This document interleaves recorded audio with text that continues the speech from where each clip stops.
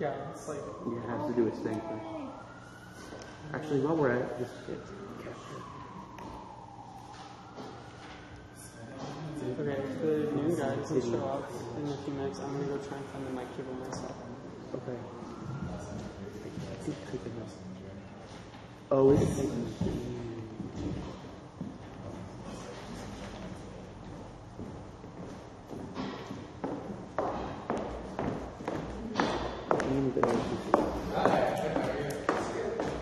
There we go.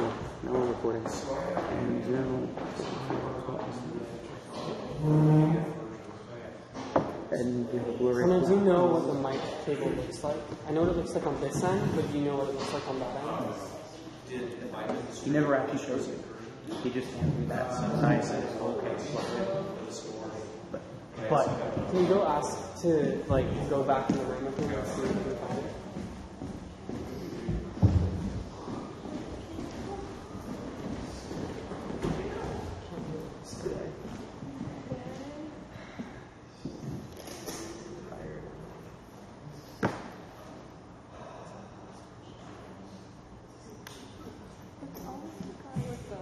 Yeah. No, Connor, it'll be in the back room. You have to ask him to take you back there. I think that's it. Oh, you think it's it? Well, I think that's the same point. I don't want us to take it from that up there because I might be using it for something. How long is it?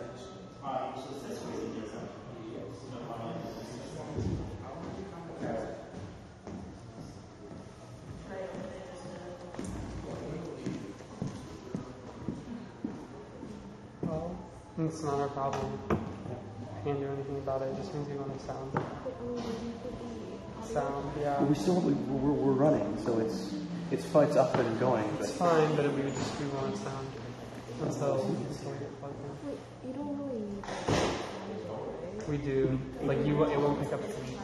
Are you sure? Yeah, because there's a mic here. It'll be really bad. It'll sound like there's a third World War going on. That's what I know because... Actually, no, we heard what it sounds like. It sounds like, right? It's just us. It'll pick up us more than anyone. Oh. That's not good. So it means anybody says anything here. So it'll pick up the audience, but not the sound. Yeah. Can we get him to get the person who's always here? He's coming. So we just have to wait.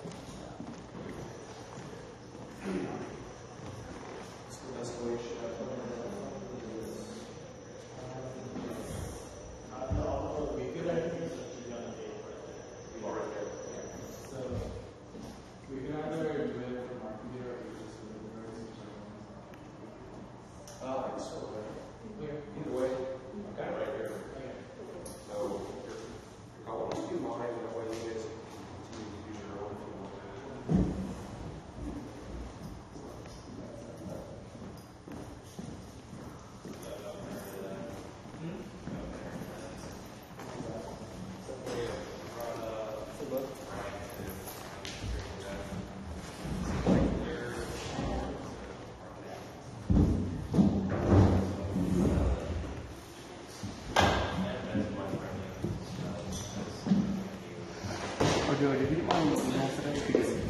I saw it, yeah.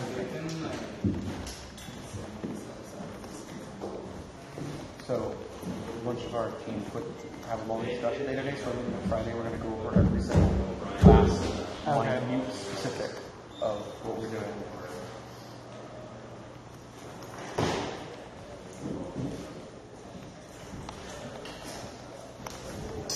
And I let Rena know. Okay. You want to go talk to that guy now?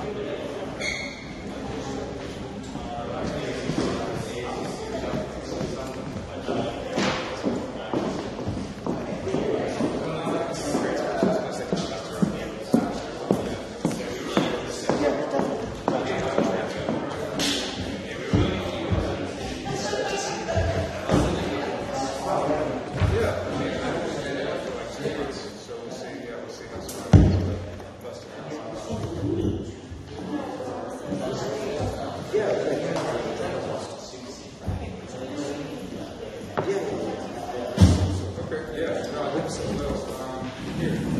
it's not a regularly scheduled one. Huh?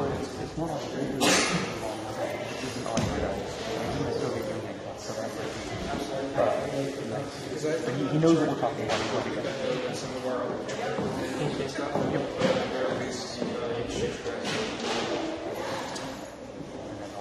Oh, God. Oh, no.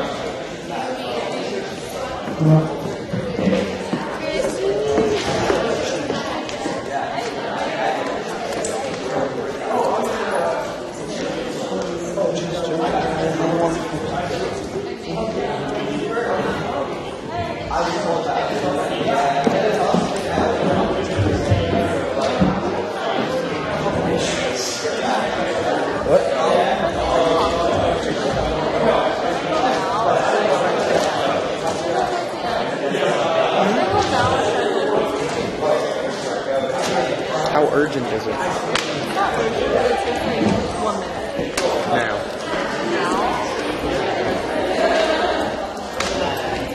Yeah, he's doing it.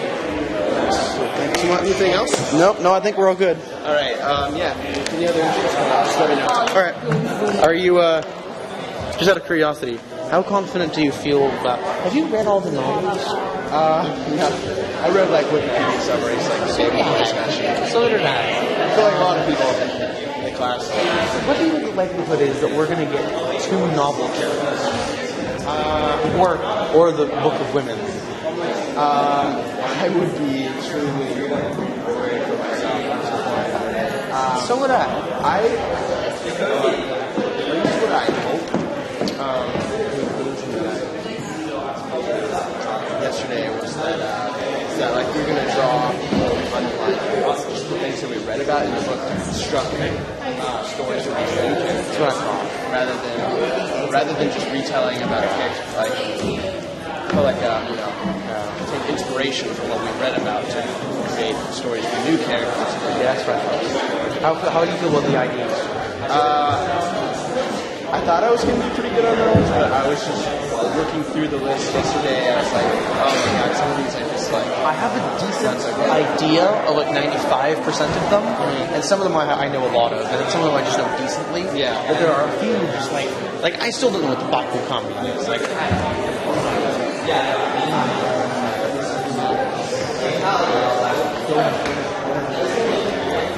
Yeah, so I'm planning on just trying to write down like answers for all the IDs and then like try to read through the book and chapters are done. That's something pretty well. then maybe reread the summary to those books. Or at least just go through like some character stuff that way. Like if they ask, like, from the torturer's perspective in Darkness at Noon, I'm just gonna automatically do the other one. So. Are you staying for next year? For next year? Yeah. Here? Yeah. My schedule.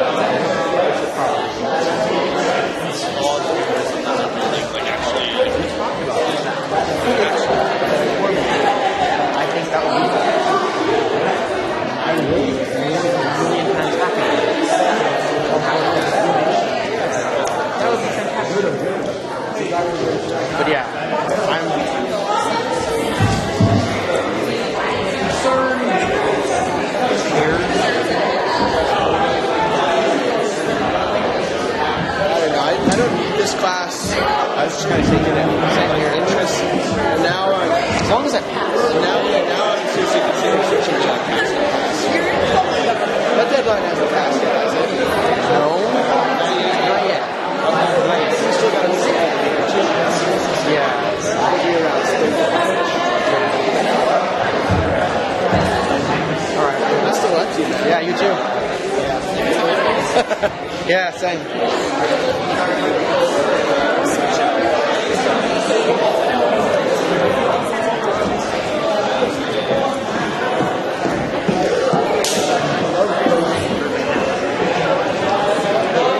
Really, I am.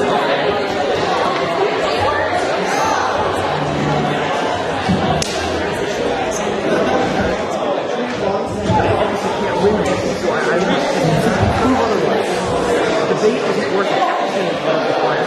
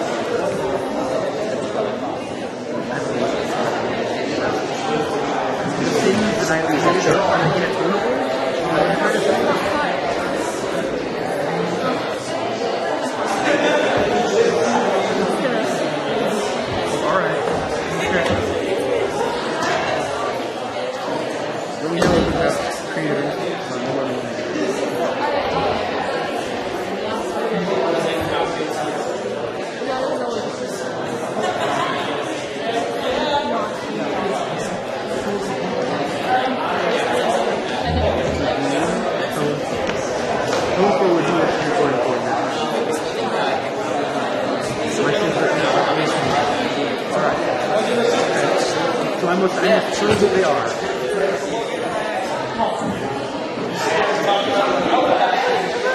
In what way?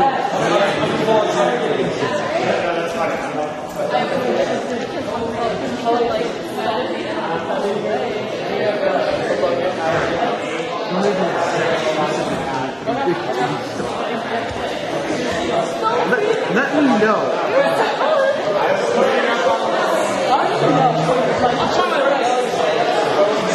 I'm like last before, you know? Y'all learn from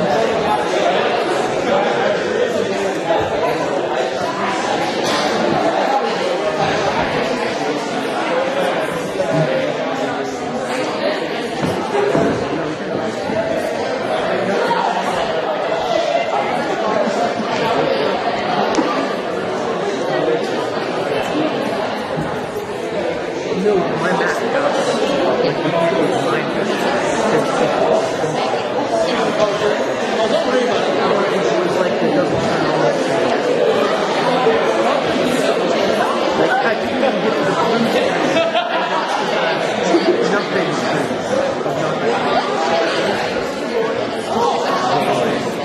Right now, the only thing that functions is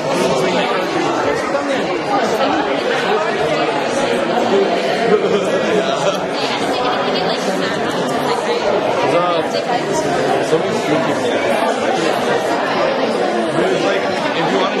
comment, there's like a little sound. How's the wind?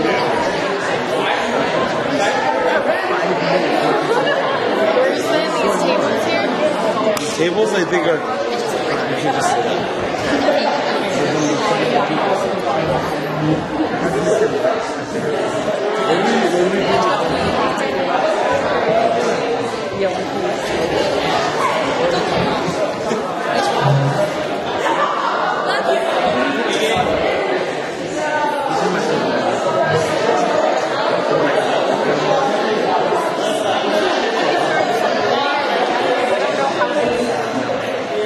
Why was 720 to 7? How long does this run? Oh, it'll be a while, but I think we're just gonna. I think what's gonna happen is like wanting to make a couple of comments on this. They're gonna make it the first thing on the agenda. They're gonna go through like an agenda. Yeah, I'm sure it's not gonna take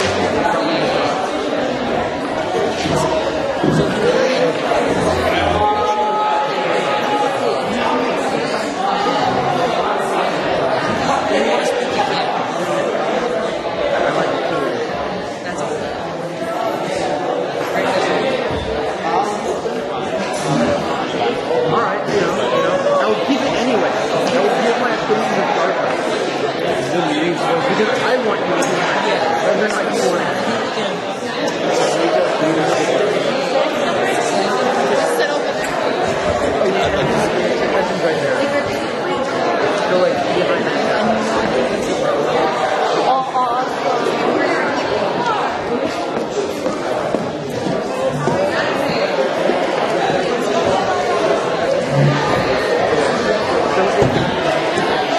So it's for history 171.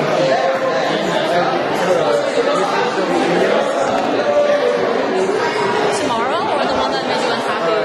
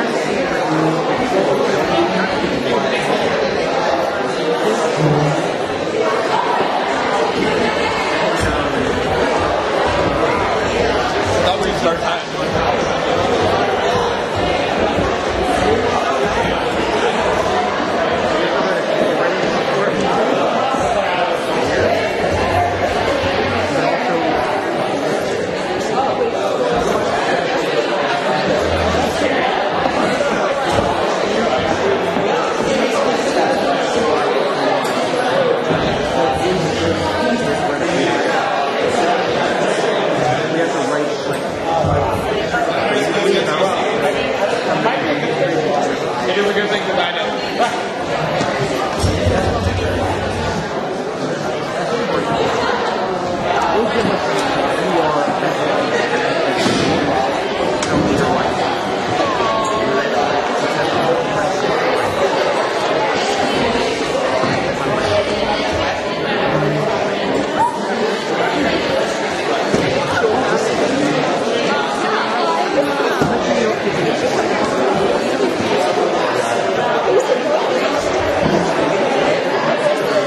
Push us all back to the end. If things pretty much do that, you know, I'll just sign it.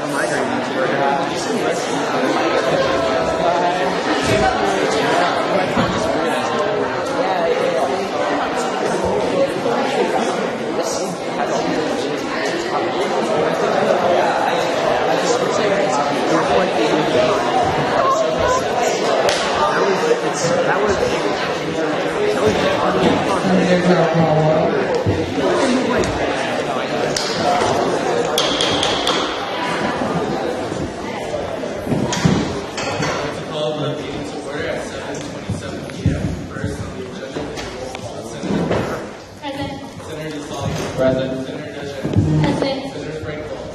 Present. Senator Gabrielle. Senator Ginsky. Present. Senator Gordon. Present. Senator Pereira. Present. Senator Hirschman. Present. Senator Sue. Present. Senator John Hall. Present. Senator Kavusi. Senator Lee. Present. Senator Namgangkar. Senator Naveed. Present. Senator Quinn. Present. Senator Pritzkat. Present. Senator Curry. Present. Senator Mesh. Present. Senator Zong. Present. Senator Gabrielli. Senator Namgangkar. Cool.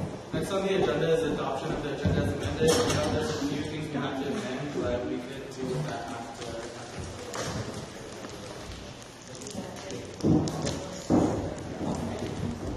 So I'd like to entertain a motion to adopt the agenda as amended. So moved. Seconded. Any objections? The motion passes by unanimous consent. Moving on to general public comments. So we have a lot of public comments today. First up, let's have people to fill it.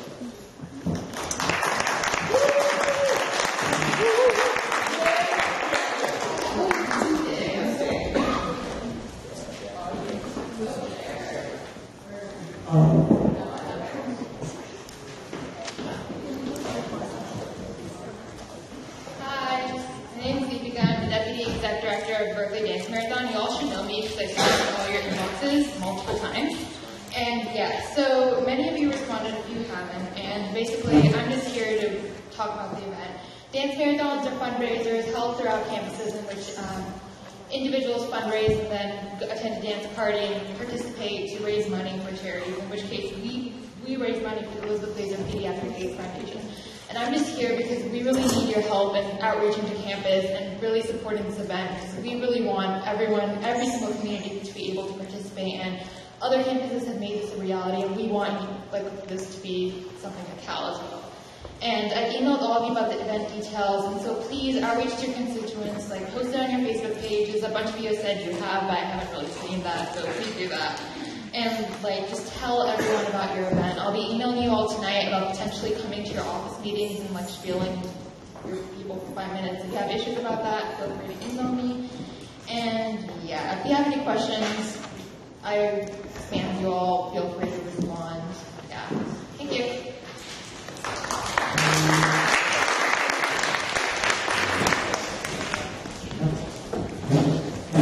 Next up, we have Wes Adrianson.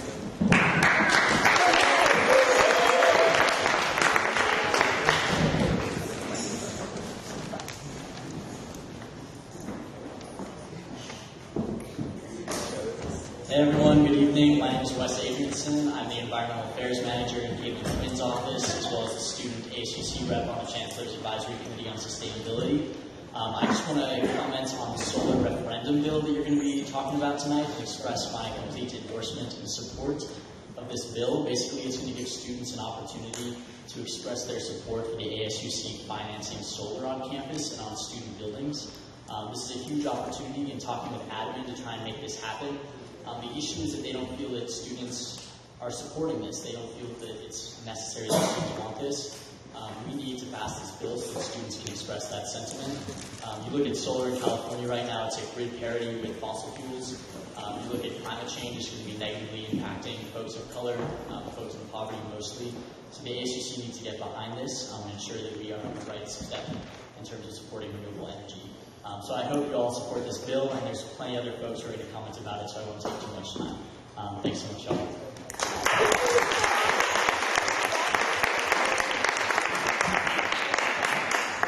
Next up, we have Jimmy Dunn.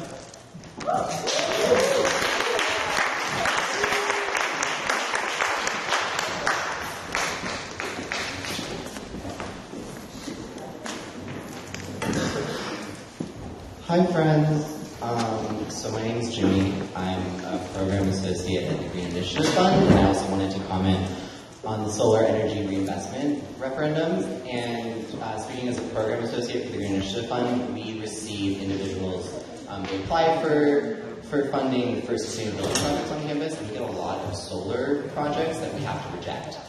because solar is kind of this 2012 old thing that should have already been implemented by campus. So this would be a really great opportunity to show administration that we're ready to move forward, and it would free up some of our grant money and some of our time to focus on other more future thinking sustainable projects. Thank you.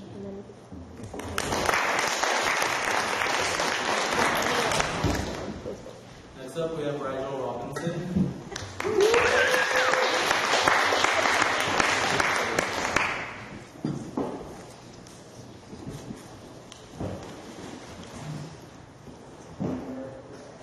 Hey all, my name is Rigel and I'm the Community Development Manager for the EAVP and an undergrad here at Berkeley, which ends up being a pretty cool talking point with a lot of my friends from back home. I actually had some high school friends visiting recently and they were quick to point out how locally green and eco-friendly our campus is, which is awesome. It's great how vocal we are and how vocal the university is about these issues. But words are wind, and that's wind that, maybe could be used to generate some alternative forms of energy. Now, having these stands on environmental issues is great, and having stickers above every sink to remind us of the drought hovering over us all is great, but actually acting on these issues would be even better. Our university is guilty of a variety of inefficiencies in sustainability, from energy sources to irrigation practices. But today, on the alternative energy front, we have the chance to set us on a better path. The SERC is made up of 40 to 50 different environmental organizations on campus, so as the ASUC, as representatives of your student body, I hope you will vote to support the solar energy reinvestment referendum today. Thank you very much.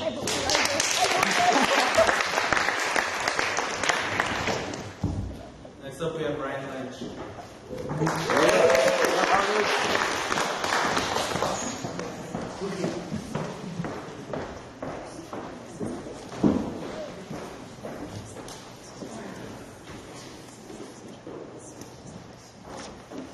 Good evening, everyone. My name is Ryan Lynch. I am the co-director of the ASUC Sustainability Team, and I am speaking very much in favor of this proposal to put a referendum on the ASUC ballot for this upcoming election cycle. The reason I care so strongly about this bill is because many students across this campus, for many walks of life, for many different areas of study, are supportive of the mission of this university, which is a public university to solve problems that we see in the world today. I think a lot of us realize the role that the ASUC can have and has played historically in supporting environmental change in the positive direction, but it hasn't been concretized. It's not visible to students, and it needs to be much more than it is now. And the ASUC has a lot of power in this area, and I'd like to see it go forward. We divested from fossil fuels. This body did last September, and that's one thing. That is a great accomplishment, but now we're supporting PG&E, which is not the devil, but it's not clean energy. It's not moving in the area of serious action towards climate change. That is very, very necessary. This campus can lead the way, and I know students care about it. And the entire student body needs a chance to speak on this. So I hope you give them that chance, and I thank you for your thoughts and efforts on this action. Thank you. Next up, we have Cameron Yusuf.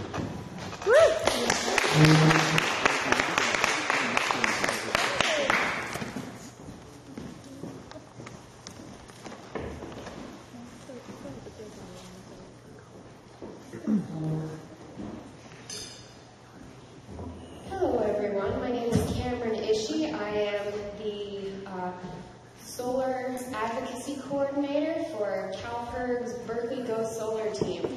As many of you know, CalPERG, it stands for the California Public Interest Research Group, and we try to focus on issues that we truly believe represent the interest of our public. In this case, largely the interests of the students of Berkeley. And right now, of our top 4 issues, one of them is solar energy.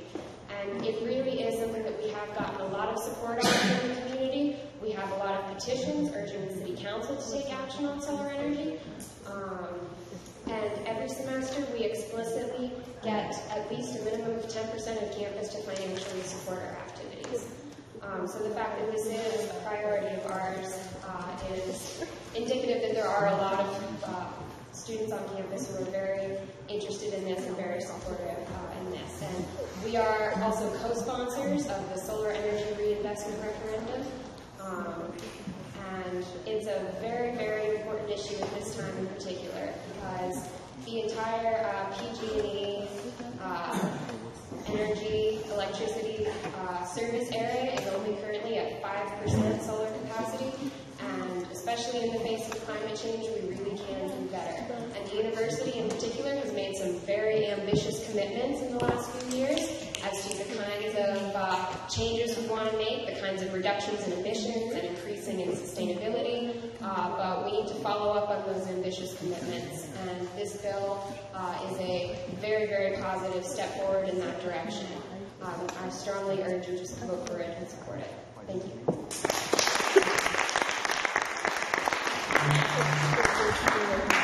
Next up, we have Christy Drucken. To speed up the process a little bit, can we have Jacob Elsandi over here?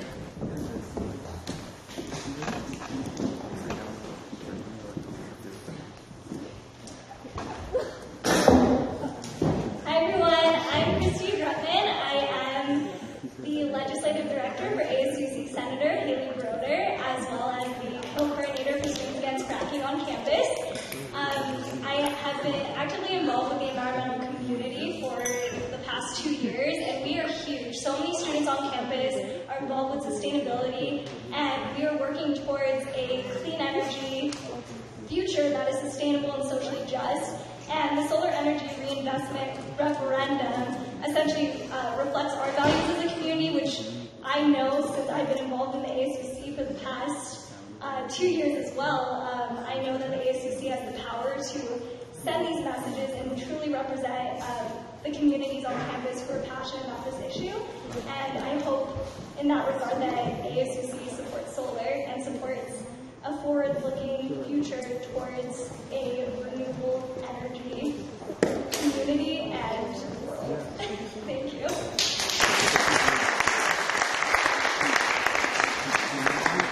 Next up, we have Jacob Elsandi, and could we get Keelan Rockjay?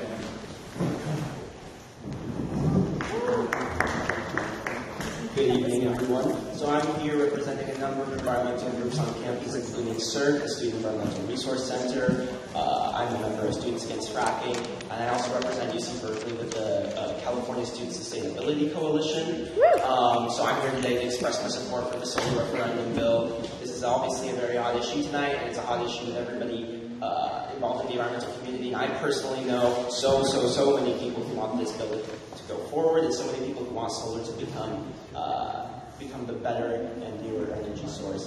For the sake of time, I'll leave you guys with that sensibility. Thank you.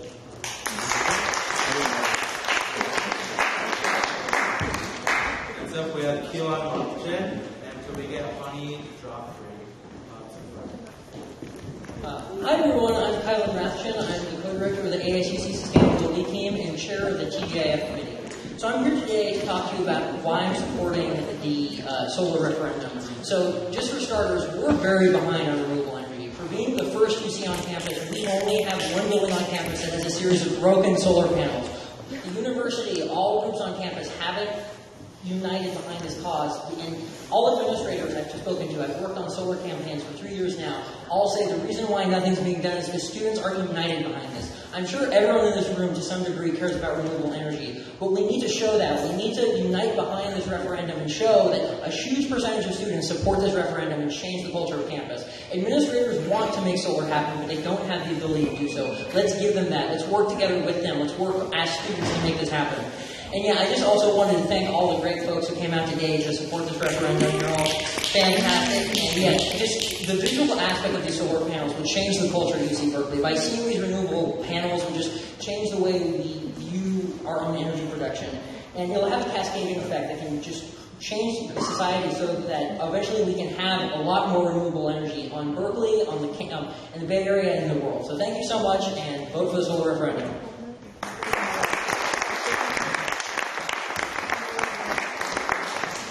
Up is Honey Joffrey, and in mine is Sam Torah. Hello everyone, thanks for giving me the opportunity to speak. My name is Hani Joffrey. I'm the project group coordinator of the ASUC Sustainability Team's project group called STEAM Energy Group. And I just wanted to speak on behalf of a member and a leader of a student organization who's been really involved in this topic of making our campus more sustainable. Ever since freshman year, I was really interested in the topic of making this campus more green, making it more sustainable. So I went the route through ASUC's sustainability team to try and find a way to do this. It took about 3 years of talking to different members of administration who constantly told us that there wasn't enough student initiative and there wasn't enough student engagement around these types of issues to get a TJF grant finally funded. But once again, that was 3 years, and this TJF grant is just one step in the right direction. I think if we want to say that we are leaders in sustainability as UC Berkeley, we should give students the opportunity to express that opinion. So I think that I'm definitely in support of this solar referendum bill, and I think we should at least give students the opportunity to express an opinion on this type of issue. Thanks.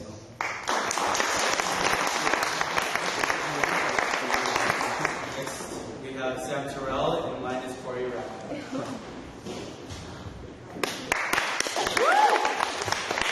Hi everybody, my name is Sam Terrell. I'm the coordinator for one of the Safe Antibiotics campaigns at Calvert. And I wanted to provide you guys with a brief update regarding a lobby day that we had a week ago in Sacramento. So we went with a bunch of other UCs and started lobbying on behalf of students' rights to have a voice in the halls of government.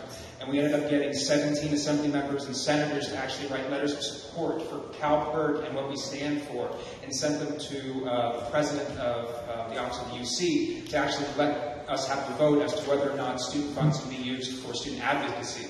So it was a huge, huge success for us. In addition, I wanted to also present you with some of the campaign specifics that we're working on right now.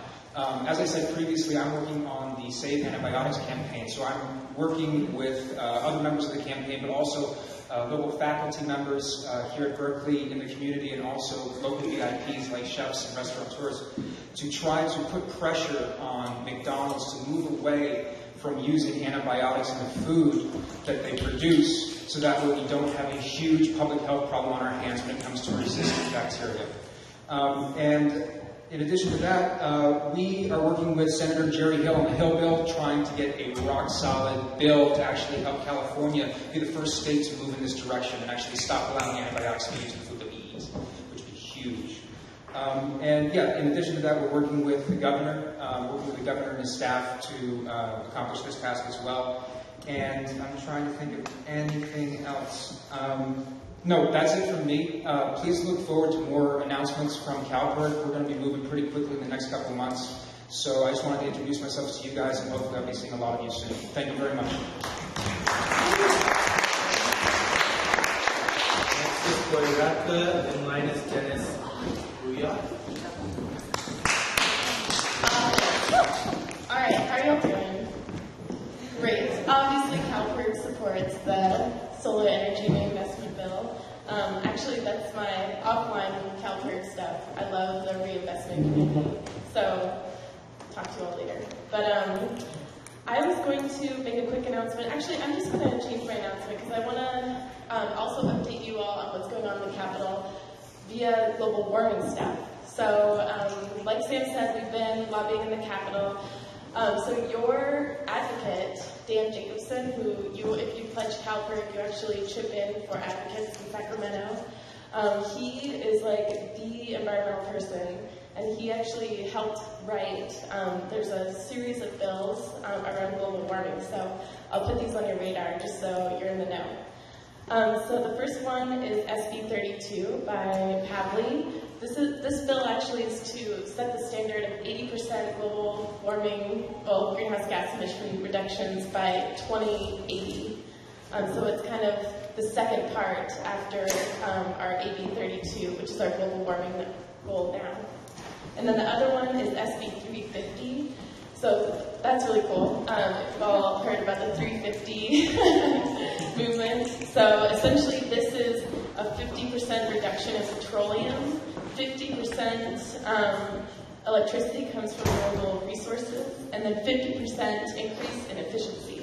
So SB 350. And then SB 189 is a green jobs bill that we're definitely supporting. And then SB 180 it's like a new set of standards for our power plants in California. And then you've probably heard about SB 185, which is the divestment bill from Kevin De Leon. So that bill, we're actually working really closely. We're trying to make it stronger, but it would mandate the divestment from CalPERS and CalSTRS retirement funds from thermal coal.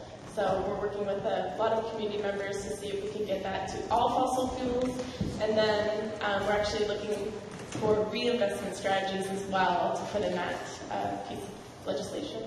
But that's an update from the Capitol and from CalPERS, and for me. So thank you very much.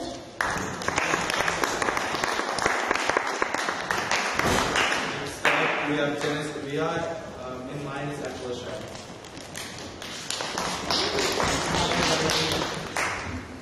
So my name is Dennis Liat, and I'm a spring junior transfer, and I've just got involved with the organization STOP, Students Towards Zero Plastic, and when I was in community college, I had attended a few California Students for Sustainability Coalition convergences, so there are some familiar faces that feel free to say hi.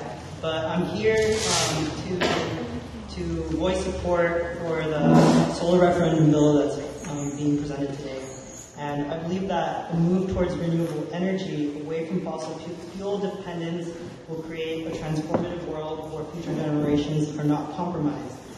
Please vote for this solar referendum bill, and thank you very much for your time.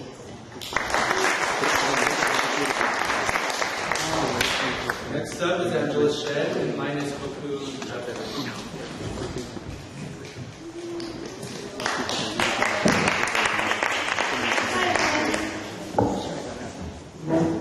So first I want to give a brief statement from Jacob Gill. He is the IFC VP of Sustainability, but he was not able to be here. This bill is important because students across diverse campus communities support investing in a more sustainable future. Solar energy is economically and environmentally efficient. By allowing students to voice their support for solar, the campus community can send a powerful message. As the IFC Vice President of Sustainability, I personally endorse the bill. And I would also like to give a brief endorsement of my own. So for those of you who don't know me, my name is Angela Shedd. I am the current ASUC Director of Environmental Sustainability.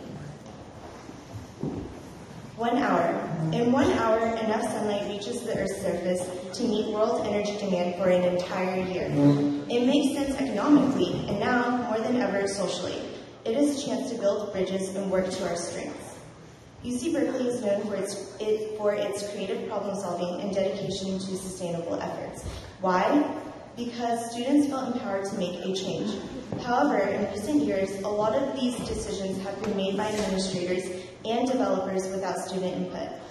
ECO, the Coalition of Environmental Organizations on campus, has voted for this bill to make sure that we have a renewable energy future. This bill not only signifies a shift in the way energy is discussed on this campus, but also brings us closer to a more transparent, compassionate, and unified community. Senators, I strongly urge you to work with us if you have any concerns and to pass the solar energy reinvestment bill. Thank you.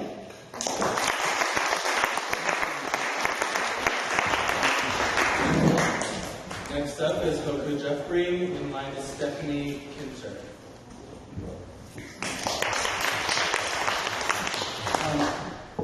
Hello, my name is Hoku Jeffrey, and I'm here on behalf of the Affirmative Action Party. I was actually a previous senator some ways back for the party, and but I wanted to just say that it's the case that the bylaws for the elections have been kind of historically too bureaucratic and often just encourage other parties and individual senators to be filing candidates to be filing suits against each other rather than, focusing on the issues. And in the bylaws committee the other night, it appeared to us, based on the discussion by the end of the meeting, that the sentiment was in favor of keeping the election process free and open in terms of freedom of speech and campaigning. However, in the proposal, the resolution that I see in front of me that I understand is being presented tonight, there's a number of references in it to preventing campaigning within buildings except where expressed permission is given. And in hallways, that would mean that the expressed permission would have to be given by the chancellor, as it is the university's building. And that would mean that candidates couldn't talk about their election campaign within the hallways of buildings, if I understand what this is saying correctly. And, like I said, that was not the spirit of what was being talked about at the end of the meeting. However, and we did say in that meeting we'd be prepared to file legal action, as we have done before, to preserve the independence and the sanctity of the elections and the democratic process of the ASUC. ASUC is an independent body. It has been. That's why many people think that they should run, because it has some authority, some power, some influence. And allowing the university chancellor to determine whether or not people can talk in hallways to their friends about their campaign is limiting the independence and a violation of breach in the democratic process. And we won't tolerate that. We don't think anybody else should, as custodians, the senators are, custodians of the democratic process and the rights of students on campus. And so I would urge this body to reject the sections in here that limit campaigning within university buildings, except where there's express permission given. I don't know what the wording is. That's not my job to figure out. I'm sure you guys can figure it out. But to allow the freedom of campaigning throughout the whole campus, and I think that's what should be done by this body. Thank you.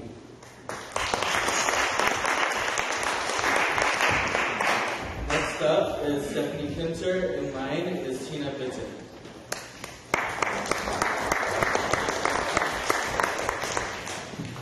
Hi everyone, my name is Stephanie Kinzer, and I'm here in support of the solar energy referendum.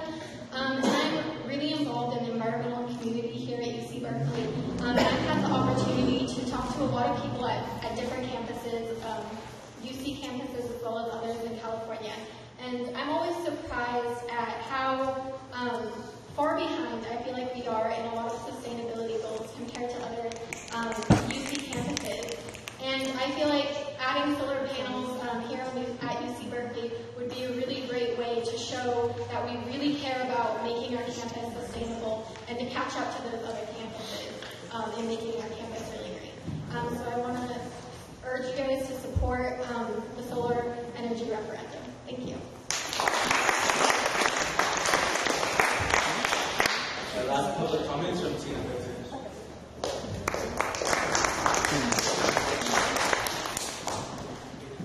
Hi everyone, I'm Tina Bitton, and I'm an intern with Impact, working with CalPERG, and I also fully support the solar referendum. I'm actually here to announce an event that CalPERG is organizing, featuring Congressman Jerry McNary, State Senator Lonnie Hancock, and Sierra Club San Francisco State Director Michelle Myers, and Congressman John Sarbanes is the lead sponsor of the Government by the People Act, a bill that would empower small donors and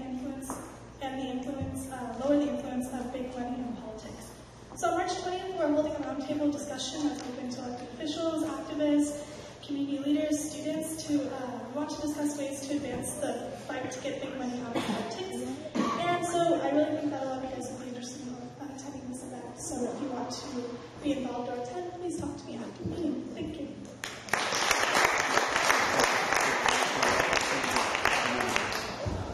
Next on the agenda is guests. First we have JK Architects.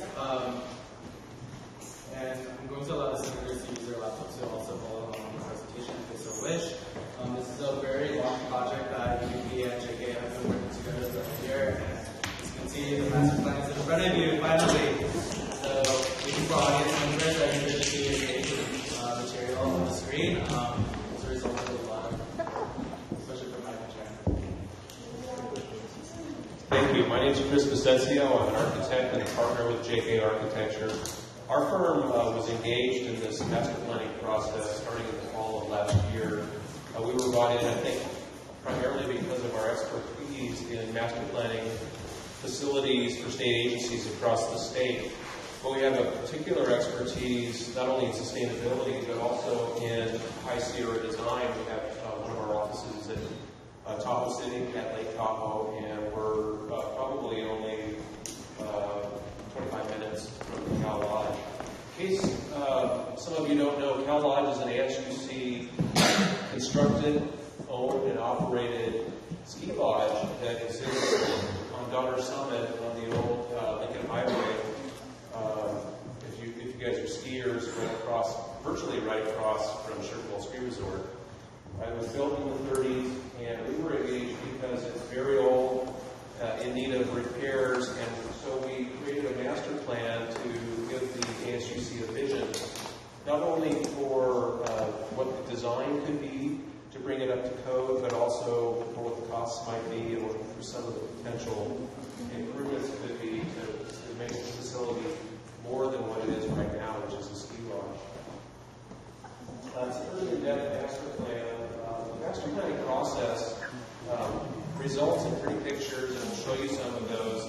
But fundamentally, really almost the most important part of the master plan is the process itself. It's the fact that numerous students, Senate members have been involved in many committee meetings, site visits. This isn't the architect going into a dark room and coming up with a pretty picture. This is the architect helping to facilitate a vision for ASUC as you guys all saw it needing to happen. So there are a lot of pieces. I'm going to try to get to this presentation in about 15 minutes to leave another 15 minutes or so for questions and answers. So I'll go through it a little bit quickly, but there's a PDF version that's being distributed around. There's a hard copy version. Let's go from there. It wasn't just our team, the architecture team proper, but a lot of engineers, civil engineers, electrical engineers, mechanical engineers, landscape designers who were involved in this plan. We did numerous site investigations. We photo documented the site. Not everyone has the opportunity to be there, but we felt that the documents should stand alone so that you can review it and understand what the nature of the challenge is before you're able to see what the proposed solutions are.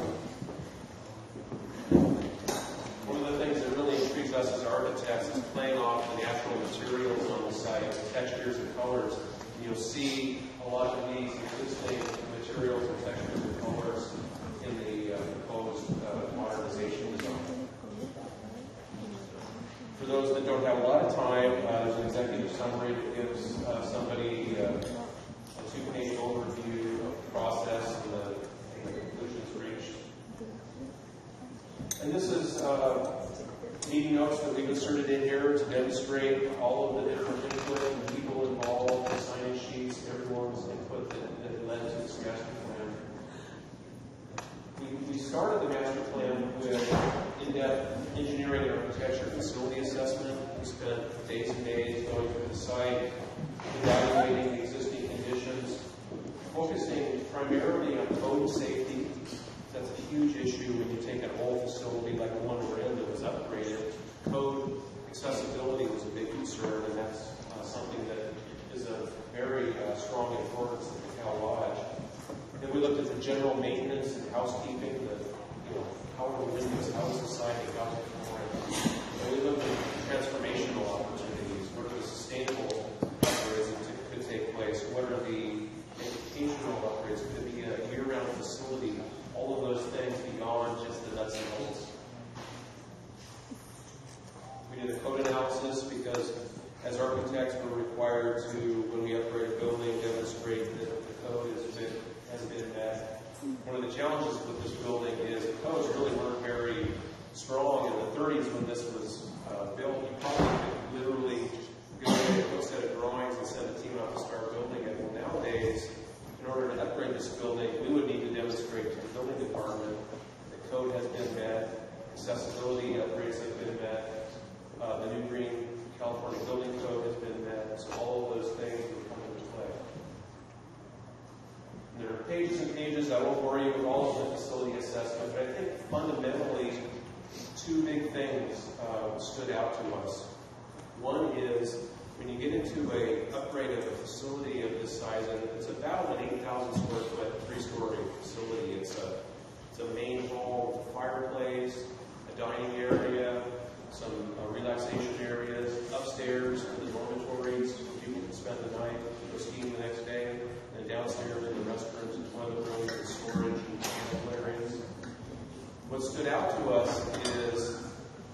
you're disabled, you can't even get into this facility, much less if you were able to get in, you can't even get down to the restrooms or the showers, and you can't get up to the dormitory area. So accessibility-wise, there are huge challenges that would have to be remedied if you put significant money into this facility. And structurally, there are big challenges too. Imagine a building that was built in the 30s, now needing to be brought up to current building code, seismic, earthquake standards, and all of that. You can imagine the types of upgrades that would have to happen from the foundation all the way up to the roof line. So those are the two really big picture deficiencies, I guess I'll call them, what's there now.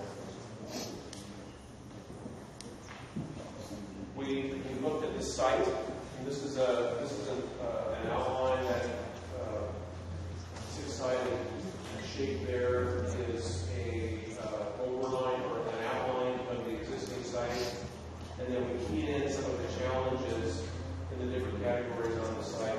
We did the exact same thing on every floor of the building. Here you see the downstairs, the restroom, the showers. They're pretty dark, dilapidated, and totally non-code compliant from a sizing point of view and accessible feature point of view. Here's the main floor where you see the dining tables along that lower wall, the big fireplace there with the red circle by it, a big kitchen on the upper right, and then a lot of stairways. Every single one of the stairways is non-code compliant, and there's no elevator either. So again, just emphasizing the accessibility challenges. And then upstairs, you've got this series of small rooms broken out where they're really bunk beds and sleeping quarters. I'm going to scan through these pages just to show you all of the engineering assessments that were done in addition to what we did. But there's really not time this evening to go through them, other than to tell you that the mechanical system is an old heating oil-fired system. It still works, but it's very, very inefficient. It should be brought up to current standards. Up there you see a picture of a heating oil tank that sits out exposed and on the upper right. Propane tank on the upper left. The heating oil tank should go away. The new system should likely be propane fired or solar panel augmented, and then that propane tank can go underground and just make it a little safer and get it out of the views, which are so beautiful from the site. Electrical assessment is what I'm just taking through here really quickly. There's fundamental electrical challenges with 40, 50-year-old wiring. So the fun part of the master plan is we get to a vision part of the plan. All of the processes, assessments, and committee meetings led us to start doing some of the fun design work that was really part of the goal of this. And we keyed off the history of the site.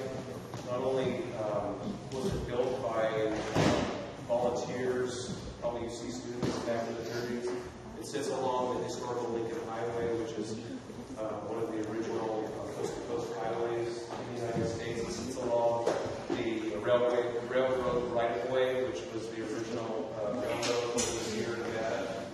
It sits along literally within a stone's throw of the Pioneers Trail over Donner Summit that transected this here in Nevada. There's a lot of history associated with this site. Here you see beginnings of the site plan. I know it's kind of hard to read at that scale, but I'll give you a larger scale here. So the gray is the L Lodge. We envision a new driveway, which is on the lower right, kind of that taupe and light brown coloration. A new driveway where you can drive up, drop people off that were in a wheelchair, for example. You can be able to enter the facility without having to go up the hill, without having to go up the ramp. And there's some outdoor amenities like an amphitheater, which is that green area on the upper side of the slide. And some outdoor patio areas that are on the southern portion of the building that even in the winter are very nice places to be. Get people that indoor-outdoor activity that would be really a nice thing to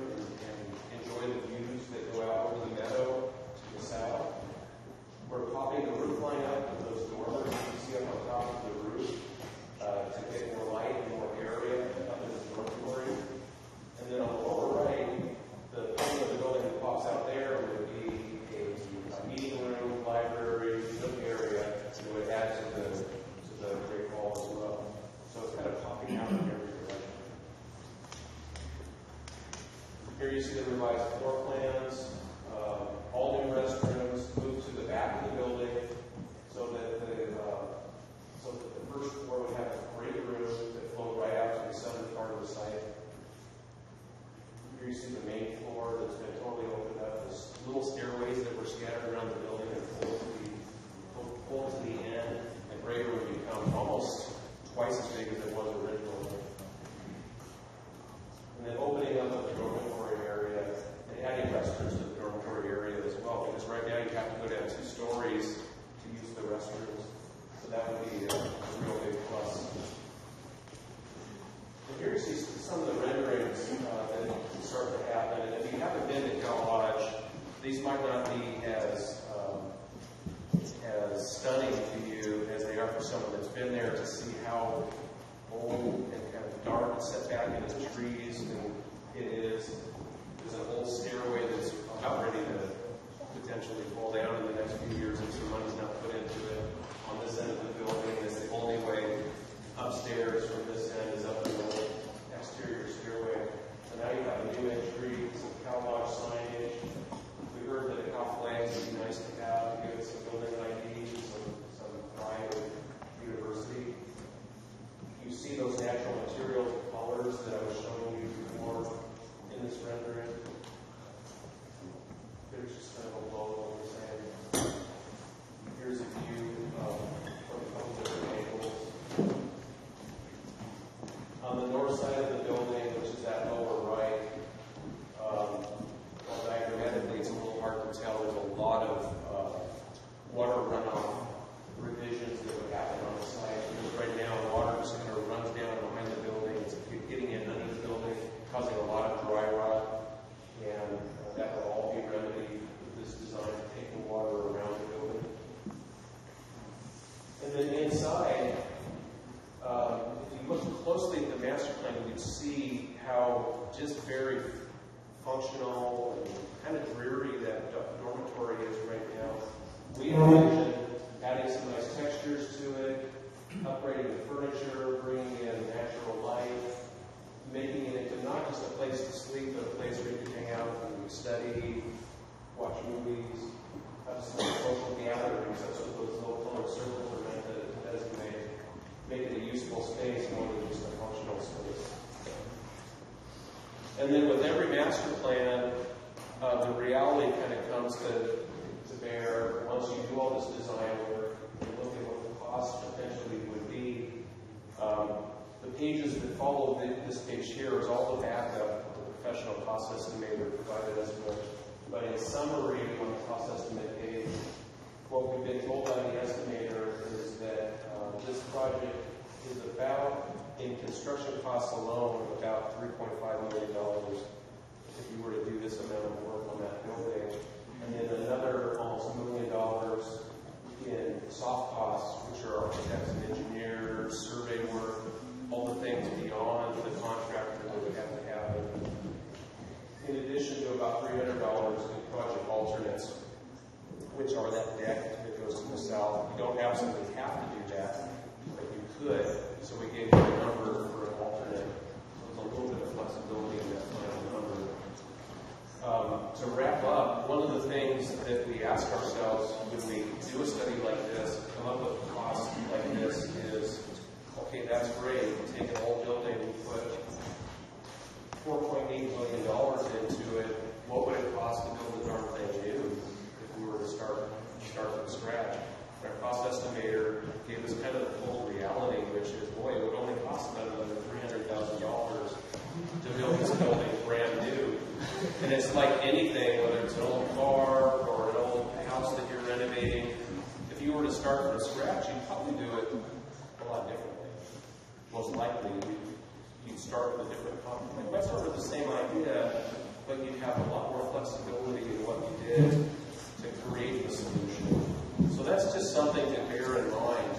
One of the things, I'll open up the questions here right away, but one of the things that cost comparison, renovation versus building new kind of brings to light is, are there other things that this facility could do for the university, for the ASUC, for the students that it's not doing now?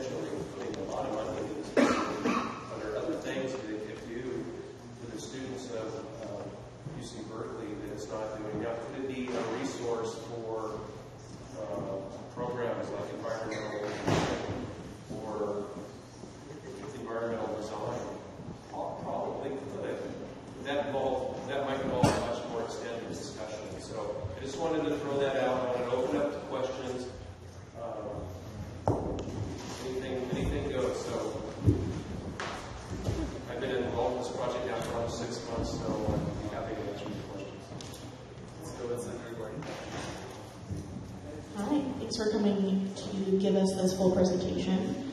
My first question is, I know we've talked about construction in stages, and I was curious if you could just talk briefly about cost in stages. Sure.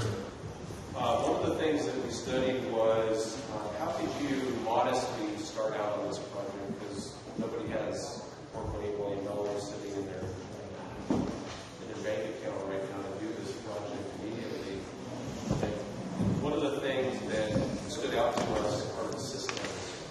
Mechanical system is a great example. An old heating system needs to be fully upgraded. The ductwork is old and ancient. It's not really to current standards. I don't have an exact number for you, but we can follow up with the number out of all of that data that follows on the sheets here to tell you what you can put in to upgrade the mechanical system. And likewise, electrical and lighting could be done as well. I'd almost start with electrical just from a fire life safety point of view. Because I hate to see something happen up there with some of the wiring conditions that we saw. I think that you're probably in the $500,000 range if you were to do major renovation to the heating system, electrical system, basic plumbing work on that building. One of the challenges is when you go too much further beyond that, like you say, well, geez, what if we get and renovate the restrooms? The challenge with going to that level is that the building department is going to start asking hard questions. Okay, fine, you're renovating the restrooms, and you're making them accessible. How does someone in a wheelchair do anything else? So it starts snowballing. Boy, you can't really renovate the restrooms unless you have an elevator. You can't have an elevator unless you have a section of the building. So that's where the big money really starts to come in. But I think you could do more modest infrastructure renovations. Also, I'm not positive of this, but it might be hard for the people in the back to hear. So, okay. Thank you. Any other questions?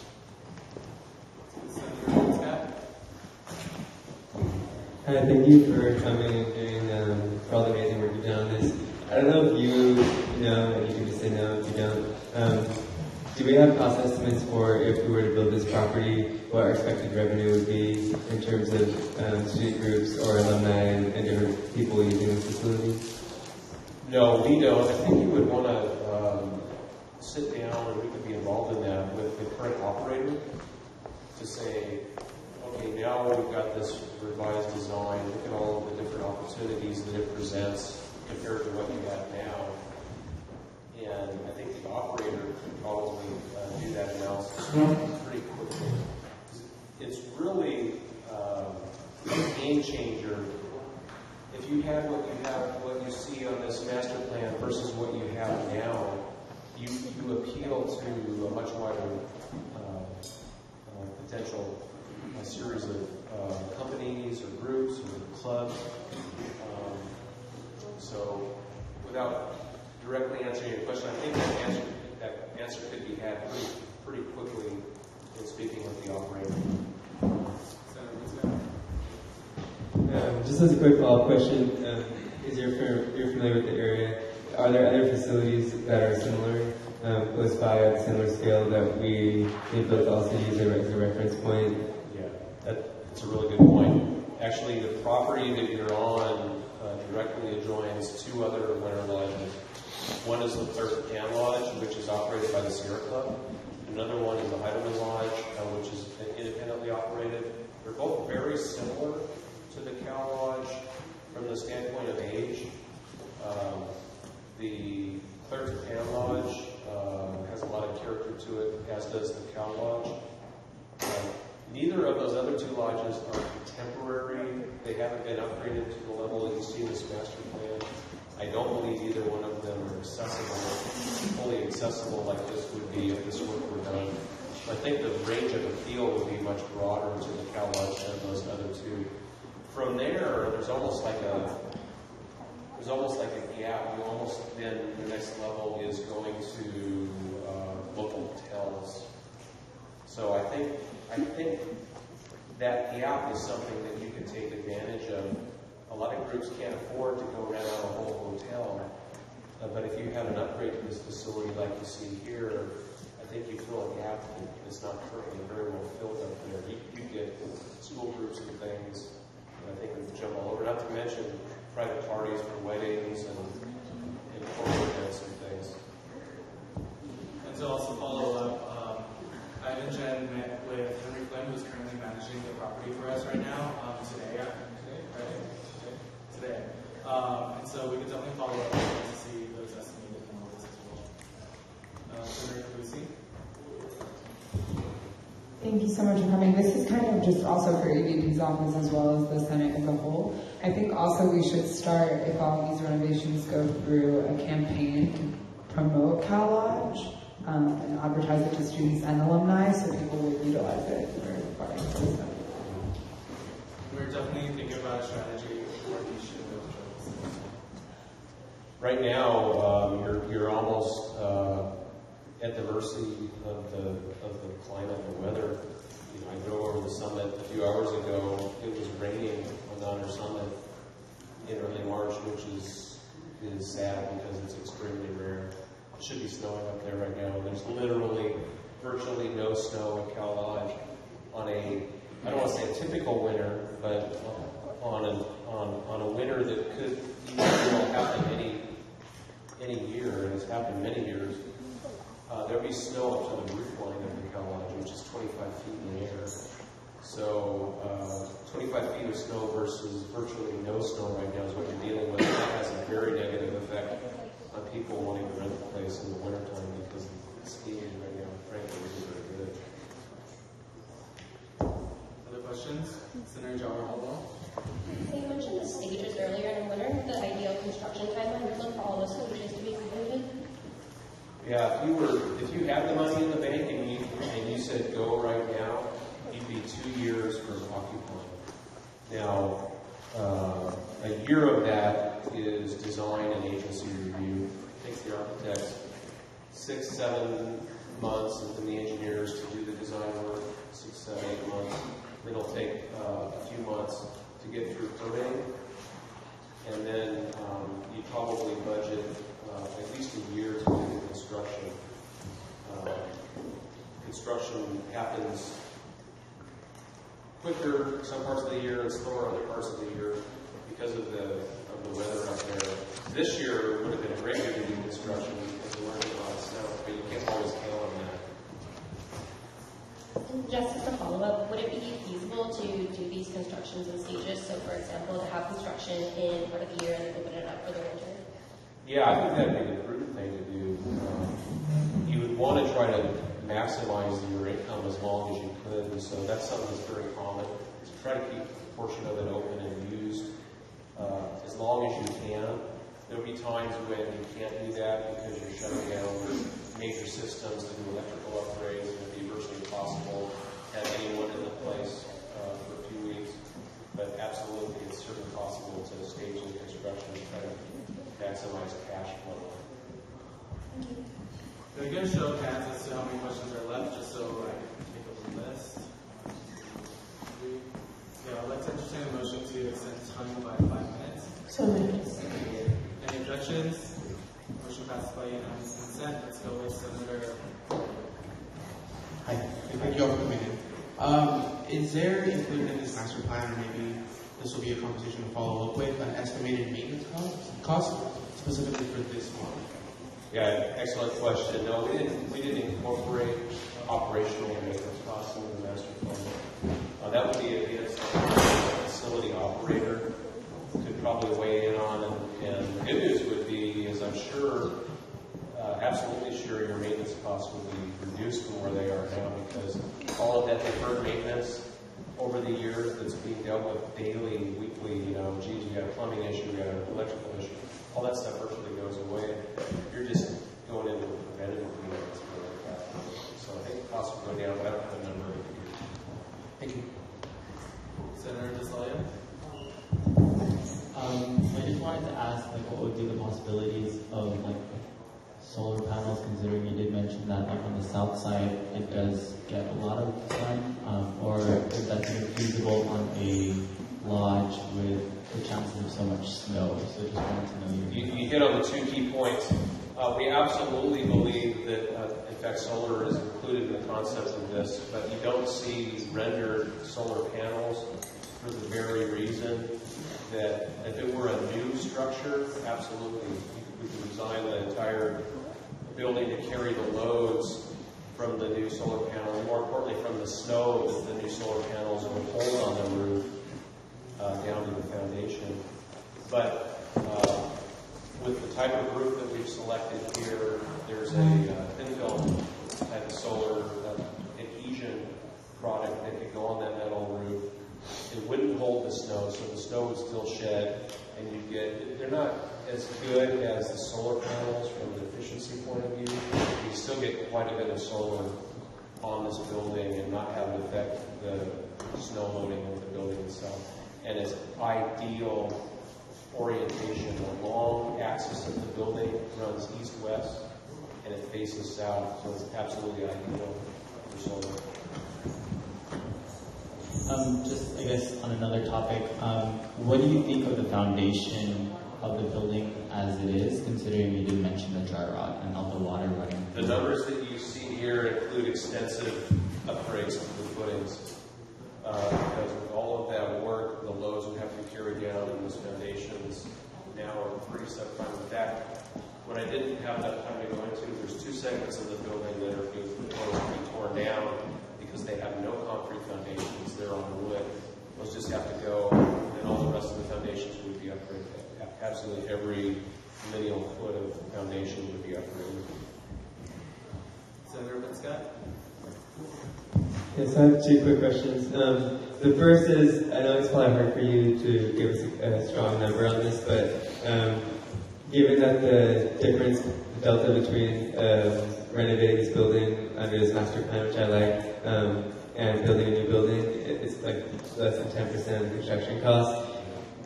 For each option, either renovating the current facility or building a new one, given the climate and everything up in the mountains, which one do you think might have larger cost overruns or construction? I know every time you have a building, when you build a building, construction budget always ends up kind of swelling. So, what do you think is going to actually be more cost effective? Is that really just $100,000, or is it actually going to be different? You ask a hard question to answer, but I think I can answer it for you. You're absolutely right. When you get into an old building like this, even though the cost estimator said, well, we think there's about a $300,000 difference between renovating versus building new, you could possibly, I won't say likely, you could possibly eat up that $300,000 in unforeseen conditions that you discover when you start opening walls and find out, oh my gosh, this whole side of the building has to be reframed because of all this dry rot that we weren't anticipating. And the danger of that is at that point, now you might actually be spending as much, if not even a little more than what it would have cost to build the darn thing from new. So that is a liability when you look at renovating the building. You have to be aware that there is a possibility that something could happen in discovery phase. Because we don't rip off the walls as architects. We do a little bit of through things, places, footings where you can see light through it. That's not good. But when they start opening things up, they can discover some things that really add costs. Absolutely. This question is more for you, Pecon. When do you expect, or for Adam maybe, the Senate bill to be, or the college committee to actually work more with the property manager and other folks to really look at what our lending options would be, what would be amortizing the costs on the long term, what would our revenue be for the trade-off also between new construction, we would have no facilities, so we wouldn't have any income during those periods, etc. Like, are we going to be able to get a presentation and when? So like today we'll just bring in the master plan just to show you what we've been working on for the past 6 months or so. Once you've gotten a chance to see that and we get your comments on what direction we would like to go forward as the ASUC, then we start brainstorming with our architects, with our lodge manager, and with the committee on what the possibilities are. So yeah, it's a large sum of money, but if we put our minds to it, it's possible. Also, based on previous presentations on the Cal Lodge and just the management structure in general, the new management structure did predict an estimated 80K or so revenue just for every single year. Which is, compared to 4.whatever million, not very much, obviously, but it's considerably more than what we've been making in the past because the Cal Lodge has consistently caused us to lose money every single year up until this year. And so we could talk about how it's going to actually look like in the long term and how we can use that 80K to go directly back into Cal Lodge or discover a different funding mechanism in which we could fund the construction costs long term. Are there any other questions for JK? Hi, yeah. So I know that's in the development will be in stages, but for accessibility reasons such as the staircase and the elevators, will that be, do you know at what points those will be renovated just to make sure that if we do close it down so that it can be open again for some visitors to come in? How will that, or when will those stairs for accessibility be placed in? Yeah, you can get away with modest upgrades to systems before you trigger the elevators and the stair renovations. If you came in, you could come in, next month and put in a new heating system. You could come in next month and have an electrician do some electrical upgrades. Once you start doing significant construction work, where you're going to the building department to get review, and they're mandated to ask for a certain percentage of accessibility upgrades. When you start spending $500,000, $750,000, that's what's going to trigger it. I can't put a date on that, but if you were to say tomorrow, Chris, we want your place to renovate the restrooms, then our advice back to you would be, well, we're going to have to figure out a way to get people down there. So you're going to end up having to do stair and elevator upgrades at that point. So at that point, your restroom budget probably triples because now you're not just doing restrooms, quadruples maybe. You're adding a stairwell, you're adding an elevator. Furthermore, an elevator doesn't do you any good if you can't get somebody in a wheelchair into the building. So now you're doing the driveway, you're doing the parking lot. So it just starts to, that kind of triggers a snowball effect.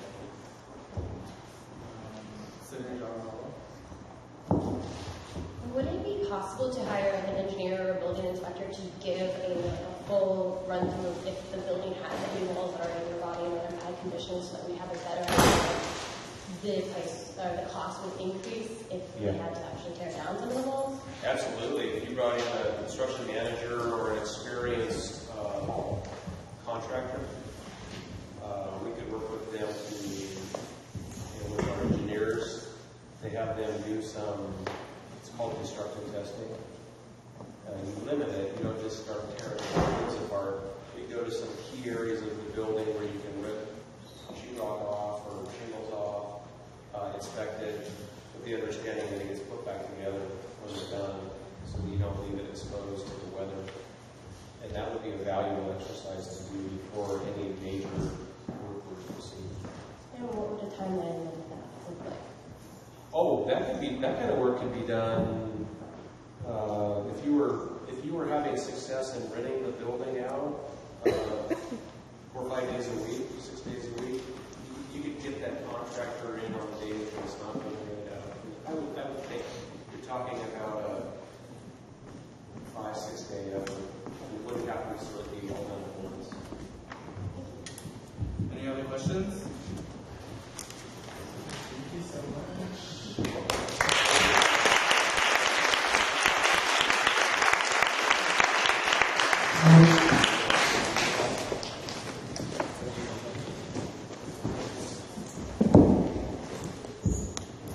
Thank you everyone for having JK Architects give that wonderful presentation. Next up we have the ASUC Student Union Business Development and Finance team.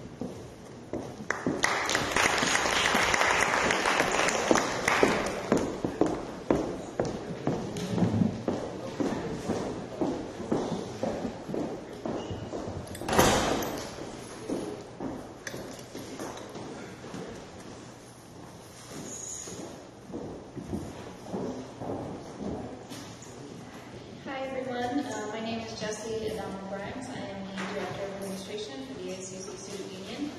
I am representing the Business and Finance Unit tonight. There's a lot of updates here, so I'm going to move through them rather quickly. So just let me know if I need to slow down or if you have any questions. Okay, so the ASUC financial audit for fiscal year 2013-2014 has been completed, and copies of that audit report have been sent to both the ASUC and the GA. The credit card program is moving forward with the help of those involved in the committee, and that's led by Lincoln Tam. We are finalizing the contract with Union Bank either this week or next week, and the pilot program is set to launch on April 1st, if there are no issues before that. And it should be, the full program should be rolled out in the fall. And members of the committee will give updates on the progress of the pilot program as it unfolds. The financial management software. The contract for the new software was signed and executed last week. The committee selected MIP software created by Avila Software Company with Simplified as the agent. This month, Simplified will be here to start the training process and also start importing and exporting data from the old system. This will continue through the month of May 2015. The software will go live June 1st. However, we will be phasing out Funware at the same time through June 30th. As of July 1st, we will start using MIP exclusively, and that will go fully live on July 1st, along with all the new chart accounts that have been created. And we do just want to take a quick second to express sincere appreciation to Lincoln Tam for taking the lead on the project. He's put in a great deal of time into making sure the project has all the necessary components to make it successful, as well as keeping things moving along in order to stay on a tight timeline. So he's been very committed to ensuring that the transition of the new software will be seamless and that the finances of the ASUC and the GA are sound and secure. So thank you, Lincoln. Okay, so there's some changes to the due dates for check reimbursements. I've been told this is actually a very important point to stress. So due to the transition of the financial software, the business and finance team plan to discuss, have some conversations with the lead center coordinators and suggest some changes in the due dates for the check requests. We are proposing to set a deadline for all spring reimbursements to be submitted no later than May 8th in order to allow time to be entered into the old financial system and have checks prepared and dispersed by the end of May. Any last-minute requests that come in between May 11th and June 12th can be processed. However, it will be during the change to the new system, and it might take a lot longer to process during that time. So if you know that you will need to make purchases after the deadline of May 8th, you can request to do a purchase order, and there will be no need for any out-of-pocket expenses or reimbursement for you. Any expenses incurred after June 12th will not be processed until fiscal year 2016. I have a list of the proposed deadlines here that they're in conversations about. So we have June 1st as the new financial software going live. May 8th is the deadline for submitting check requests for all spring 2015 expenses. May 11th through June 30th, you can still make requests for purchase orders. May 11th through June 12th, any check requests submitted will take longer to process and may not be received until the following month. June 13th through 30th, all reimbursements received will not be processed until the next fiscal year. And July 1st, new chart of accounts will be used with the new MIP software, and Funware will no longer be running. Okay, and then we have some staffing updates. On March 31st, Susan Shea will be retiring from UC Berkeley after 33 years of dedicated service. Susan served in a number of roles since joining the university in 1982. With both of their retirements, Susan and her husband plan to travel the world with their trip planned in April to Paris. So please join me in thanking Susan for all of her time and dedication to UC Berkeley and sending the best wishes in her retirement. I believe Justin will be passing out a flyer to everyone about her retirement celebration happening, I think it's next week. The business coordinator position is moving along. The phone interviews have been completed, and the on-campus interviews are happening next week. The associate director of business and revenue development, we did begin that interview process. We had a number of phone interviews. I'm actually on that committee. Quite frankly, we weren't terribly impressed with the candidate pool. So we're regrouping on that and looking to see if we can get some more candidates and probably conduct some more phone interviews and then decide to move forward with on-campus interviews. That's it. Any questions for me? Senator Gordon? Hi, thanks for coming in. I was curious what the student union is doing to let folks know about this May 8th deadline, because I know for a lot of student groups that's technically before the end of the year, and they'll be processing typically a lot of reimbursements after their events have taken place. So what are you doing? Yeah, so I've actually just heard about this for the first time today. So that's why I wanted to bring it here today. I know that the lead center, they discussed having the lead center have conversations with student groups in any sort of venue that they're interacting with them. I can bring that question back though to see if there is some sort of formal communication that can go out that might be actually helpful. Thank you. Senator Brinscott? Thank you for coming. I was wondering, in regards to the deadline as well, I know you just found out today, but if you could talk about, or find out if whether it's possible to extend the deadline, like push it back by a week, because in just hearing about it, it may be simpler to have, I know you probably want the decision maker around it, so people were having good thoughts on it, I'm sure, but to have a final deadline, maybe at the day after the last final or something, because that lines up a lot more with the student schedules. If it's only a week more, I don't know how that would impact the project, but.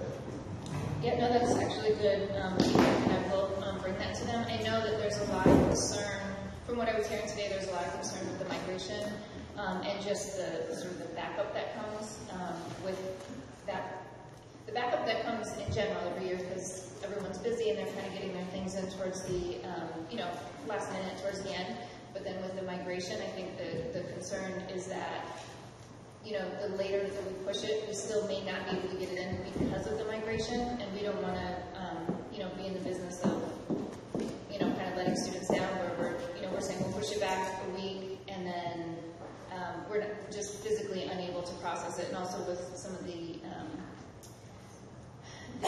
short staffing in the area, I think it'll be a challenge too. But I think that it is a good point, and I will bring it back to them, and then we can review on a response.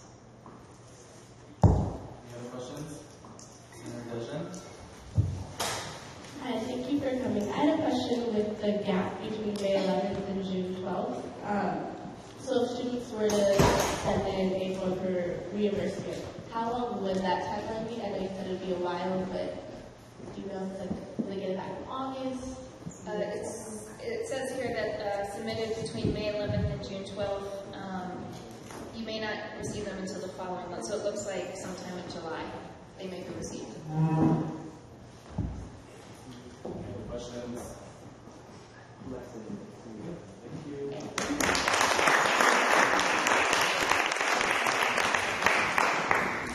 Next up, we have ETS for 15 minutes.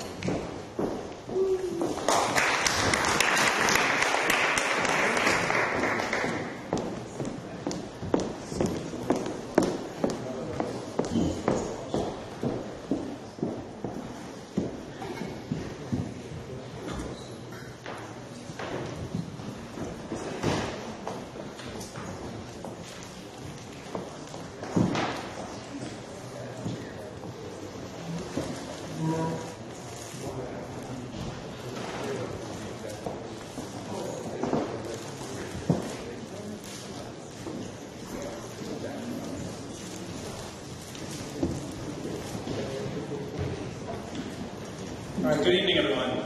So I'm Ben Hubbard. I'm the Deputy Director of Educational Technology Services. I've been at Berkeley for about 12 years. Just a really quick little bit about myself. I started here as a classroom tech. events of all sorts. I also manage the classroom technology support group, as well as our events support and management group, and I'm now the deputy director. I'm here to talk a little bit about our budget and some service reductions that we plan. So a little bit about ETS. Educational Technology Services is a technology service group. We provide support for academic technology to all manner of academic experiences across campus, including courses and research and other spaces as well. This is a quick list of our services. So if you're using vCourses this semester, that's us. If you're doing an online evaluation for one of your courses, that's us. If you're watching lecture capture, that's also us, including a number of other services. So a little bit about our budget. ETS has a budget of about $9.2 to $9.6 million, depending on how you count it. Our annual spend right now is about $10.8 million. So you see there's an issue there. We have what's called a structural deficit. We're getting less income than we spend every year. And this is a challenge. We've been spending down our reserves for several years in a row now. And we're reaching a point where we don't have reserves to spend, and we don't have a credit card that we can put this on. That wouldn't be a good idea anyway. So we're working to align our budget and to bring that structural deficit into alignment. And I want to talk to you a little bit about some of the things that we're doing. So first, I want to say service reductions are never easy. This is really hard to do. It's hard work. We value the services we provide to the campus. We think we provide valuable services to the campus. So it's not easy to walk away from some of the things that we do. Second, we wouldn't be doing this if there were any other options, right? If there were better options. And we understand and recognize fully that there's going to be an impact to the level of service that we are able to provide on the campus. So I want to talk a little bit about some of the guiding principles that we used in forming the recommendations that I'm going to talk about today. First was to prioritize our mission-critical teaching and learning services that support students and faculty. So you can see a list here on the right-hand side. Classroom capture is highlighted, so I'm going to spend most of my time here talking about the service reductions we have planned for classroom capture specifically. You may know that as webcast.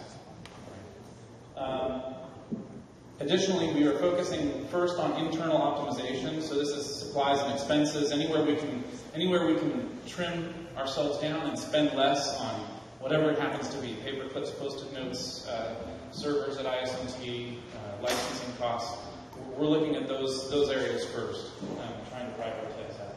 We also employ about 200 student employees on campus. A subset of those employees are used in our administrative support staff, and we're looking at limiting some of that expense as well. And lastly, these two go together. So looking for reasonable service reductions with the least amount of impact, and at the same time staying strategic.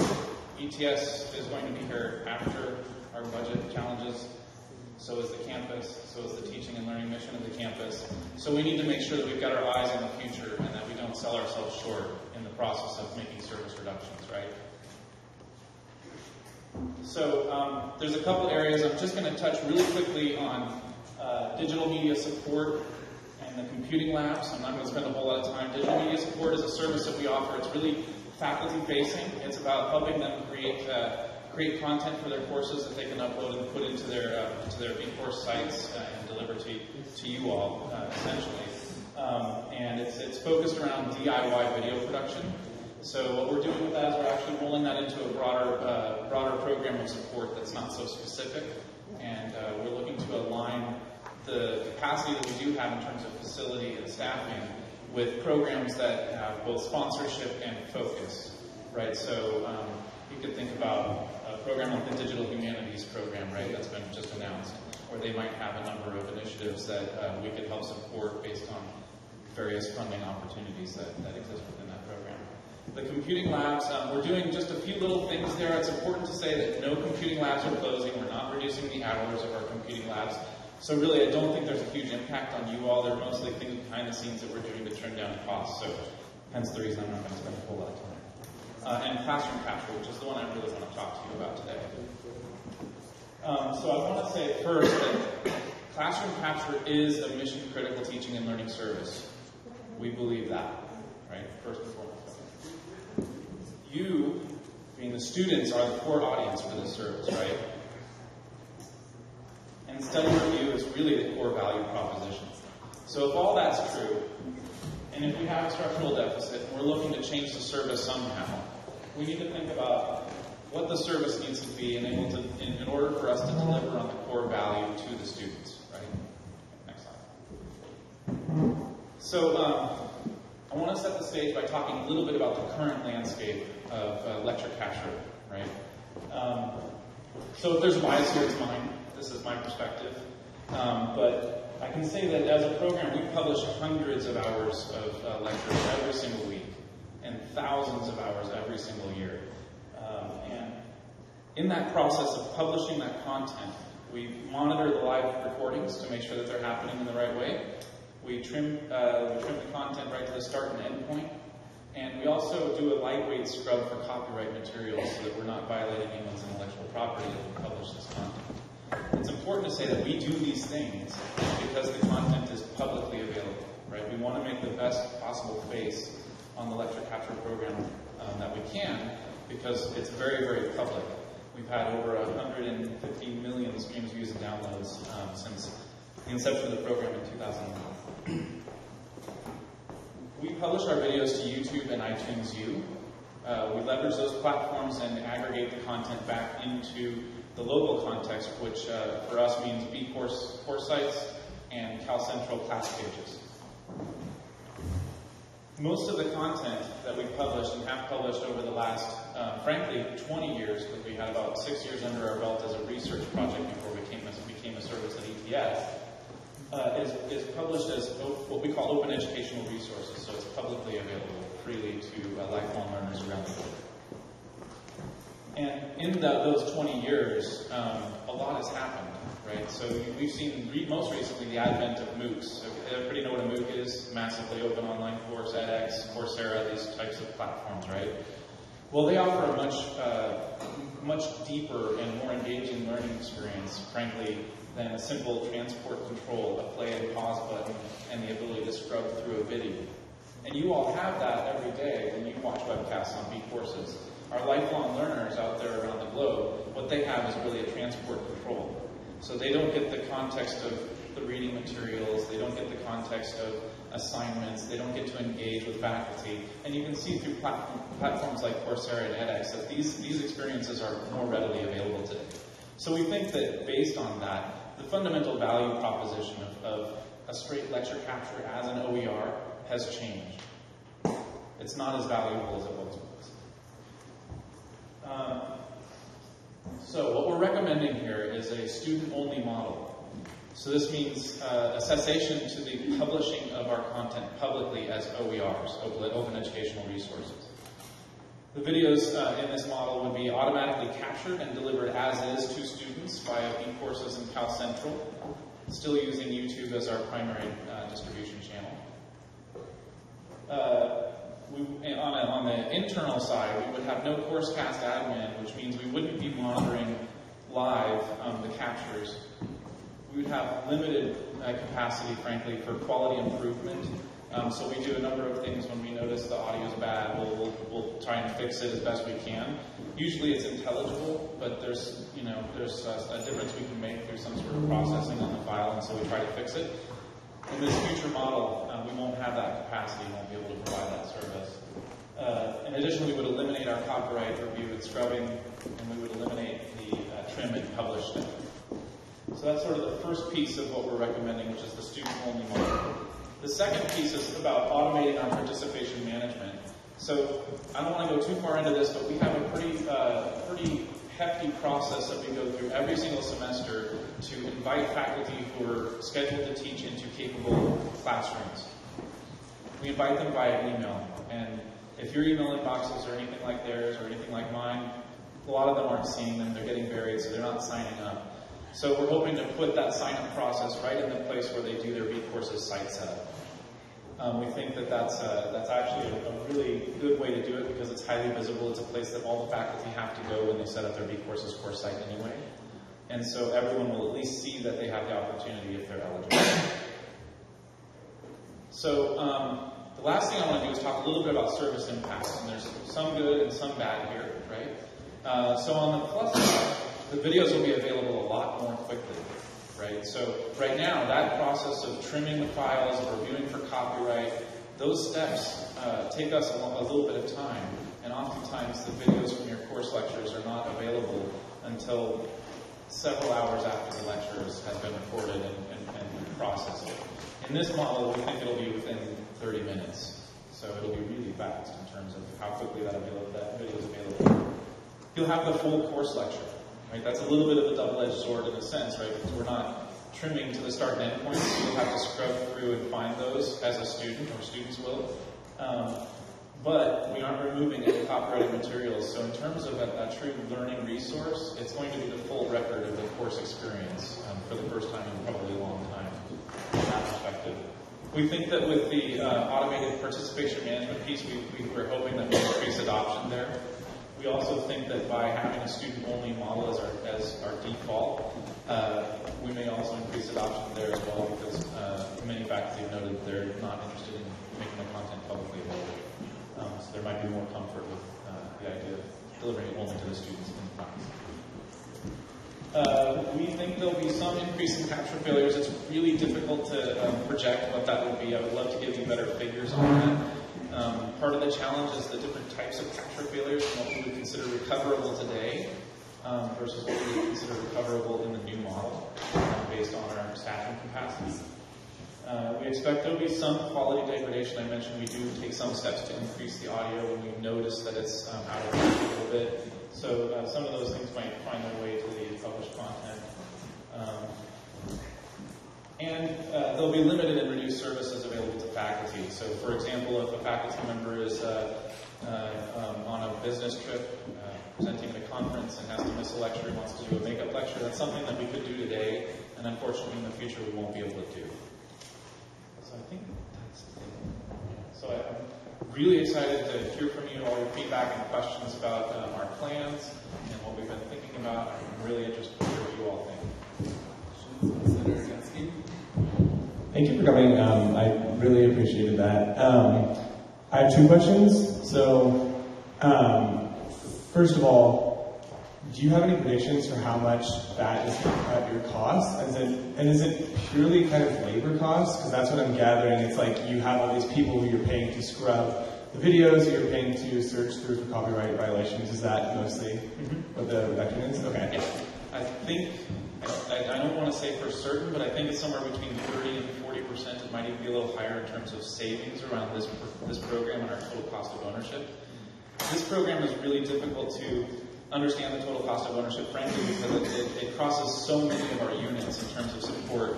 We do development to support this project. We do classroom technology support for this project. We have teaching and learning services and consultation for faculty.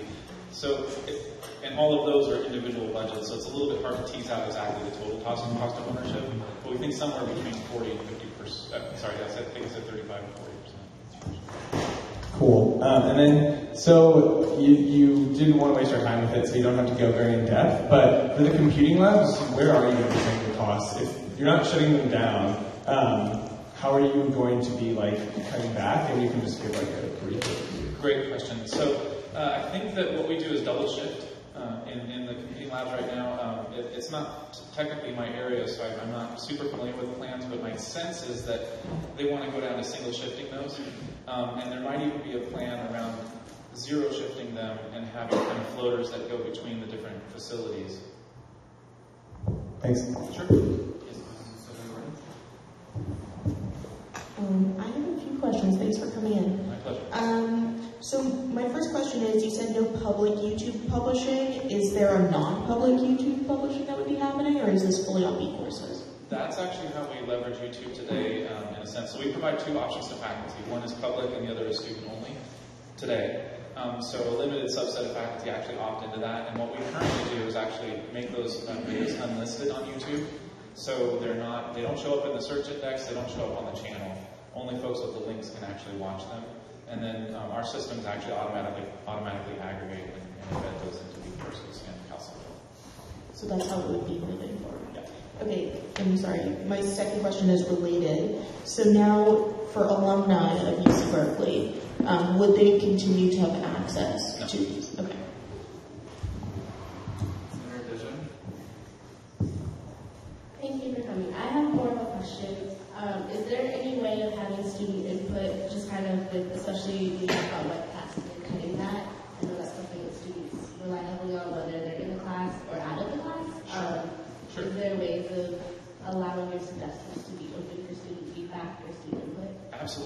actually just issued an invitation to our user advisory group, which is a great place to engage and provide feedback to ETS about our services that will help us shape and inform the future of technology on the campus in many respects. Other opportunities to engage, I would look at the EduClass eCard survey. So ETS is working with the Student Affairs IT and the Office of Planning and Analysis to issue a survey that's run by EduCause, and it's really about technology expectations and experiences for both faculty and students. So the faculty survey has already been issued and it's underway. That will close on the 20th. Last I checked, we had about 112 responses. The student survey will be coming out, and I think I'm misspeaking here actually, because I think the way that they decided to do that, they had to choose a sample of students. So it'll be specific students that will get a targeted message. But if you know a student who gets that message, make sure that they respond. That's definitely another way to engage. Senator Sue? Hi, thank you so much for coming. Can you elaborate more on the computing facility cutbacks and be more specific on how it will affect hours and usability of computers? Well, like I said, we aren't changing the hours. The computers should remain open and available to you. The one thing that I think might be impactful is a slowdown on refresh, which means the replacement and renovation of machines that need to be replaced. So you could expect that machines might be a year older, for example, before they're replaced. That's one example. I already mentioned that we're moving to single shift and possibly zero shift in those facilities to save on our labor costs that are associated with keeping them open and serving students. I think one other possible impact might be just longer wait times for support. You can imagine that if you're a student in a computing lab and we're zero shifting them, and there's no one there and you're having a problem printing, you're going to have to call a number and maybe even wait for someone to get there and help you out. So just to make it real. Great, and I have two more questions. Sure. How have faculty reacted to the copyright changes? And can you tell me more about the tech lounge? Because I've heard great things about it. Awesome, thanks. That's a good opportunity. Can you say more about what you mean about faculty and copyright? Just because you said that you were going to change the lectures so that they wouldn't get copyrighted. So how have they reacted to that? They're going to be relieved, I can tell you, just based on our experience. So we've had one conversation with what we call the executive steering group. That's a body that actually helps steer our user advisory group. We actually have a couple ASUC folks on that committee, on that group. And the feedback has been, I think, one of relief in many ways. So one of our faculty members that serves on the UAG, we actually had an experience this semester with him where we were finding copyrighted material in his lectures, and he didn't want us to cut it out because it was important and contextual, right? And it needed to be in there as part of the learning experience. So I think there's going to be a lot of relief that we're not actually doing that, and that we're presenting the lectures in their entirety to the students as they were intended. So I think that's actually a real positive from the perspective of the faculty. Regarding the Tech Lounge, thank you for asking. It's such a great opportunity to talk about that. So yeah, the Tech Lounge is a really fantastic space in Tolman Hall. I don't know if you've seen it, but if you haven't, you should definitely go check it out. The space is really intended as a sort of semi-informal gathering space with multimodal technology, flexible furniture, a kind of lounge space where students can get together and have meetings, other spaces where there are tables, there's displays in kind of both zones, so that if you want to have a meeting with fellow students to work on a project, you can go there and use that facility. It's really a fantastic facility. It's very comfortable. I've only had the chance to go to 2 meetings there so far, but really enjoyed both of them. There's also a full wall whiteboard in there, which is kind of fun too. So if you're on teams.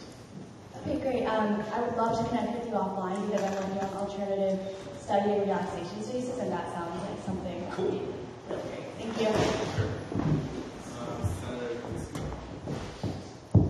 Hi, thank you so much for coming. I have 2 pretty specific technical questions. So my community, my friends, I've experienced problems with sound quality on webcasts, so I'm wondering if y'all could add subtitles, especially for people who English is not their first language. That might be something really useful. Additionally, as it stands right now, you have to go to YouTube to speed up the video, and most students do happen to watch it at 1.5 speed. Is there a way we could add that mechanism to B-courses or the website? It's actually a function of YouTube and what they allow in their embeddable player. I don't know if that's on their product roadmap at all. I really can't speak for them. I can say, however, that even if the video is unlisted, if you have access to it as an embeddable video, usually there is you probably all have had this experience where you can't make something full screen because you're watching it on Facebook or whatever, and it's in that YouTube embed, and you click the YouTube logo, you can go to YouTube and make it full screen. It's the same thing with unlisted. You'll be able to go to YouTube and fully leverage the platform. You just won't be able to get to it when you're on YouTube through our site or through search, if that makes sense. And sorry, was there a second? The caption, the subtitles. Yeah. Thank you. That's actually a really challenging prospect. Subtitling is a really expensive activity. Captioning specifically is a really expensive activity.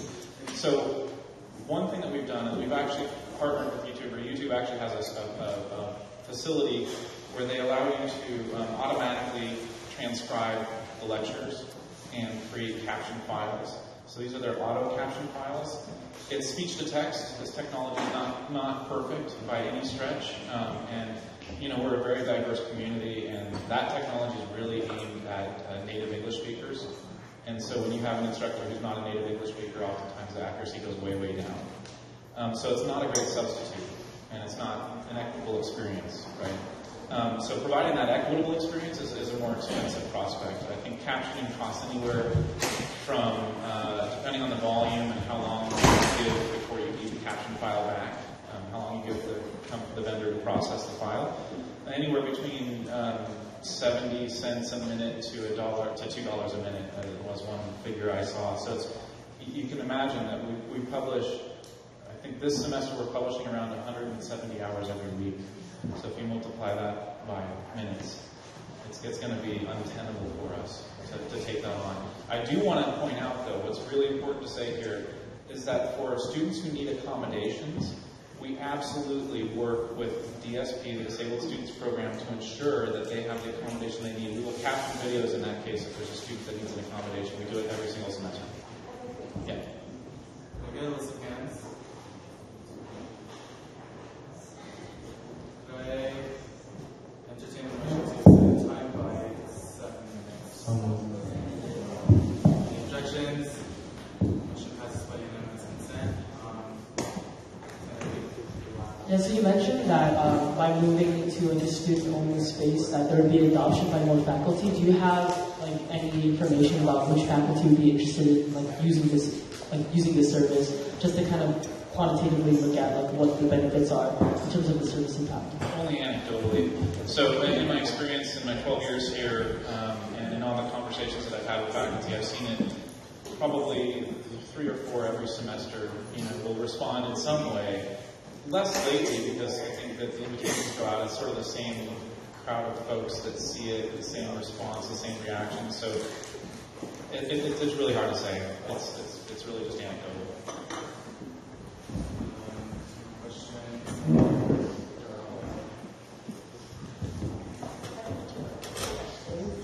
Where are the technologies going to be moved when Dolphin is actually being phased out in the coming years?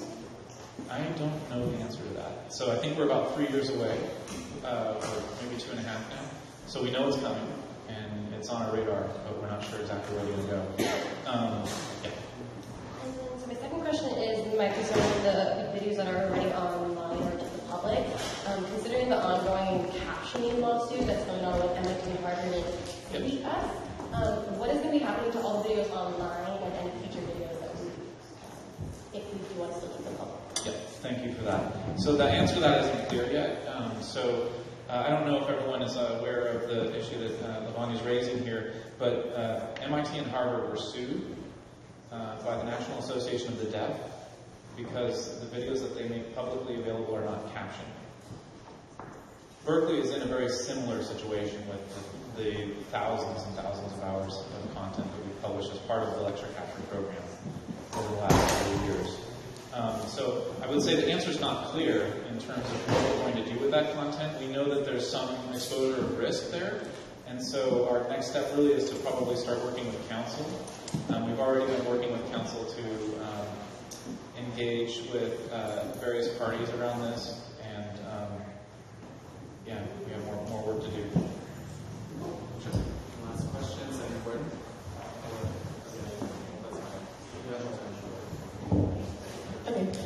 My question is, a lot of the labor costs that are going to be cut, are those student positions? And if so, how many positions do you think would be cut? Some, and there may be some reallocation of the positions, right? We're actually setting up a new unified help desk where we're going to be bringing on more students to actually scaffold support for that activity. So it won't necessarily be a cut per se. It might be more of a reallocation. I think there's probably somewhere around 6 to 10 student employees. I don't know how many hours total that represents that they work on the webcast program. There may still be some limited amount of support that we provide with students in terms of just requests that we have that we can't just avoid that are unavoidable.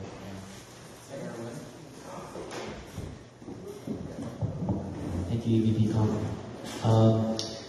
So actually, Lavanya asked a question exactly like what I was going to ask, but I had actually a follow-up that I was hoping. So starting with lectures from now on and moving forward, is it possible to have like, because I know there are no takers available, but just some people in charge of making those captions for videos, simply because one of the departments for deaf students is one of them I work very closely with, and I think that's actually something that they've been talking for like a very long time. So just to reiterate, for anyone that actually needs an accommodation because they actually have a disability, we work really closely. We partner with the Disabled Students Program to make sure that the videos are captioned for those students. And that happens as part of our process, and that will continue to happen. In terms of crowdsourcing the captions, I think it's a really interesting idea. The primary challenge, I think, would be one of what system would we use to capture the captions and then to upload them into YouTube so that they can then be algorithmic transcripts. And upload the transcripts into YouTube so they can be algorithmically turned into caption files. There's no way to delegate access to YouTube to students for that specific activity at this point that I'm aware of. I'll do a little bit of research because I think it's an interesting suggestion. We've seen a couple of efforts, one sort of unfortunately named out of China called OOPS. I don't know what the acronym stood for, but it was essentially that. It was a crowdsourcing model around creating captions for video files. And there have been a couple other little ones that have come up too, but nothing that looked like it was a great opportunity.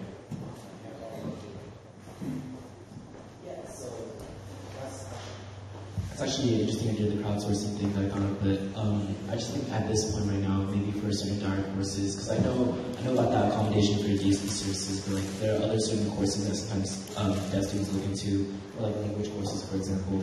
For like auditing that they're not yeah, exactly. Yeah, and so I thought usually like the basic solution for that would be to have like a physical person, maybe like the head side of the course or something, be in charge of doing those captions rather than an algorithm. Which would be convenient, but isn't perfect and sometimes not feasible. Right, so sorry, just to be clear, the algorithm I was talking about would take the transcript and turn it into a caption file. The transcript has to be manually created if you want it to be accessible in an equitable way, frankly. I'll follow up with you offline if that's all right. Thank you. Yeah. For all senators to know, Ben actually sent me the PowerPoint that he just shared, and I'll be sure to forward that to all of you. And if you, of course, reach out to Ben for any follow-up questions, then I also, today and I do sit on the user advisory group, and we'll be having a meeting coming up. So if you do have comments and personal suggestions, it would be really great if you could reach out to me. Thank you so much. I really appreciate it. Thank you.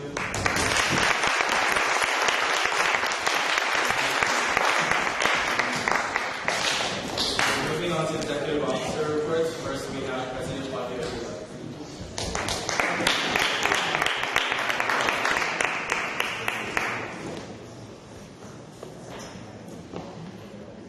Hello, everyone. Alright, so some updates. Met with also for UC earlier today, so they'll be coming with me to meet with the Chancellor next week during my standing meeting to kind of update them on the work that they've been doing and really get his support on the issue. The ASUC mobile team and me had a meeting with Airwalk, just like to make sure that, and the people at UCPD, just to make sure all the new features for Airwalk be integrated seamlessly and that there wouldn't be any people who are, it wouldn't be a safety risk for anyone. That's like our biggest concern. I met with the Vice Chancellor of Equity and Inclusion before Bosri, and we were talking about the Chancellor's Advisory Committee on Campus Climate. The real focus is now on the child needs for Black students and understanding how we can support those demands. He also fielded something by me, which he's been working on before, which is an African American initiative that kind of aligns with some of the demands that were created, which really focuses on three main parts. One is increased recruitment. It's called like critical mass, and that was like the biggest one that we talked about, figuring out how we can create a critical mass on this campus. Some events that are coming up, there's another farmers market at Grover Plaza on 318. Stop by, it's a lot of fun. We're having our Express Your De-Stress photo shoot on Sunday, Tuesday, and Wednesday, so feel free to drop by on Tuesday and Wednesday. If you want to go Sunday, you have to sign up for a time slot on the Tiny URL Facebook page. We're also, our Bears Building Bridges with student athletes is planned for April 6th, just so you all know. Things to be knowledgeable about, we have our mental health department's been working with the coalition on behalf of this bill, and it will be in front of you hopefully next week to support the Half of Us campaign. The bill related to RSSP, I'm still getting some more information, so I apologize that it wasn't this week. Also, as per the advocacy agenda in the beginning of the year, we're continuing some of the work on the peer wellness program and hopefully creating that bill, and then we'll send it to you all so that we can get that language working out. I've been working kind of with Rishi on some banking consolidation stuff, but he'll update you on most of that. And last week I also went to this thing, which was a lobby day it was called like the Coalition for Higher Education, and it was really cool. It was like the first time that UC, CSU, and community college students all came, not students, workers, faculty, staff, all came together and lobbied together, and it was really interesting just to hear people's stories. I mean, some statistics that are there is like 87% of UC workers in certain areas, specifically like LA and around Davis, are actually living in poverty. Like they're not making like a wage that keeps them out of poverty, and that just blew my mind, like hearing these people's stories. So I wanted to share that. And another thing I think is very important to be aware of is that every department on campus has also gotten a request to cut their budget by 4% because of the lack of funding for Central Campus. Now what this means is because there's also a yearly increase of about 3% of pensions and benefits as well as overall salary, then it becomes an overall 8% decrease, 8 to 15% decrease of like real actual money that's in the budget. So this means that there's going to be probably a lot of cuts and layoffs moving forward. So I just want that's kind of like the scenario that it is in. People are very stressed on campus. So if you see your favorite staff people, give them a back because it's rough. But just if you want any more information about like the situation related to the budget, feel free to come talk to me offline. And yeah, that's it. Questions for OP? Senator Nguyen?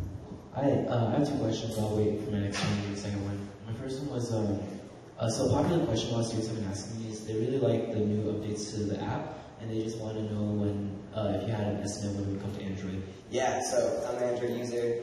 It's usually about 4 to 6 weeks behind, just because they're one full, I think it's called a sprint behind, like one time they'll get together and work on the app.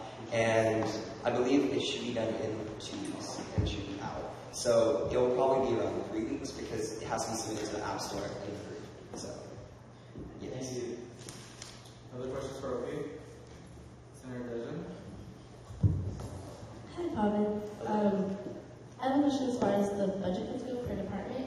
Is there any support or any fundraising going on through URL that would be supporting these departments, or is this just going to be a flat-out cut for 15%? So the way that it's working now is each department has to submit a budget proposal to Central Campus with 4%, with a 4% budget decrease, as well as saying and justifying not only like their costs, but also like how this would impact their operations. And then campus will make the decisions and be like, oh, this is critical, we will support this. This is not critical, we're not going to support this. So like, let's say the ASUC is part of campus, scary world, okay. And then I had to submit like a budget proposal for 4%, and I was like, okay, if I had to cut my budget, then I have to cut Superb's funding all the way. And then Central Campus is like, no, we really want concerts, we're going to fund Superb. So that would be kind of the process that goes forward. But they're not going to have the money to support a lot, like the majority of things. And I mean, this is especially during a time when I think we need impactful, specifically, specifically in the work of like sexual assault, specifically recruitment and retention, and it doesn't seem like that is going to be a priority, so it's a very difficult position. So, yeah. Just a follow-up question. What is deemed as critical? Like, how are they determining what that is or what that looks like? So that's an excellent question, and that you just sparked an idea, which is something I will do then, and we can talk offline, but kind of submitting a list of what we think is critical. Okay, that's good. Yeah, so this question is about building bridges. So I really enjoyed the first one that your office threw, and I think it's really important for those with athletes, and I think I'm learning more about this in performance campaigning. But I just want to know about any similarities, differences with the first building bridges that you threw, because I think they should be different. Yeah, we're open to suggestions. It's definitely going to be different. So the biggest problem we have is making sure, let's say people sign up and then making sure that they come. So it's you have to over-enroll, but then you can't keep letting people in because then there can't be too much of a facilitated discussion. So we're still working with that. And if you have any suggestions, just feel free to let me know, and we can look to incorporate it. But overall, the plan is, the biggest change that we're making now is we really want to do something where we pair people up. So it would be two people from both sides, and then they kind of get paired up and go through experiences of the night together. So hopefully there's they come out of it with one relationship at least with something so it's a little bit more meaningful rather than just even though in a big group you get to learn, you don't necessarily walk away with a new friend. So that's kind of what we're trying to go for. That's great. Thank you. Hi, Pavan. Any updates on our meeting with the transplant? Yeah, so there's been a lot of, I've been talking with his office for hours this week, trying to get a bunch of different meetings happening. It's been interesting.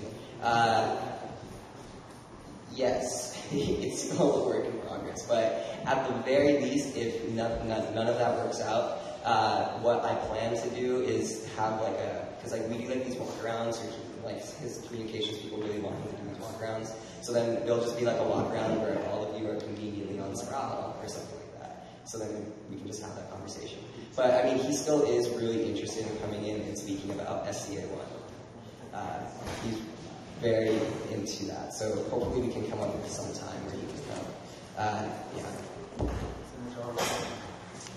Any updates on the Maya ASUC yet? Yeah, so no, I don't have any. I'm so sorry. I've been trying to get in contact with Innovative Design, but I haven't been heard back. Yeah, I've been having a couple of organizations start asking me about it, and I really don't have any details to give them. If you just want to send this to me, and then I'll definitely come through. Okay. Is there any sort of timeline that's been made with anything for this? Yeah, because we were supposed to have it ready by the end of the year. Okay. So that was the timeline, and then it was just going to be kind of passed off to the tech department, essentially. That was the visioning. Oh, and another update, that bill will be in front of you soon for a chief technology officer too.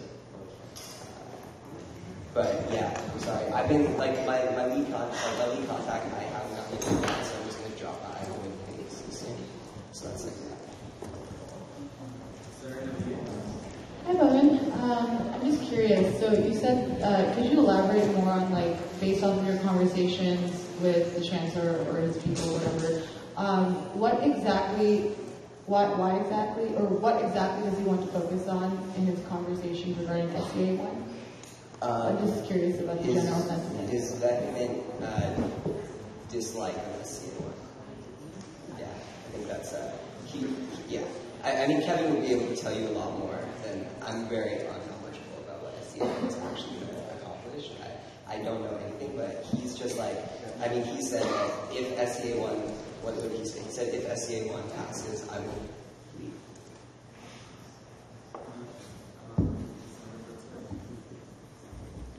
I was wondering if you could elaborate more on the meeting that you had with Vice Chancellor Gabor Bazari, and about specifically the differences between the demands that BSU put forth and this what he's African American initiative that he's talking about, and how much has he been consulting with community leaders, and how Yeah, so he gave me like a brief rundown of it, and his goal is to really bring more students to the conversation, but what he does have is once a month there's like a black breakfast with like staff and faculty and students sometimes. He's invited students there in the past. And I'm not sure what the level of involvement of students has been up to this point, but I know that he's been talking about bringing more students into the conversation. But from his perspective, he's also really focused on like a staff faculty perspective too, because he really wants to create like a critical mass and create more resources, and he also wants to engage more students. So in relation to the demands, it overlaps with.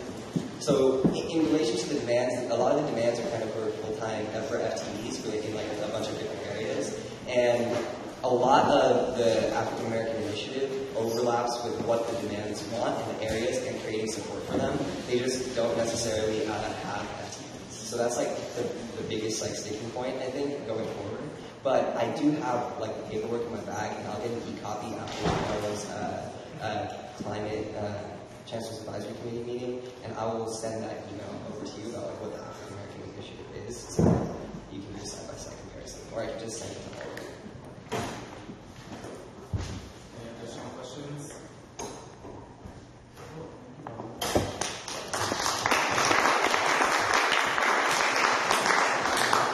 Before we move on to UVP, to my senators, thank you very much. External Affairs Vice President, get quit.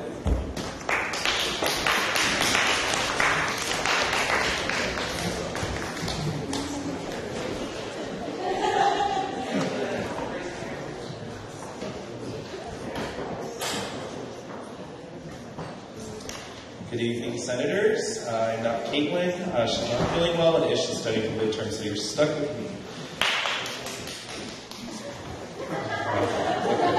Anyway, so I wanted to start by thanking Pavan for going to the Reclaim Higher Education Coalition lobby event last Thursday. Like he said, it was one of the first opportunities that staff, faculty, and students from all three segments really got together to urge the governor and the legislature to reinvest in public higher education. So it was definitely a great opportunity for us to be involved. Caitlin and Ish and I and a lot of the AVP staff were in the Capitol already that Monday and that Tuesday, so we couldn't go a third time in the same week, so we appreciate him taking the initiative and going to that. Also, in terms of other things that are going on, SLC, the Student Lobby Conference, which is the main advocacy type event where we go to the Capitol and we advocate on a bunch of bills that are relevant to students. The applications for that's been released. We're trying to do a social media push, but everyone's pictures are of someone else's faces because it's election, so we have that to compete with. So if you can also throw some love for SLC in your social media, that would be great. The applications are out. They're due March 20th, whatever next Friday is. We're taking about 50 students to Sacramento. All expenses are paid, so please let your communities know that that opportunity is available. SLC is in Sacramento, April 18th through the 20th. Like I said, we'll be taking 50 students. Also, if you're interested in presenting a workshop at SLC, a lot of times folks come talk to their student organizations. They talk about different advocacy issues that are important to them. And so you're welcome to come present the applications on the UCSA website. In terms of the UCSA kind of update, we met at UC Santa Barbara last weekend. Caitlin, Ish, and I went, and a few other staff from the EVP office. We talked a lot about Ignite, the Invest in Graduations, Not Incarceration, Transform Education campaign. For those of you who don't know, it's about dismantling the school-to-prison pipeline. We talked about UCSA sponsoring the Ignite conference. It's going to take place here at Berkeley. I'm not sure what the date is for that, but we did talk about supporting that and sponsoring it as UCSA. In terms of Fund the UC, I was elected Fund the UC committee chair. I kind of just lost a game of nose goes, so it's not that big of a deal. But we are talking about an action at the next week's Regents meeting on March 18th. Stuff might happen, but in case the Regents are watching, I don't want to say, so we can talk about that offline. If you're interested in attending, AFSCME, which is one of the many labor organizations that we work with, will be providing transportation to UCSF I believe they're leaving from RSF or somewhere next Thursday morning at 6. There's a Facebook event for that, so feel free to let me know if you're interested in going to that. You Consent, which is the UCSA campaign about ending sexual violence on college and university campuses, is going to be doing a petition pledge card drive. It's two-part. One part, the pledge part, is asking students to commit to always asking for consent in their encounters with their partners. And then the petition aspect of it is demanding that UCOP provide, I think it's like $400-something thousand to support peer-to-peer educational programs on different campuses. A lot of student organizations are doing a lot of great work in educating their fellow students in consent and preventing sexual violence. And so we think that UCOP should provide stipends and provide different institutional support for those students who are providing those services. Our goal is to collect 12,000 system-wide. 2,000 are going to be from Berkeley, and it's going to be an online and an in-person petition. Also, we passed a resolution about divesting from the gun industry. It's coming up on the 1-year anniversary of the shooting that took place in Santa Barbara last year, and so the father of one of the students who were killed asked us to pass this divestment resolution. UCOP has been pretty shady about whether or not they're actually invested in the gun industry. They're being very evasive about it, so we passed a resolution about divesting from the gun industry.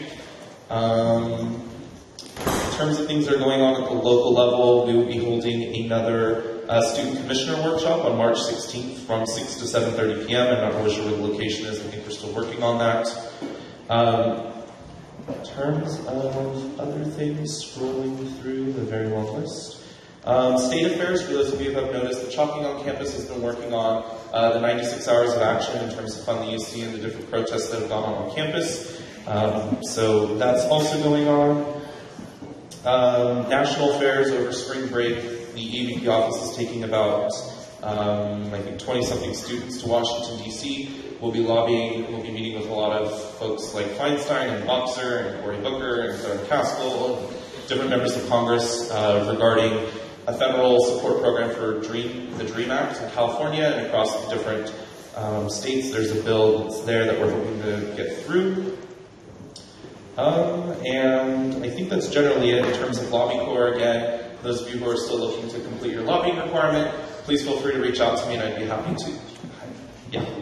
Feel free to reach out to me and I can have folks in the Lobby Corps set up something for you. There's a very long list, and so I'll just turn it over to you folks if you'd like to ask any questions. Senator Sue? Hi, Kevin. Thank you for coming. Is it possible for you to have Lobby Corps just send all the senators any lobbying opportunities in the next month or so? So Yeah. we have a list. I'm pretty sure a lot of us have not done our lobbying requirement. Yeah, we kind of have the Capitol visits are a lot more secure because we know when we have to go to the Capitol, but we know a lot of folks, it's not as accessible, and so the district visits are just any Friday, and so I try to leave it just generally open for you to have the flexibility to go whenever you'd like, but if you'd like me to say, this Friday, district visits, let's go, then I can do that. So for district visits, it can be any Friday, and we can just go on our own? Yeah, the lobbying requirement's pretty vague in the bylaws, and so if you want to meet with, a member of city council or a city, a county supervisor, or meet with an assembly member or a state senator or a member of Congress here in the Bay Area, then you can do that, and that would count. I think the only requirement is you have to bring like a constituent with you and like take a picture or it's whatever. But we can set up those visits. We have lists of different staff members to set up the visits with. That'd be great. Thank you. Yeah, of course. Congrats on being the chair. Actually, I wanted to ask more about the composition of this, the UC committee. Yeah. So the board, it's a little difficult for the board as a whole, the UCSA Board of Directors. It's the External Affairs Vice President, 2 from each campus, undergraduate and graduate, and then their legislative liaison and their COD, Campus Organizing Director, and so it's like roughly 40 to 50 people on the board. And so we can't really organize the Fund the UC, like the messaging and the organizing tactics and all that stuff as a whole board, and so we just created a committee. And I was the EVP Fund the UC coordinator last year, and so I volunteered to be on the committee, and then no one else wanted to be the chair, and so I was asked to be chair. So it's, like I said, not that great. But it's just, there are graduates and undergraduates, and we're talking about different organizing tactics to get the governor on board. There's talks about actions at the Capitol for SLC. There are different tactics that we're considering with regard to the university and potentially boycotting UC commercial services, like boycotting the bookstores that aren't owned by students throughout the system, a tuition boycott, things like that. So we're still considering and fleshing everything out. Thank you. I'm just curious myself. Yeah. Senator David. Hi, Kevin. Since bills were due in the state legislature last week, I was just wondering if there were any bills that you all found directly affected students, and if there were any that you wanted for us to keep on our radar, and if Lobby Corps was going to put anything on the UCSA advocacy agenda. Yeah, so I remember to get everyone else's department. I forgot legislative affairs. Super embarrassing. So yeah, bills were due to the legislature about a week and a half to 2 weeks ago. It generally takes a while to show up on Legend for the state website. So we are tracking currently around 71 bills. About 3,000 bills were introduced to the legislature. Roughly 71 have been tagged as sort of relating to students or campaigns in some form or function. So the last weekend at UCSA board, we went through the different bills to find out what would fit in with Ignite, what would fit in with U-Consent, what would fit in with graduate campaigns. One is called GRADE, it's about diversity in faculty in the UC, hence there not much is any, that was poorly worded, I'm sorry. There's just not much diversity in the faculty is what I have to say. And then also jobs, which is the concern that graduate professional students have, that there aren't going to be any. So there are roughly 71 bills. One for U-Consent that we're considering is, the common date rape drug ketamine was sort of inadvertently reclassified through Prop 47, and so it would only count as a misdemeanor. We're going to support a bill that would allow a district's attorney to prosecute as a felony if the charges are necessary. For Ignite, we're talking about body cameras on police officers. We're talking about better support for foster care students to get into the university directly from the foster care program. So, there are just like a gazillion, actually 71 bills. But yeah, we're pouring through them. We took positions, and we're going to be incorporating them into the Student Lobby Corps, or the Student Lobby Conference packet. So that will have included, one of the bills that was passed was funding for SB 1210, the Dream Loan program that was passed last year. So we have that as a policy, but there's no money for it other than what the UC has. So tons of bills I'd be happy to talk more about, and a bunch that are related to students, and I'd be happy to connect you with those that, as your communities are interested in. Just to follow up for that, is there a way for us to access that, or could you send it out, just so we can look at that, just in general? Yeah, I can link. UCSA has, it's called Capital Tracker. It has a search engine on the website, the UCSA website. I can send you all that link. I can have Caitlin forward it to the Senate listserv, so that way you can peruse them, you can click it by tag, and organize the bills that way. So you talked about with the bill arising from the gun industry that UCSA passed. Could you explain a little bit more in detail about how UCOP is not being transparent with the investment? Just in general, just give us a little bit more details on that. So obviously divestment has been something that's been used by student bodies and student populations as an organizing tactic, a legitimate organizing tactic, and so in my conversation with President Napolitano when I met with her earlier 2 weeks ago, I suggested that we really need to revisit just the investment policy in general, because the UCOP only keeps saying in newspapers that we'll only divest from anything if that country has been found by the U.S. government to commit genocide. So obviously governments can do a lot of horrible things just short of genocide, so what's the standard there? If we're not talking about countries, then what metric are we using to determine what industries are divested from? And so we've asked UCOP to ask the Chief Investments Officer to have a task force with students on it. We have to explicitly mention that or it won't happen, to revisit the investment policy. But the family of those who were killed in Isla Vista last year specifically asked UCOP, the investments office, are we invested in the gun industry, and how can we be assured that we aren't? And UCOP just kind of sent a letter that was just like, yeah, guns are really bad, they're killing lots of people, but we promise you we're not invested. And then when we've tried to follow up to get more assurance, they've just been really evasive about it. So they just keep telling us like, no, we promise we're not. And that's just generally it. The UC is not very transparent in terms of where our money is being invested. Any other questions for AAVP? Senator Garofalo? This is just a quick question. If we're interested in doing a workshop at SLC, approximately how long are the workshops? I think they're an hour. I can get back to you on that. Also, I know that Miriam, Senator Naveed, had asked Pavan a question about SCA1. I didn't hear it, but I didn't know if you wanted me to answer it. Yes, please. Can you repeat the question? Okay, the question. I thought that Pavan would be able to answer it since he was in conversation with the Chancellor. But I was just wondering what the Chancellor had to say about SCA1, why he's, like, how many times he brings it up, like how he wants to talk to the senators, in what way he wants to talk to them. Just more details on what his interest is.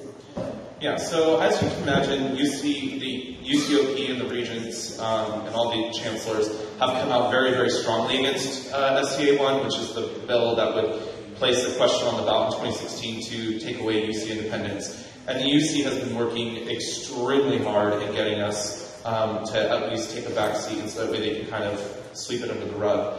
And so chancellors have been shuttled up to Sacramento to speak against SCA1. They've come out very, very strongly against it. I had asked Pavan, I wasn't sure what Chancellor Dirks had indicated, but it sounded like Chancellor Dirks said that if SCA1 would pass, that he would leave, and I'd be the first to hold the door open for him. But there are only 3 other university systems in the country, public university systems, that have the degree of autonomy is what some folks call it, and then the lack of accountability to publicly elected leadership is what the rest of us are calling it.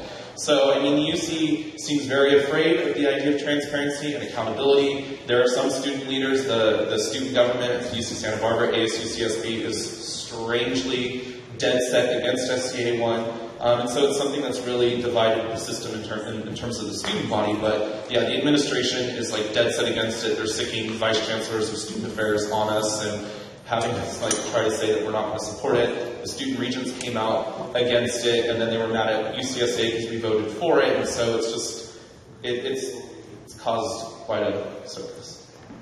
Any other questions for AAVP? Thank you.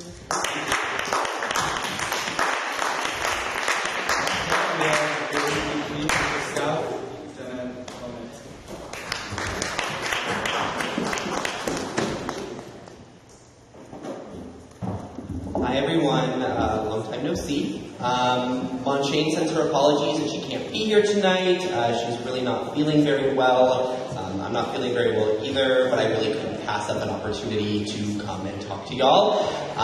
So I wanted to start by talking a little bit about grants. Usually grants is our no drama, works like a machine kind of department, but it's been a particularly interesting semester for grants this year. So some of you might be aware that the Academic Opportunity Fund, which funds travel, academically related travel, has 62 applicants this semester, which is unheard of in the modern era.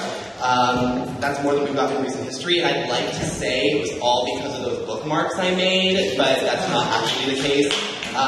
It's actually because the Student Opportunity Fund, which is offered through the Division of Student Affairs, which offers money for very similar types of expenses, travel expenses, is completely maxed out. They have no more money to give, so all of these organizations and individuals who want to travel are coming to us.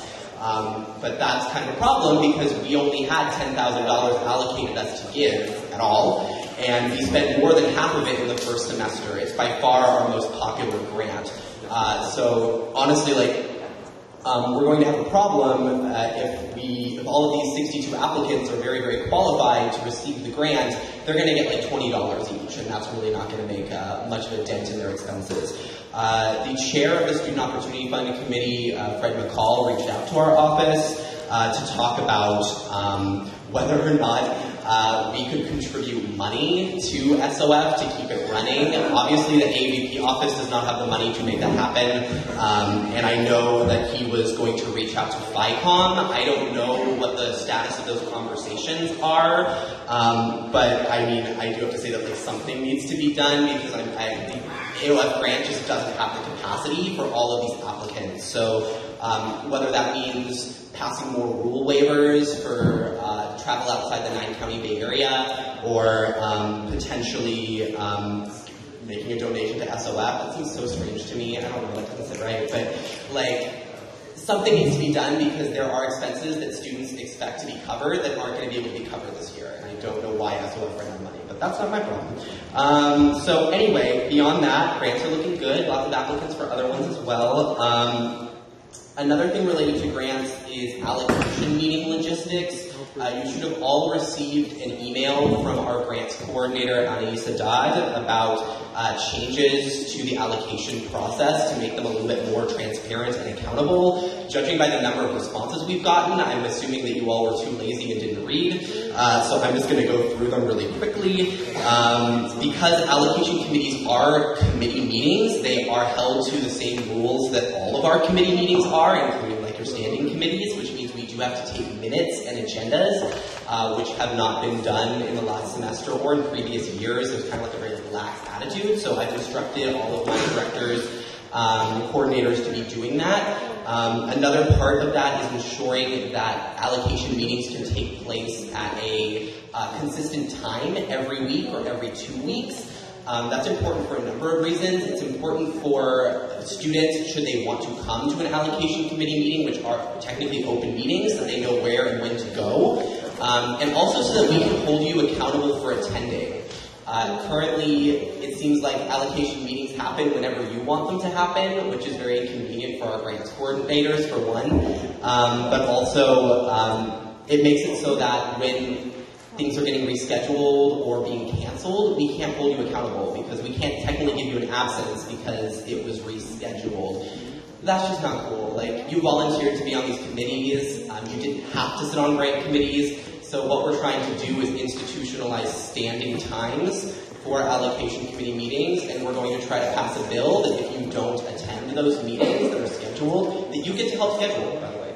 That you will get a committee absence for that. It'll probably affect future Senate classes more than y'all because we're nearing the end of the year already, but it's something that really needs to be done to improve the transparency of the process.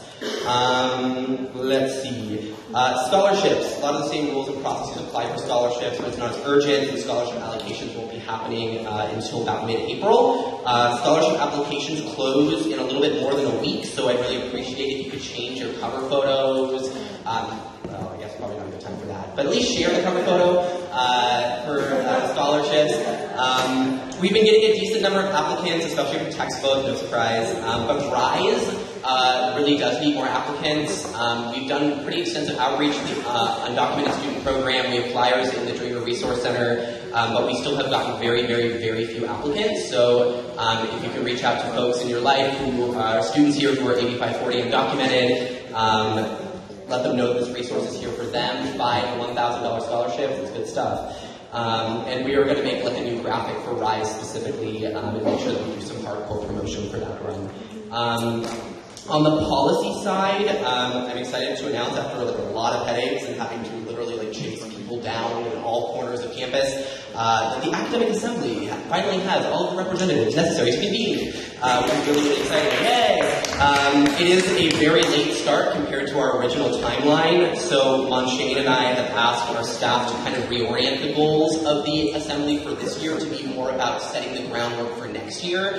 We are hoping that many of the people who are sitting on it this semester will choose to sit on it next year. So really kind of the focus of what we're going to use these last few months is to figure out what this body can really do practically, and specifically around the Chancellor's undergraduate initiative. It'll be really more training and development oriented. Speaking of the Chancellor's undergraduate education initiative, I don't know the extent to which Monshane shared her views on the charrette that took place last week. I know that we in our office have a lot of thoughts about it, but I do want you to know that she's working in her capacity as co-chair of the Student Advisory Council for Undergraduate Education to kind of put the pressure on Vice Chancellor Koshland to solicit a little bit more intentional student feedback than what the charrette was able to offer. Judging by the media coverage of the charrette and also the op-ed in the Daily Cal that Chancellor Dirks wrote, they seem to be patting themselves on the back really hard for that, as they're like, great, we now have student voices. when that is simply not enough. Both the fireside chat and the charrette were technically hand-selected groups of students, and that is not representative of what our student body wants and needs. So I really think it's important. I just want to remind all of y'all that the entire ASUC, particularly AAVP, OP, and the new senators, we really need to come up with a plan for how the ASUC is going to relate to this initiative. I know it's really hard because we kind of don't have a clear idea of what the initiative is. It's like a miracle works, I think Monshane said last week. Class of friends. But this thing is really important, and we really need to get ourselves further into the process, or it's going to be too late, because they're already making moves. So if you're at all interested in talking about more of that stuff, I'm happy to talk offline. I don't know the extent to which Monshane shared her experience on Capra, but there's a lot of interesting stuff coming in, like a long-term plan for the university. The executive vice chancellor and provost came and spoke, and there is a lot of interesting and kind of unsettling things in the works related to the university's autonomy, interesting word, and related to philanthropy as well. I don't want to talk about this right now, but if you have questions, feel free to reach out to me and Monshane, and maybe she can give you a more thorough update next week. That's all I have. Thank you. Let's do Senator Kuzi. Hey, Devin, thank you so much. Two quick things. So I would like to publicly apologize and recognize that Lavanya and I had a meeting with AOF this Sunday that neither of us were able to attend. Lavanya was out of town, and I was under the impression that it was canceled because I did not get an email until day of. She did send that email like 2 days earlier, so I think it was something with my ASUC email. We ended up working it out. I did it via Google Docs, but I wanted just to recognize to everyone that that did happen to us.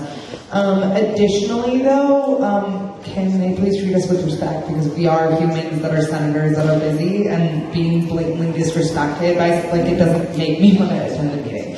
But I understood where the frustration came from, and that was my bad. And then the other thing too is Paul and I sit on a grant, and we haven't been contacted at all this semester, and that doesn't make sense to me because at the end of last semester during finals week, we were emailed about someone who applied that we never gave money, and the person on the grant just realized, and then we never met to allocate that, so I know someone needs a scholarship, and then also we just never were contacted this semester. Okay, what grant are you talking about specifically? Intellectual, how is it called? Intellectual Community Fund? Yeah, yes. Okay, so thank you for bringing that up. It is really important that we're all holding each other accountable, so yeah, I know I came like really hard on you today, but it's important. I knew it was at me, especially, but I've been like, sending my emails. It's important for us to know, like, I'm not in the grant process all the time, like, again, it kind of runs like a machine, so I don't always have to be a part of it. So it's really helpful for us to know about that kind of stuff so that we can hold our grant directors accountable, because had I known about this when it was happening, we would have totally done something about it. But I didn't hear about this ICF situation until just now. So of course we do the best we can to make sure our grant directors are conducting themselves with the utmost professionalism, but you know, they don't usually tell us the bad things they're doing. So it is important that you share that information with us. In regards to what you said about the allocation meeting, like, I totally understand, like, it's really difficult to make these meetings happen. You're all extraordinarily busy people. And again, if like you feel that the grant directors aren't treating you with respect, like, please let me know. But it's also important to remember that particularly with AOS, they're working quadruple overtime to do all of the interviews necessary to make these allocations, because again, if there's 2 of them doing 62 applicants, that's way more than we should ever have to do. We're bringing in more interns, we're bringing in more staff to help them, but it's really, I can imagine it'd be very difficult for them to have to go through all of this work and to have like really haphazard scheduling for meetings, which is why a standing time would be really helpful in ensuring that all parties know what's going on. Yeah, I mean, just to respond to that, we now have an official standing time, so it won't happen again. But I'm also just curious about how we're running out of money, because I feel like Lavanya and I, and they were as well, like, super frugal last semester, like, to the point of, like, people will be traveling out of the country and we'll only give them, like, $50 to $100. I know. It's, like, kind of absurd. So I want the Senate to know that, too. It's not like we're giving people, like, $600. We're literally giving them the bare minimum. Yeah, no. And, like, I think it just says more about how much the grant was funded in total. So, yeah, I mean, y'all did allocate more than half of the grant in the fall. And, you know, that there are plenty of reasons why that could have been the case. But yeah, $10,000 really isn't a lot of money when you're dealing with, like, I guess it would mean that about this year we've had 100 applicants, about 100 applicants applying for these things, asking for like $500. So how are you supposed to deal with that? So I think with spring budgeting, our grants coordinator, Dennis, some other folks from AVP, we're actually meeting on Friday to talk about how we're going to move forward with AOF as far as like spring budgeting is concerned, and if we're going to ask for more money, again, how our relationship with SOF works. It's really complicated. And so yeah, I don't envy y'all at AOF at all. It's a complicated situation. Thanks for coming. I was actually wondering if you were serious when you were kind of talking about making a donation to SOF. Were you saying that because they've already kind of gone through the application process and they like know how many people are applying, or was that kind of just a joke? I mean, it was kind of a joke. It was like a tragic comic joke. No, this is something that's actually been suggested by people over in student affairs. They are out of money. They cannot give any more money. And the ASUC has these really intense spending restrictions that make SOF the more attractive option for many students to utilize. I know when I was like a student org finance vice president, I used SOF all the damn time. Like, it was really useful.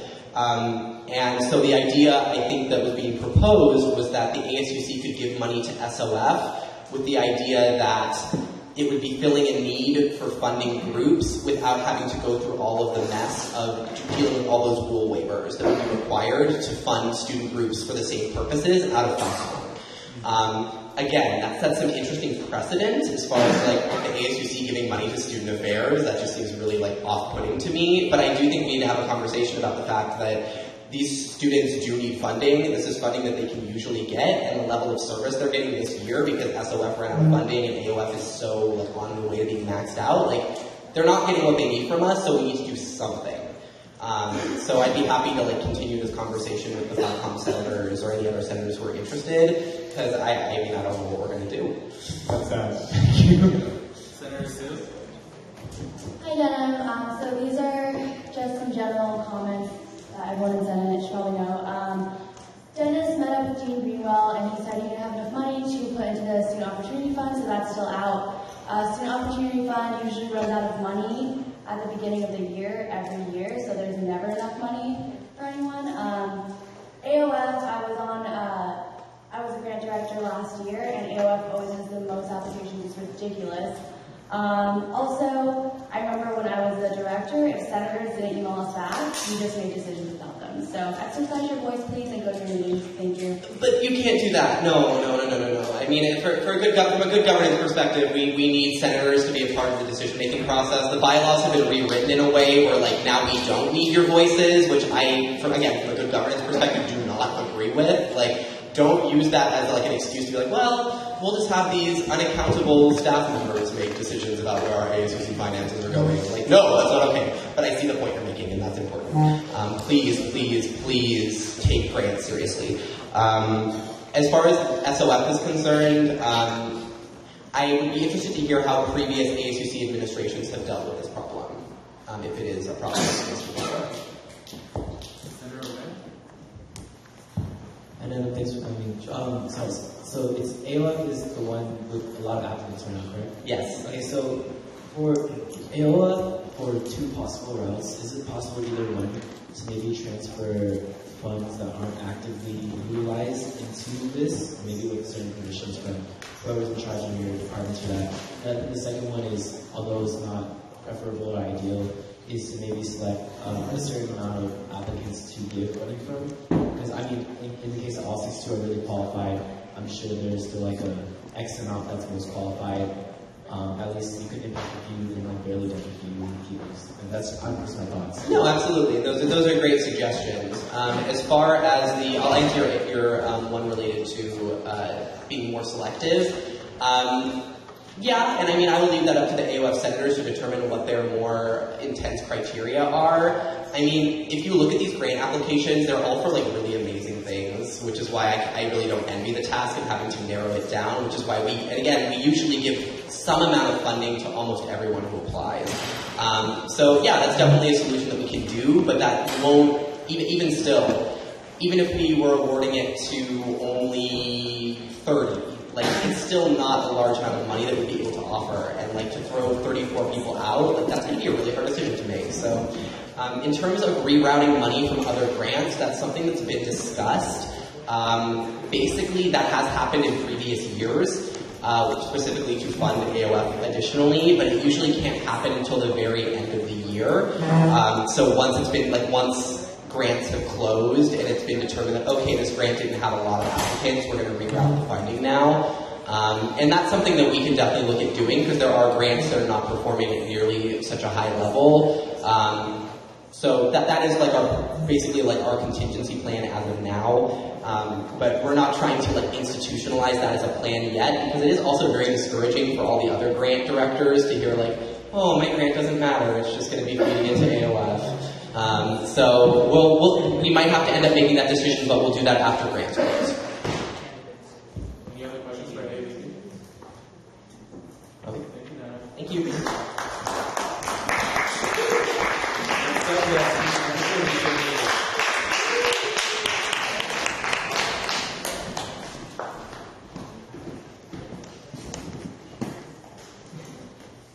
Hello, friends.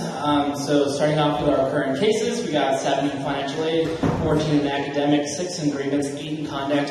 Who's good at mental math? Anyone? 35 total cases. So other important stuff going on right now. We got the banking consolidation is wonderful and still ongoing. The RFP is set to drop next week. Thank you to the senators that participated last week. Main concern right now is that there's going to be a presentation to the Chancellor next week on Tuesday, and currently they think it's a great idea to not have myself or Anthony working on it, participate anyway. So we're trying to figure out a way to change that reality, but for now it seems like they're sticking to their guns. So we're going to try and make sure that's not a thing. We're working with Pavin to see if we can try and get some of their channels to be in the room for that discussion. Personally, that worries me a lot. We've got a lot of big issues on for students right now on the table, and we've got to be really careful. And this is not, I think what we're realizing is that it's not just a phenomenon for banking, it's going to be a phenomenon for a lot of different aspects of university services. For example, they're looking to do a similar deal in coffee that's moving forward right now, so basically consolidating with different vendors that offer coffee. So Paul and I are talking about having our new CFO eventually kind of be the one to coordinate our activities on those, sit on these task force, and also make sure we're taking a more holistic ASUC approach to providing feedback on this topic. So that's that. Sexual violence policy. The task force met this past week in Irvine. Shout out to Haley for being there and being an awesome participant. We got main thing that are on the table right now is the adjudication model, which I sent out to you all, and then education and training. Basically, we're trying to decide what does an education training model look like for the whole UC system. I'll be working with UCOP every day till April about what that's going to look like. If you have any thoughts, as I get more concrete materials, I'll be sending it out to you all for feedback. Also, our new UC sexual violence policies in public comment. I'm working in my office to get something out, like basically a cover letter, like a summary of the changes. We've been a little slow, but that'll be out to you all soon to spread as far and wide as possible. Not a whole lot of big changes. I think the biggest one that I've noticed is actually a good thing, an inclusion of an AMD supervision for witnesses that want to participate but don't want to get charged for any kind of different issues. So that's a good add. So those are the main things I want to talk to you all about, and I'm happy to answer any questions. Questions for SAOs? Is there anything you want us, the 20 senators, to do to support you on the banking consolidation front? Awesome question. I think for now we're going to hold off from a big public push. If we get into the negotiations phase and we're starting to pick a bank that we really don't like, that's when I'll be calling on all of you to do something a little more fun. But thank you for thinking about that, and definitely something on our mind as well. Additional questions? Thank you. Moving on to my report, for the Cal Lodge renovation project specifically, to go back on Senator Hitzkat's question, we are going to formulate a long-term plan as to how we're going to make sure that we have the necessary funds to work with the Cal Lodge, etc. I know they did express that within 2 years, the stairs might be collapsed. Yes, that's a very, very important problem, but at the same time, we also have to address not only the small band-aid solutions for the temporary rent, but also long-term target, which actually finances model.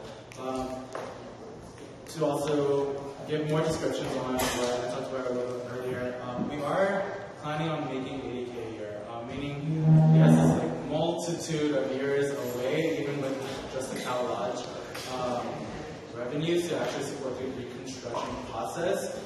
However, it is like almost 150K difference from previous years based on how much money we're using every single year to Cal Lodge. So even with the business management structure and the small changes we've already invested into the Cal Lodge, we've made tremendous progress as to how many guests we're actually having stay at the Cal Lodge, etc. And one of the things we want to prioritize also is outreach to student groups, which is very dependent on the Senate. So again, I would love if the Senate could also advertise to communities and constituents that this is a space available for them, especially within the next few years.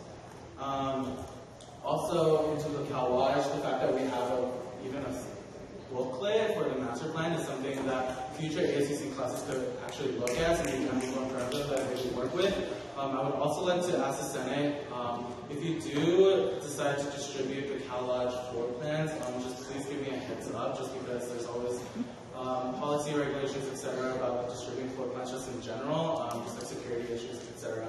But also the fact that mine and Senator Gordon and Senator Desali, etc., our personal contact information is on one of the pages actually, so it would be really nice if you gave us a heads up as to where you're actually distributing that information. So moving on to the research process, it's been really successful, especially this past week, meeting with different parties that we're going to be help facilitating into the building. This past week, the research team, as well as the Spaces directors, have met with the OCF, different publications group, CERC, Reuse, Innovative Design, CalTV, GA, and Bridges. So we've been meeting with a lot of different parties to make sure that the facilitation process is really smooth and transparent for all the different parties involved. One specifically, there's a little bit of conversation about the Publication Center specifically, and I will reach out to Senator Ginsky to talk about that in particular. However, also related to that CalTV issue, just because CalTV, I saw Senator Ginsky, this is great. CalTV next year is getting 2 different rooms, but Blue Gold is also getting 1. And in the past, Blue Gold has also always had a facility to use in order to make sure that they can take senior portraits, etc. And they're possibly going to negotiate a possible MOU between CalTV and Blue Gold, just to help utilize one of the rooms as an alternate venue. But however, it's probably just going to be assigned to CalTV specifically, just because use of rooms for commercial activities is something that's very tricky based on our past Lower Sprout MOUs, and so that's something that we have to actually engage with CalTV and Blue to solve that issue, right? Moving on. Oh, also the Graduate Assembly has decided that they want to facilitate their own with the students, so I'm not going to be facilitating that. Brief update about the Lower Sprout MOU number 4. So if any of you, I'm not sure actually, but we have 3 existing MOUs for Lower Sprout with the university, and those are all public documents that you all could access directly. We're in the process of writing the final MOU number 4, and currently it's pretty much finalized. However, we originally intended to pass it before the end of March, but because there wasn't any explicit language written in any of the past MOUs as to how the cages will be utilized, specifically on the ASUC end, we're going to extend the deadline a little bit more so that we can hash that process out a little bit more, so that we maintain control of the cages. We already do maintain control of the cages, but we want to make sure that's in the final MOU as well. And that's going to go through lawyers and the transfer, and it's going to go to the Senate, where all of you will have a chance to review the contract yourself, and the MOU specifically, and then we will hopefully pass it and get going with this entire MOU transition research process. Another update on the Bridges Advisor specifically. So Fred came in last week and talked about it really briefly. Wanted to update all of you about what's actually happening for those who weren't clear about what that process looked like.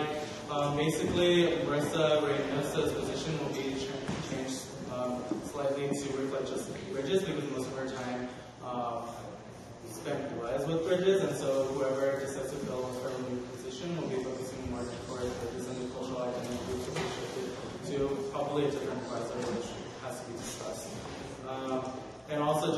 Additionally, within the lead center itself, there's a lot of different consultants and organizational classifications, just in general, just based on this conversation. And so deciding where the cultural identity groups will go in terms of which advisor is something that we're currently being engaged. Lastly, work on the referenda. I'm sure all of you have looked at it. Went through FlyCon last week. We changed the name for 2 of the referenda that's coming out of the UVP office and as well as some of the Senate offices as well. For the ASUC referenda, we're going to call it the Blue referenda. So it's going to be called Bringing Life to the UCB Experience. It's going to be great for all marketing. For the ELT referenda, we're going to call it the Gold referenda, which is going to stand for Gaining Opportunities for Leadership Development. So, doing Gold referenda, y'all. That's great. So yeah, those are all the updates from the UVP. Any questions? We can touch base on this later as well, but I wanted to ask you or Alex, just constitutionally wise, how we can start setting up the ad hoc committee against anti-Semitism. If we could just speak on that right now. Yeah, we could definitely talk about it. I was really curious as to why they didn't have, I forgot what he called it, like a building inspector come in and check out if it was possible, if it would not, if Cal Lodge was safe to build on and then taken down, like why, like what was the thought process for that? I don't know if it's actually asking you or Einstein, and can that actually happen? Because it seems like the master plan, but I feel like that's like a huge part that's missing from the master plan in order to make a decision. Yeah, so actually they did hire someone at the very beginning of the process just to survey exactly what was going on, what potential renovations could be possible, etc. So for, I guess, like transparency as well, the JKR Architects also has an in-house division of engineering. I don't even know what it's called actually, it's a selected or whatever, that they actually brought in and surveyed the entire building. And so from those preliminary judgments and examinations, they made this entire renovation master plan according to what they originally thought could happen. Based on the feedback that the senators got of the deck, the additional room, the bathrooms, etc., they had to have a lot of discussion about like changing the walls and the structures, and that required a lot more renovation processes that they had to additionally engage with the engineers. So they're still utilizing the in-house engineers that they've been using the entire time. Obviously, JK Architects don't specialize in engineering, but they did simply combine or something with like another engineering brand that did specialize in that. And so those were the basic calculations that happened. When they came to me a week ago saying that it might require more money to just like shape the walls, etc., that was surprising obviously as well. And we could definitely talk about long term if we want to invest in another structural engineer that can help us really decide that process. Any additional questions? Well, thank you. Moving on to ASUC official reports, we first have elections consultation.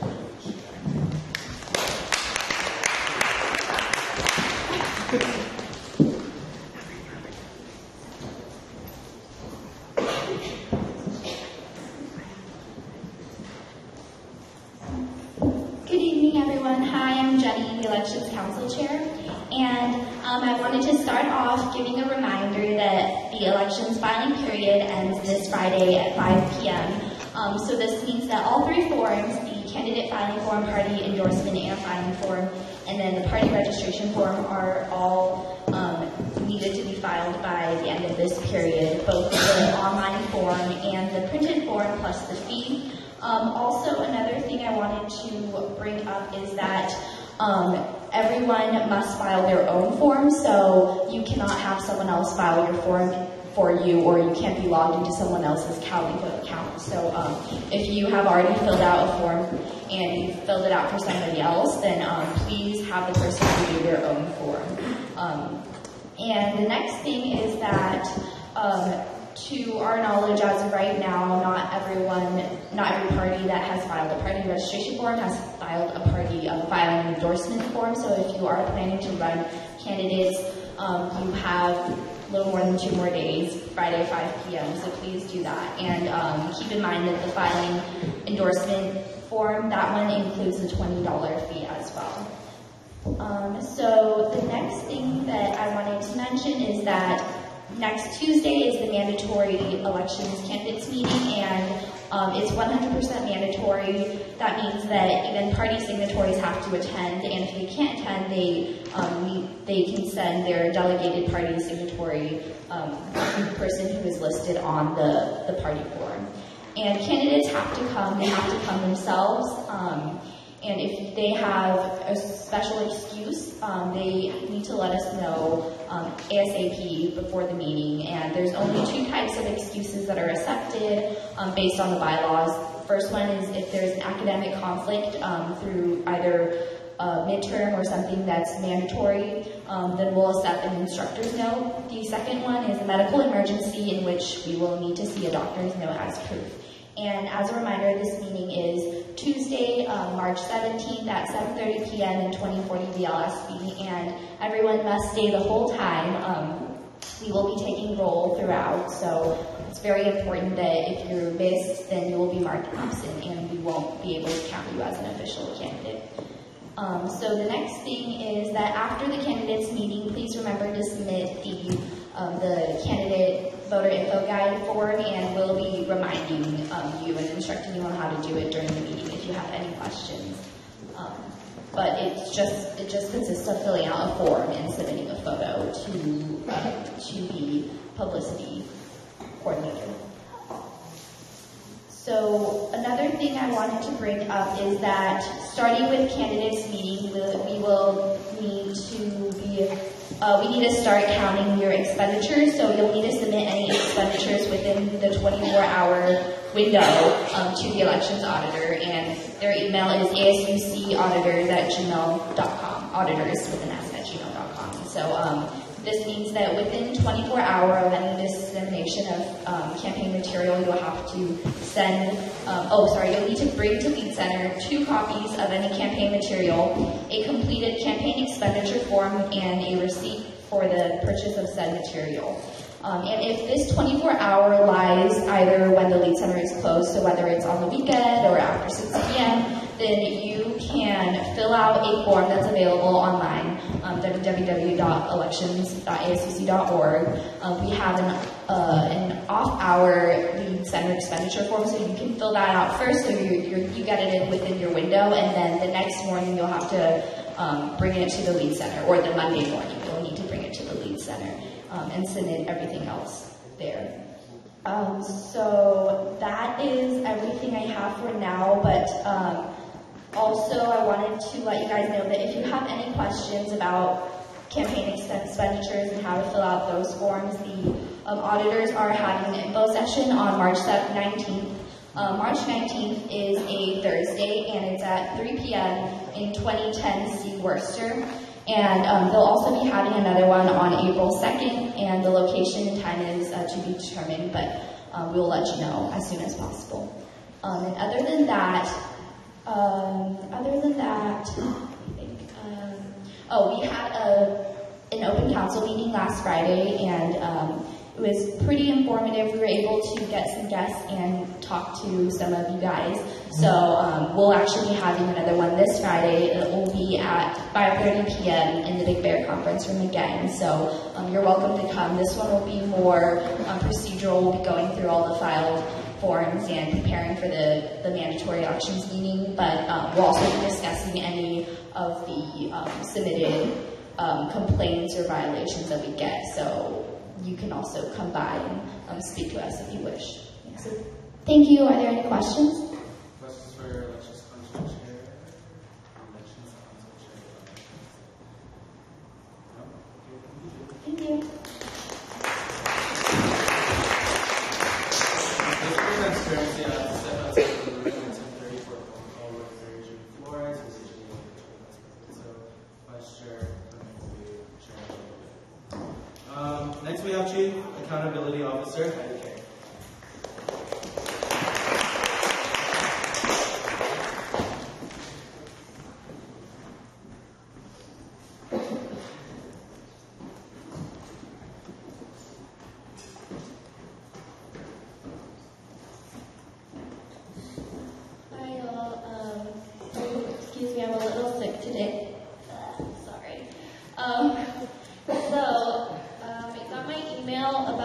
financial transparency. I'm working with someone in EVP Collins' office named Michael, who's the director of analytics, and he would like at least 2 senators to work with him on this project.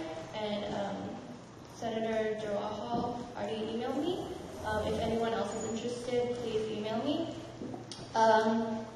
Thursday, the April 9th is the last day to complete your lobby requirement. Since I collect reports on Mondays, I'm making it so that you can submit your report to me afterwards, but be sure to complete it by that day because the by-election you have to have it done by elections, and that's the last date of elections. And that requires you to bring a constituent, just so you know. And I just received earlier today the list of committee absences for not completing tabling for this month, and I will send you an email later today or maybe tomorrow.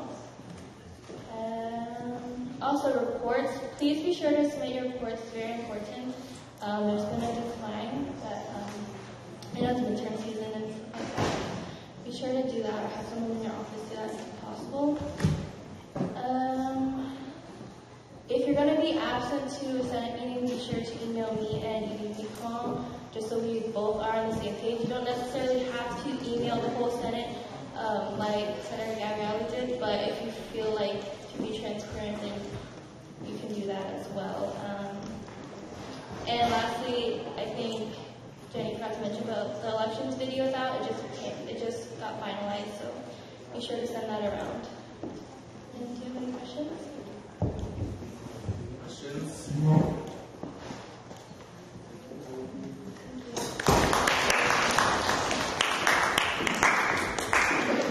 Next up, we have committee reports. First will be Government and Internal Affairs Committee Chair.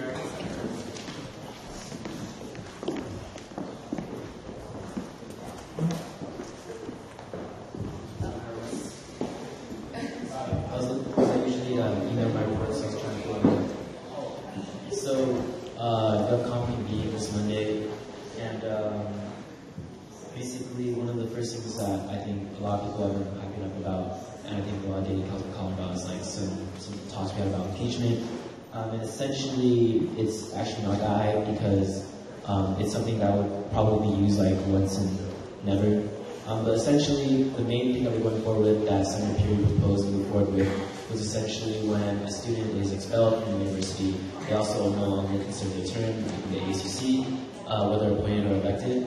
And currently right now, there are no measures to keep that, so that's one thing that's going on for sure. But we also have a lot of soft talks about drafting up some language that may provide for other instances that were inspired by certain events in the semester in the Senate, such as maybe if an elected or appointed official threatens the safety of another, an example for the cyberbullying emails that we received, also an example for theft, maybe for assault, physical assault, also maybe, I think maybe like very life-threatening slander, just anything that makes people feel comfortable.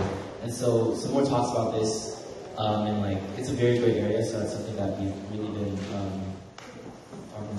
are trying to draft language for. And so with that, SB 65 passed unanimous consent and added co-sponsors. SB 62, 66, and 70 passed unanimous consent and amendments. Ban and DAP is needed to discuss that no chopping and freedom speech. They would hold all senators accountable. SB 66 now allows chalking when legal and campaign within student reserve spaces, but not in general academic spaces. Whole hours have also been showing, and many other more detailed clarifications can be found in the bill. And also, I kind of would like to just get a temperature check for who would like to table this bill in regards to the address about campaigning in the hallways and anything like that. And I would really feel strongly. Yeah, and I think some people want to propose some amendments, so that bill may be tabled, so please ask me questions. Questions for Senator Wynn? Senator Gordon? Correct me if I'm wrong, that's going to be a referendum, correct? That bill? Are you talking about the Elections Clarification Act? Mm-hmm. No.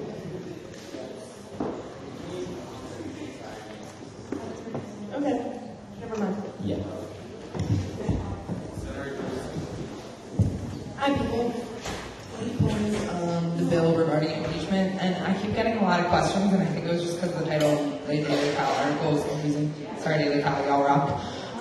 But no, essentially all it really is because we don't, the only way we can impeach someone right now is with a 2/3 special election, so that's 25% of the people that voted for us. It costs the ASUC a ton of money to do, so it's just not practical. So we just need some of our own rules in place. It's really not targeted at anyone. It's just after the cyberbullying incident that some of the senators in my experience I went into the archives and looked up some stuff and just thought it's a necessary thing. But it's not pointed, and that's why we're going to work on it briefly together. We have the language written up, and we want you all involved. And I tried to engage everyone in writing it. I don't know, we're all busy, so that's why, unfortunately, we have to do it tonight. But hopefully it won't take too long. So yeah, that's where we're coming from. So it's not directed. It's just going to be a group effort. It should be quick. And if you have questions, get them ready. Or thoughts on what you think the impeachment process should be. Any other questions? Regarding the amendment that you mentioned,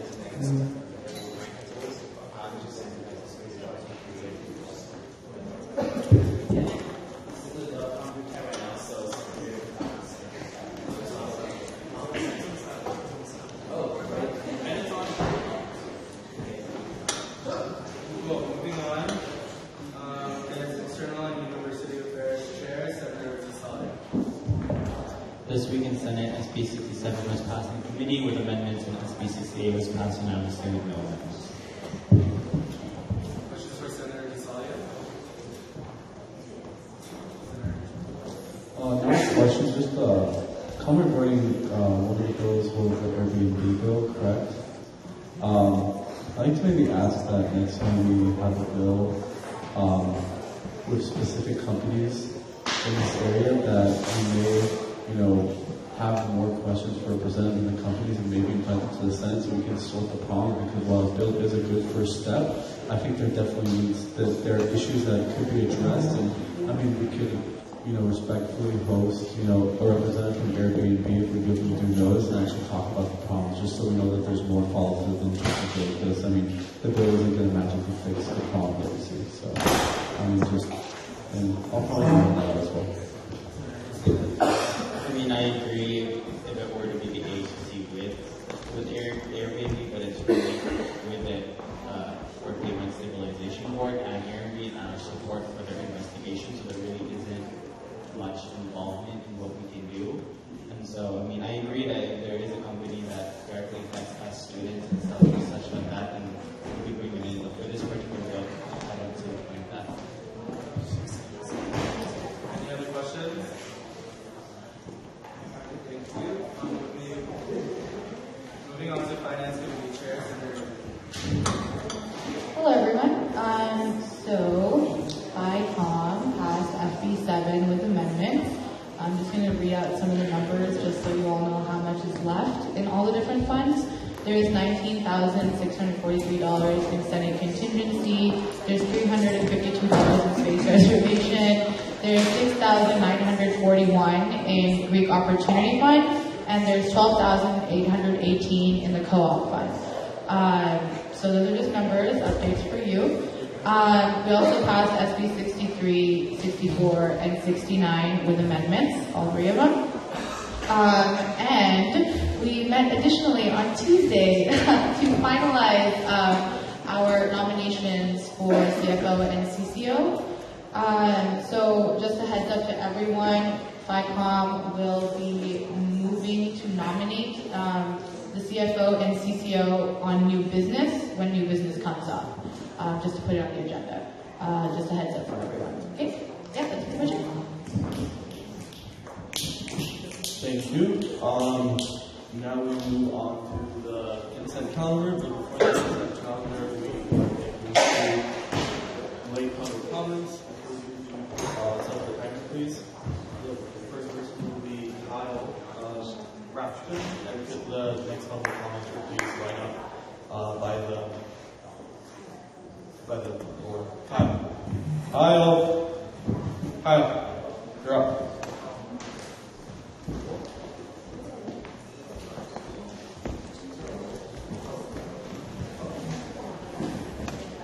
that's filed before, not filed after, right?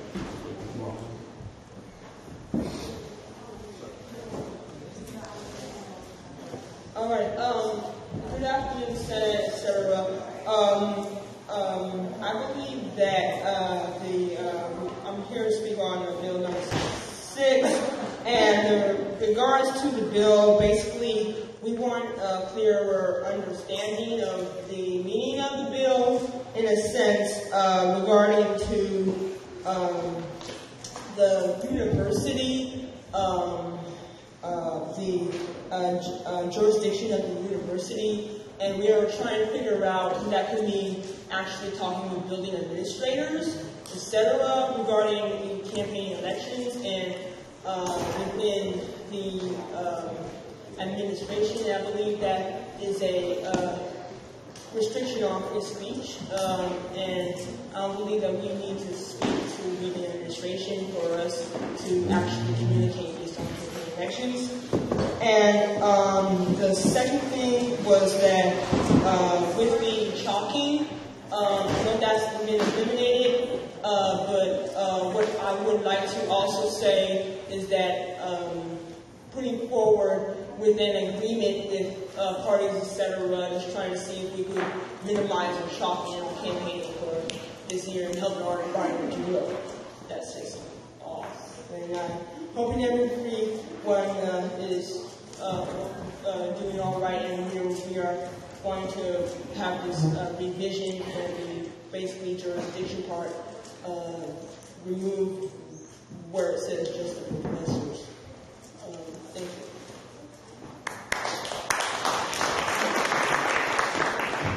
Thank you. Could I have the next person?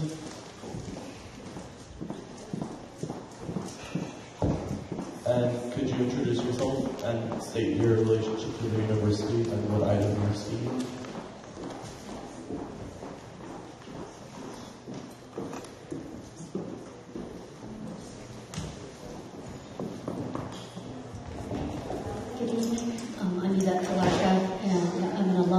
Berkeley. I'm a former senator on the ASUC of 3 years with the Defend Affirmative Action Party. I'm here on behalf of Bill 66, and I want to raise some concerns with some language that still exists in the bill. It's been my belief and DAP's belief that the elections bylaws of the ASUC are some of the most draconian and undemocratic bylaws that probably exist. I could be hyperbolic and say on the planet, but it seems like it. The kinds of restrictions and infringements on free speech are really unfair, more than anything, not even just unfair to the candidates, but they're unfair to the student body. Because what happens is, if you have all these restrictions on free speech, then that means that the campaign becomes a game and a question of how you game the bylaws. And parties have historically then rather spend as much time campaigning as they also have on trying to snitch each other out or get people to snitch each other out and try to take pictures or set each other up or turn all the students into snitches on someone they don't like. It's ridiculous. And it's gotten to the point where there have been times when the democratic will of the students has been undermined or threatened to be undermined because of some laws or bylaws and pictures and just games that then remove the decision-making from the democratic will and vote of the students and then reverts it to a committee, whether it's the elections committee, whether it's the judicial council, and just places all this power on them that's completely removed from just let the students decide. And that's just undemocratic. It's a stifling of free speech of the candidates, but most importantly of the students, to have their democratic will, the will that decides who the student leadership is.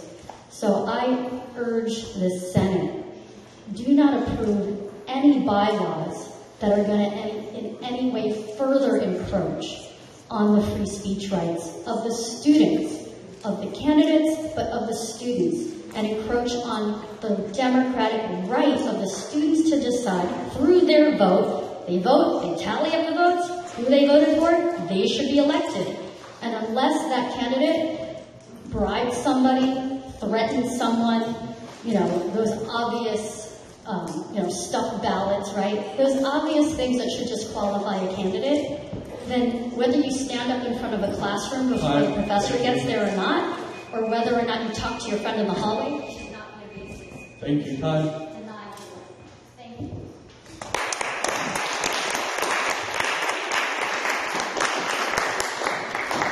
So now we move on to pulling items from the consent calendar. I have a few pull requests already up. So the amendments I've considered so far are to amend, first of all, the consent calendar, to amend SB 6 to be SB 7, it is the wrong agenda, to amend item O to be appointment of Rika Lucia and Austin to the selection committee for this ASUC student meeting board by the executive vice president. And last week there's an amendment to new business by Marion. Could you say those people's names? Tony Doe for Chief Finance Officer and Chloe Manjlipur for Chief Education Officer. Could you spell out the close last name?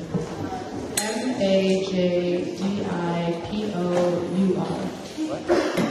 I think it's M-A-G. Oh, sorry, J. M-A-J.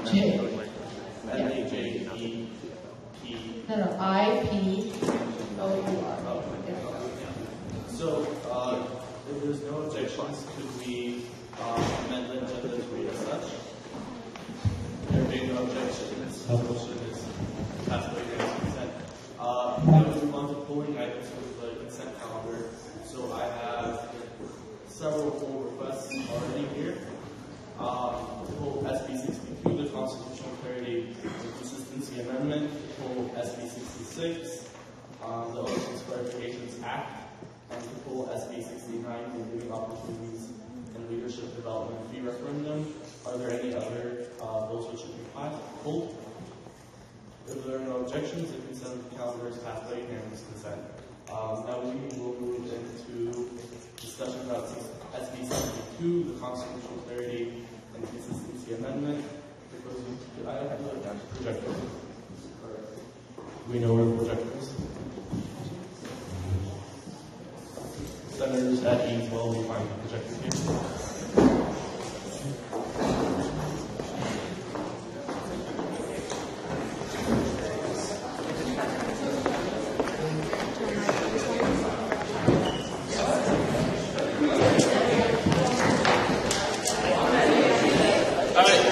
Solar panel folks, we're clean outside.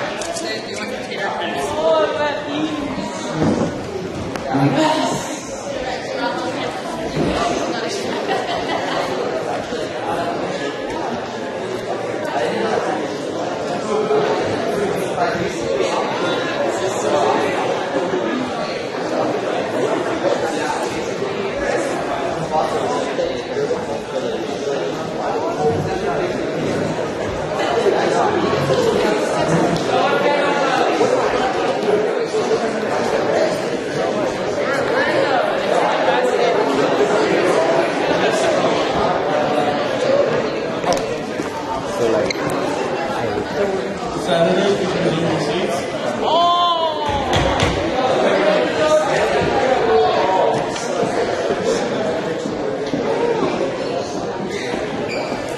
Order!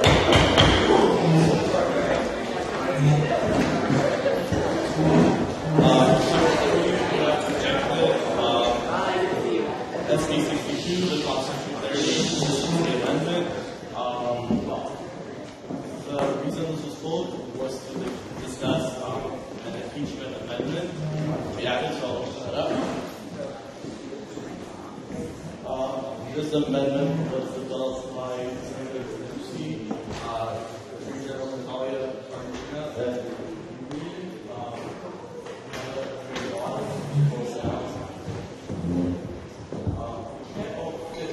and they can't all fit into the screen. A lot of times, through all the language we're proposing that we kind of drafted. So it says that any person holding an elected office under this Constitution can be removed through the impeachment procedures. The impeachment procedures could be initiated against an elected official by a petition signed by 7 other elected officials, or by a ruling of the Judicial Council, and the petition has to list one of the following 3 reasons. So the first one would be serious non-feasance, which means a total failure to perform your duties. Misfeasance, which means like performing your duties really badly. Or malfeasance, which means performing your duties with an intent to harm someone or harm the association. Supported by a ruling of the Judicial Council or of a court of law. The second reason would be serious misconduct, which would have to be supported by a Judicial Council ruling, or a Berkeley student conduct ruling, or a ruling of a court of law. And kind of the 5 things which would be covered under that would be serious academic misconduct or other dishonesty, serious property crimes such as larceny, burglary, robbery, fraud, theft, embezzlement, extortion, arson, destruction of property. The third one is physical abuse, which includes assault, battery, sexual assault, threats of violence, stalking, hazing, terrorism conduct, or other conduct that seriously threatens the health or safety of any person. Sexual, racial, or other forms of harassment. The standard is harassment is conduct that is so severe and or pervasive and objectively offensive, and that so substantially impairs a person's access to association or university programs or activities that the person is effectively denied equal access to the association's or university's resources and opportunities. This language is taken, it's borrowed from the Berkeley Student Code of Conduct. It's kind of the standard we said. It's a very high standard. To make sure that senators can't just be removed for minor infractions. And the 5th item is illegal possession, use, or manufacture of destructive devices and weapons. So that would fall under misconduct. And the 3rd thing is expulsion from the university. Upon the filing of this petition, which lists one of those reasons, the chair of the Judicial Council would notify all elected officials and give public notice. Then at the next Senate meeting, the Senate would take this petition and vote, majority vote, whether to even start these procedures. So they would vote whether they think the petition is valid at all. And the standard of evidence,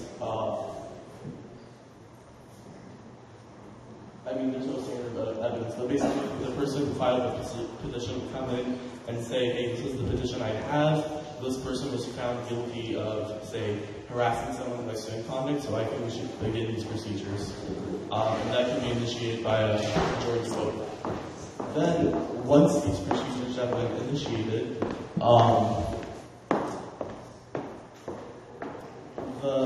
there will be an impeachment hearing, which is the 20 senators, but instead of EVP being the chair of the Judicial Council would be the chair, and that's to ensure that someone that's not political and someone who's impartial is kind of presiding over all of this. While the trial is going on, the Senate has the option of the 2/3 vote suspending the official from office.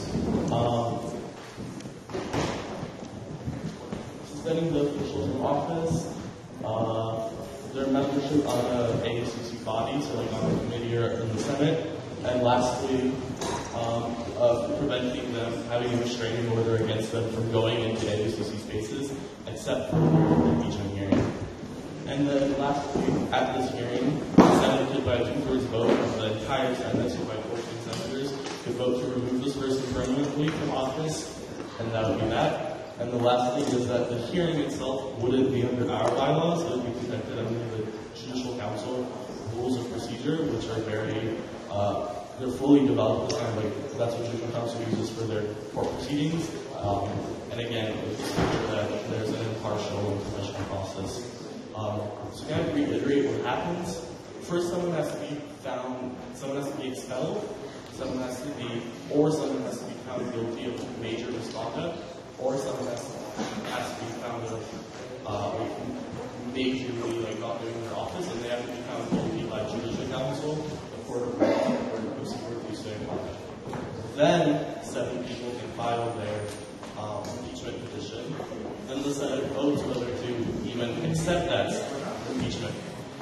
petition. Then there's a trial, and after the trial, by a 2/3 vote after the trial is over, the person could be removed. So that's kind of like, kind of what GovCon was aiming on was make this very, also checks and balances to make it a very fair process, to make sure it isn't used for any political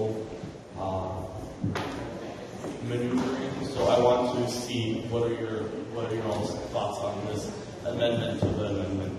I'll call in order Gordon, Frischman, and Frank. Your last name. And yeah. The entirety of this, the impeachment amendment, not the rest of them. Yeah. So right now we're just talking about Madison and GovCon, Dries and GovCon's impeachment amendment to the. Okay. So, Madison. Thanks for clarifying. And I wanted to get kind of a feeler for how people feel about changing it from 7 senators to 11 for filing the complaint. Because that's just a simple majority. And I feel like that's a better metric. And also I've had students be concerned about this process, so I want to provide as many securities as possible for those students that have expressed concerns. You ready for next? Sorry. I forgot to say Frankel. Oh, Richmond, sorry. So I think actually in all I really agree with the amendment. I think it's very fair, so props to Senator Gordon, Senator Ducey, and yourself. Friends, I agree with Senator Gordon in the sense that I think just looking at party makeups and the political structure, it's much easier to win 7 seats rather than to win 11 seats. And I think for the continuity of it not just seeming like a party attack in one space, it would be, I think, more beneficial for the ASUC as a whole to have it as 11 senators. And if these charters were actually brought true against a candidate, I can't imagine that there would be a problem getting the 11 signatures or the process for that anyway. So I agree with Senator Gordon in that respect as well. Senator Frankel, then Senator, Grant, I don't know. Gates. Sorry, I'm Kind of a small thing, I just think that if someone's getting impeached and they're not allowed to enter spaces, it shouldn't count against them as an absence from Senate meetings and other things. I feel like to keep it fair to the persons being accused, they shouldn't then add up to 3 absences, the committee absences, and then get kicked off the Senate. So that would be something we would clarify in the bylaws, just because we don't want to put the super specifics in the Constitution, right? Sure. So once this goes through, we're going to have to be able to set the bylaw that follows up on Okay. like on the. So long as there is indeed more business, because they don't think Senator Kansky. It's not a problem. I just have a question. This is mostly for Alec, but anyone else who knows the bylaws well enough. I mean, is there not already something in place if you're expelled if you're not a student? Is this just setting up the process if that happens? Because I can't imagine that wasn't something that wasn't thought about already. So I'm just wondering about that. If anyone in GCOM can answer. Andrew. No, not really is the correct answer. And Alec can correct me if I'm wrong. Essentially, like I said, it can be 2/3 like a special vote, or if you're kicked out of school, or if you're not a student, that's the wording of it. You can stay in office for a semester if you're visibly petitioning for your status back. Because someone did, I think it was Senator Perry brought up the point about what about students who withdraw from school due to financial reasons and things like that. And we did these are questions we wanted to bring to the entire Senate because that was stuff we were is that or isn't it? But I mean, just for some context, y'all, in 2009, a senator punched someone in Senate space and they couldn't impeach the person. So it's not we're trying to impeach anyone now. It's just we should probably have some sort of mechanism to keep everyone in check. Yeah, thank you. I think it'll be interesting to talk about students that withdraw for financial or other reasons. I think like that'd be something that I would want to talk about. We can wait till later. This is just for anyone. If the senator is impeached, does the 21st senator from the election process get appointed right away, or is it a different process than if the senator drops out? I just don't know personally.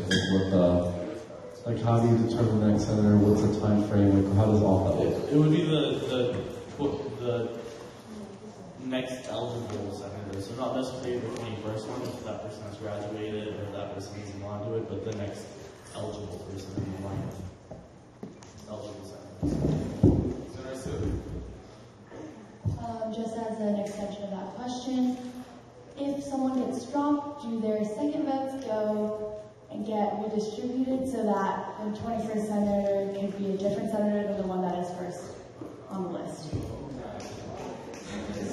So currently the bylaw says that they don't get redistributed, but the exact intricacies of the election system are found in the bylaws, not in the Constitution. Because so the map formula that you have to look at and figure out how that works.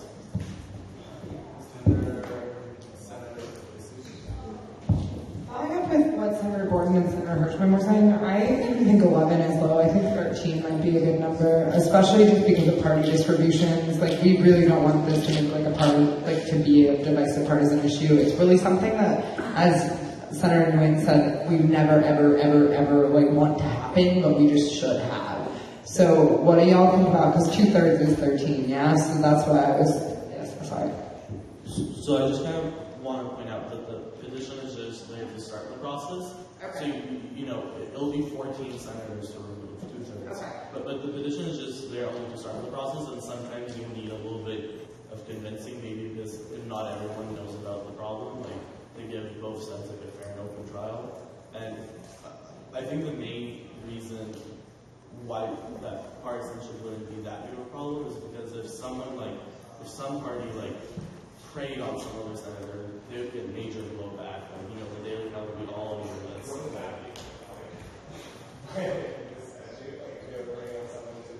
Yeah. So they would be violating the statute in the first place. So that's why I put in that seven number, so that only 7 signed up for their team to start the discussion, but to continue the discussion, you would need a majority, and then to actually remove the person, you would need a 2/3.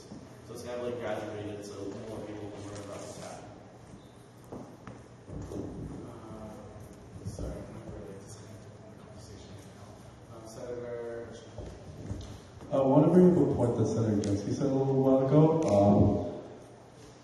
So in terms of the financial aspect and being, a full-time student, it's something I've been thinking about for a while, and that this is a really stressful job, and it's honestly really hard to balance a full course load, and a lot of times, I wouldn't put it against someone if they weren't a student but were still living in Berkeley for one of their terms, or were still affiliated with the university. I would have no issue with them being a senator, and I don't know if that's something you wanted to talk about, but I mean, if they serve their first term as a full-time student or on a reduced course load in the second semester for their personal reasons, they were not a student, I don't have a problem if they're still in Berkeley as a senator. But I don't know if this amendment is particularly talking about that. But I thought that's something Senator Gensky sort of touched upon as well. So.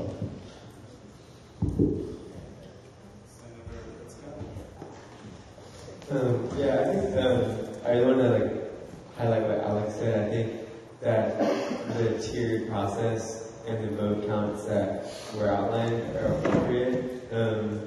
Mainly because I think there's certain circumstances that may warrant the initiation of proceedings, even if then it was revealed that maybe it wasn't valid or something. But I'm certainly, if we do 11, that's fine to start. I'm certainly actually against 14 because that's conversely, if the argument is that we want it to not be partisan, conversely, you can have parties that could block an impeachment proceeding by that way. And so I think 11 is appropriate if we don't like 7, but I think 7 is actually good. But I'm worried about if it's 14 or 13, you could actually have a relatively small party that could say okay, no, we're going to keep keep blocking this impeachment, even if nothing was going on. And I agree that with Alex's comment as well, that Daily Cal would likely be reporting heavily on any impeachment proceedings regardless, but I do think that 14 or 13 is too high. I agree with Austin. I didn't forget, I was confused about the 11, 13. I think 11 to file, 13 to, or 14, I guess to pass it. In response to Senator Hirschman's inquiry, you can apply as a senator to take a reduced course load, like you can petition, and like in exchange for hours of work. I mean, I also feel like our guidelines are pretty, like, not like lenient, but pretty up for interpretation of J Council at the time, so if the person put up a good case, I think they'd be fine with it. I mean, the only other thing I can think of, and this is again straw poll with the senators, is if they think that it would be like just one semester would be acceptable, because I wouldn't want a senator for a whole year that's not a student, like, regardless of what's going on, like, I know it's overwhelming, like there's times I'm so overwhelmed and never knew it would be this overwhelming, but if you sign on for a year of being overwhelmed, like you should resign at that point. So yeah, I think we could have like a semester cap, or it could be like, or up for interpretation by J Council. I'm up for it to be up for interpretation by J Council, but like I said, I think like starting your term as a full-time student, if something happens, I agree with you. So, I mean, I'm fine if you want to put that in the language as well. Well, you don't need to put it up, it's interpretation.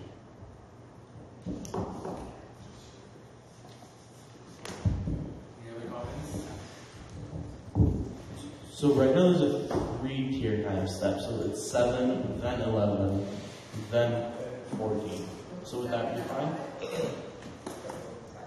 7 to file. 7 to file, then to start the discussion.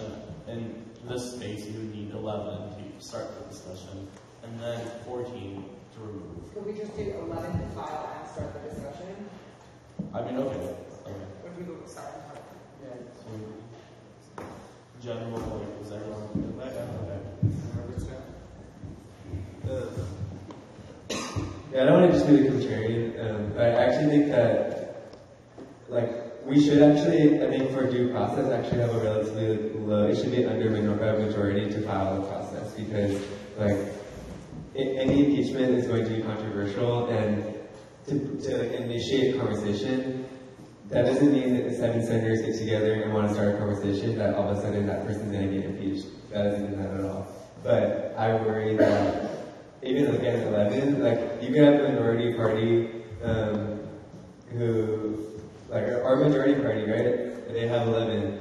They can block the filing, and I don't think that that's appropriate. And I think that we should be able to initiate a petition to have the conversation at a lower threshold. That doesn't mean the conversation will get had. Doesn't mean it'll move forward. So I think that again, I actually want to stress also Alec and Talia and other people who have worked a long time on this language. It's possibly it's not going to be used very much, but it's important to be able to have a tiered entry so that you don't have to have necessarily majority and entertain a conversation around some of these various abuses that a senator or elected official could engage in. I mean, in that case, it would just be 7 the 11 would anyway not let the conversation start, right? So you would file it, 7 would file the petition, but the majority party would just anyway block it. So I guess it would just be giving Daily Cal free to talk about their presentation. So just to clarify, it would be 7 to file it. Then at the next meeting of the Senate, the people who filed it would get to kind of just make a brief statement on why they filed it. They wouldn't have to show any. They would have to convince you all to start the discussion, and that just allows it to happen in public instead of backroom deals. I also want to point out that to start the impeachment process against a judicial council member, it's only 5 senators to start it. So just as a comparison, but yeah. I don't know if I see eye to eye with that argument, because I think that the majority of the Senate, if they're going to move to impeach someone, should move together, and the odds of someone getting impeached with 11 people coming forward are much higher in regards to your argument than with 7 people coming forward, just like simple odds. So I really don't agree that it should be 7 people, and I think to avoid just being labeled as a party conflict, it should be 11 people. So thanks to a friend of mine who's sitting in the audience, some math that we might need to consider as well is, so if you, let's say you file and then the discussion starts, when is the senator removed exactly? They're not automatically removed. They can only be removed. Does their vote not count as well? Their vote won't count towards this discussion, but they're not automatically removed from any other discussion. Okay, so it'll drop down to 19. It'll be 19 if we're only impeaching one person. Well, you would do it one person. Okay, so yeah, okay, that's interesting. The thing with this, yeah. Yes. The only reason we're going to elect a senator when the party gets is if 2/3 if you have to vote that. Yeah, that he says that needs to be clarified. That they're not suspended until due process starts or whatever. Until it goes to J Council, I guess. Or specified where. People who voted for a senator get that. And then super simply has to turn this out. And the only time it ever happened in recent history was when a senator punched somebody. So it's really hard to remove somebody.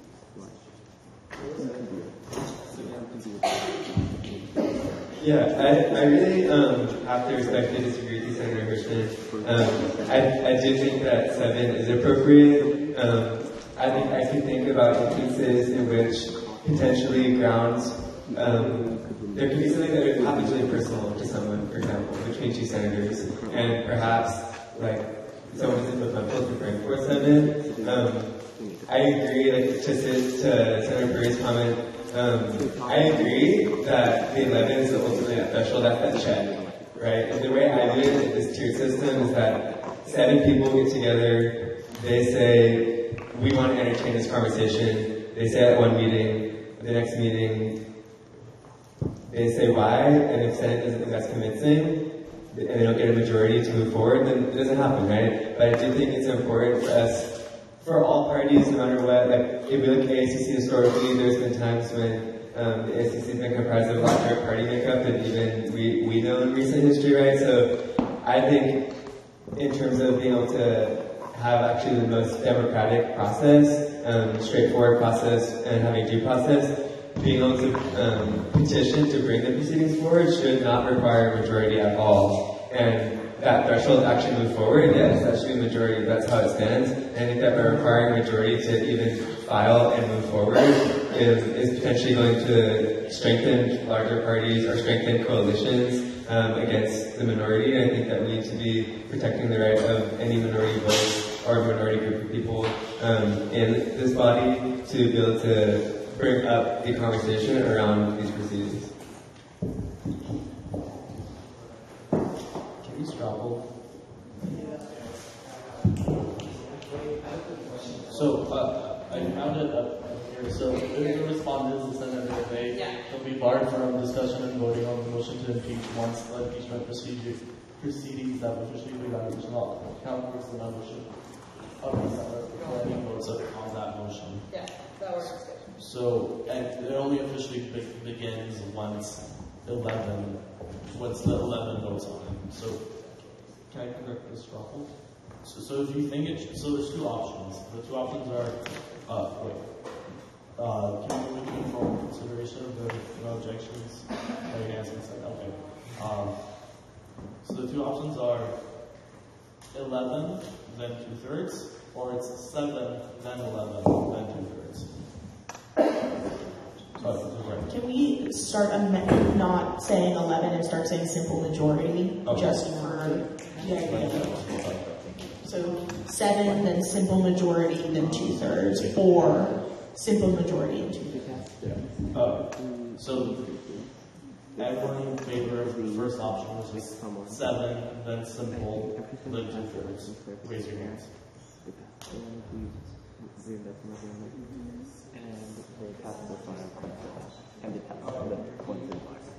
Oh, so the two options are 7, simple majority, 2/3.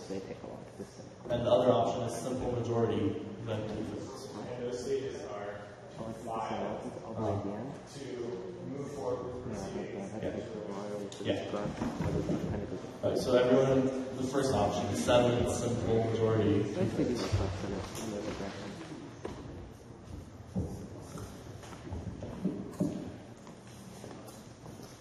Okay, now everyone in favor of 11, simple majority, and then directly to 2/3.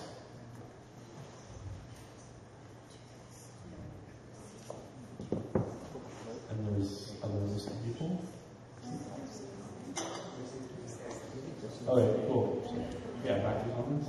So, my thought on that one is that I definitely hear what you're saying, Austin, and I agree a lot in many ways. However, I still have that feeling that 7's about the number of people that are represented in the political party in the Senate space, and it's, I think, too easy to just have a political party accuse someone, and I know that that should be okay to have it be easy to put someone on the floor like that, but it's also a lot of bad press for the ASUC, it's a lot of bad press for this person. It puts them in a lot of unnecessary anxiety, and I feel like it should be very founded before we put someone on the spot like that, which would be a simple majority of people agreeing. It can be really emotional for them to be threatened to be impeached for this position that we dreamed about and campaigned for and won. So, to be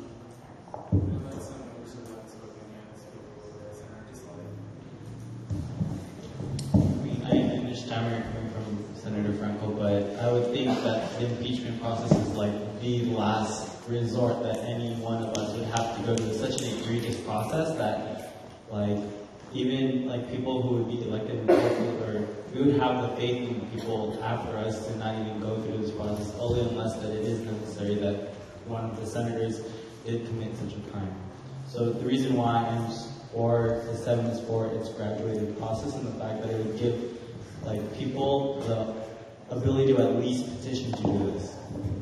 And the direct response would be that I agree, but I think we should institutionalize the idea that it should be a last resort, and that it should be something that easily can be tried, and that it's too easily going to be used casually. Could I also make a direct response? For this to even be filed, this person already has to be found guilty by judicial council, or by student conduct, or by a court. So this can't be someone already has to be found guilty by someone outside of Senate for this to even start.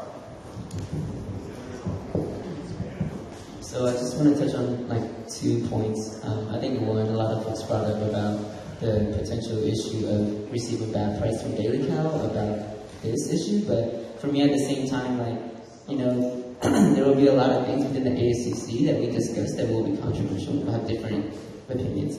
And so for me, it's just a matter of how we even deal with bad press now. Just really addressing it and really demonstrating the reasons why that controversy came out. So for me, bad press is just, in general, how we will deal with any other type of bad press. Secondly, I think for me, what I'm prioritizing in this conversation is the fact that with 7, and because in the context that there are 3 tiers to making this even happen, and knowing that this is something that's a very last resort where they're already found guilty by judicial council, for me, what I'm prioritizing is, will the voices of senators here be limited just based on the numbers because of party politics? And for me, making it a 7 would not limit senators if they feel discontent about maybe an issue that another senator has done that they're proven guilty. So that's why I personally would support 7 as opposed to 11, just because it's just the first step to initiating this conversation, and it's not like it's going to be confirmed for sure. And I just wouldn't want the senators to not be able to voice that in the first place.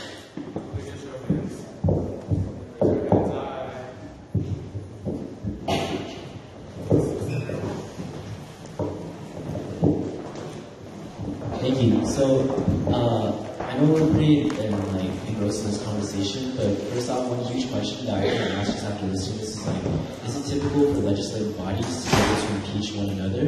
Because one question I want to ask all y'all is what are some best practices from like U.S. Senate or like a real legislative body impeachment procedures?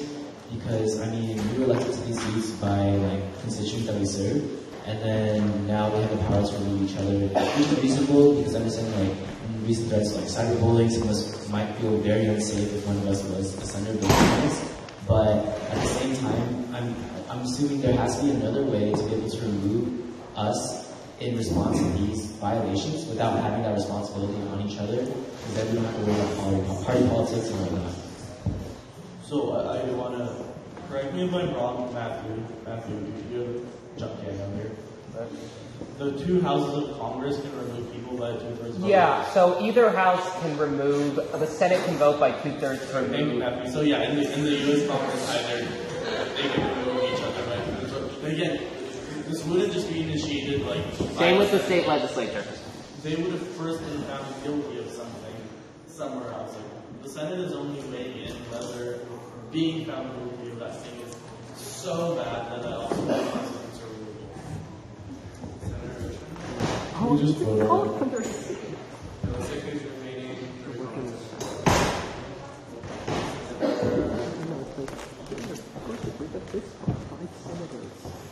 I think, correct me if I'm wrong, but a lot of the comments have been focused more as though parties would like impeach for the sake of impeaching just because of it, or like it's not like that at all. Like it's been stated multiple times that the person would have to be found guilty, and then from there we have to decide if it's so malice intent that like we then want to take those. The reason why I want to set those 3-tier steps to decide whether or not it is even coming down to like the process of impeaching, and like really I think 3 tiers is fine. Like I think there's plenty of space to speak to that. Like you have there's checks and balances with that with 7 versus having just like a simple majority to then 2/3 is just a 2-step process that doesn't allow for a lot of input, and it's not party politics in the sense of judicial parties taking care of this but for us, and we're really just taking action to decide if that's something we even want to discuss, not necessarily like make a decision.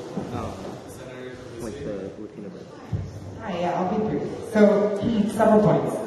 Senator Nguyen, we talked about that at Conrad. Remember, our GCOM, Natalia said that she felt helpless with like certain situations that had come to her because there was nothing she could do, and so she looked into it just being an attorney general thing. And frankly, I don't feel comfortable leaving up to Judicial Council and Attorney General. I feel like that's more biased than us doing it ourselves. So that's one thing. Alec also did look at best practices. He's been like spending months, and I'm sorry to call you all out, but I've been working on this for like a month. We've been talking about this for a month. Like this is not like a shocking thing that is coming up tonight. It's really non-contentious.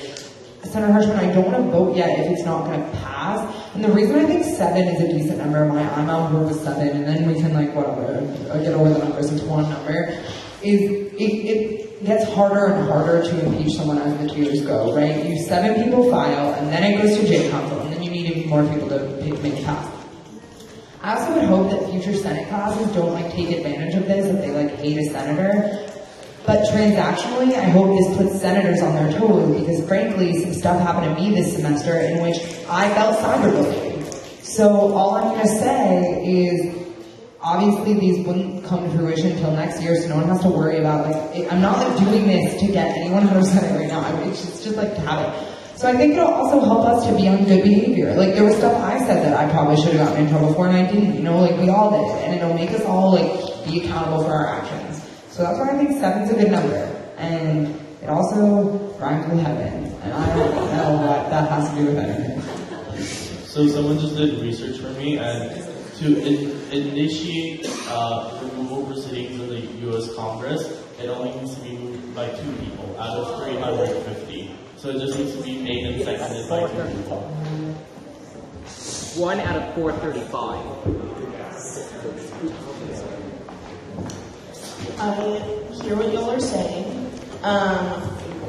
Just to be transparent, I'm still going to stick with the 11 because students, like many students, have come to me expressing their concern about this process. I don't know what it is. I just know that they came to me. So like I feel like I would be doing them a disservice by voting a different way.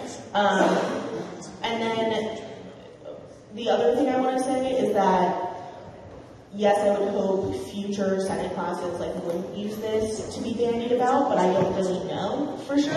And I think there's merit in being able to convince the simple majority of a reason for impeachment. So.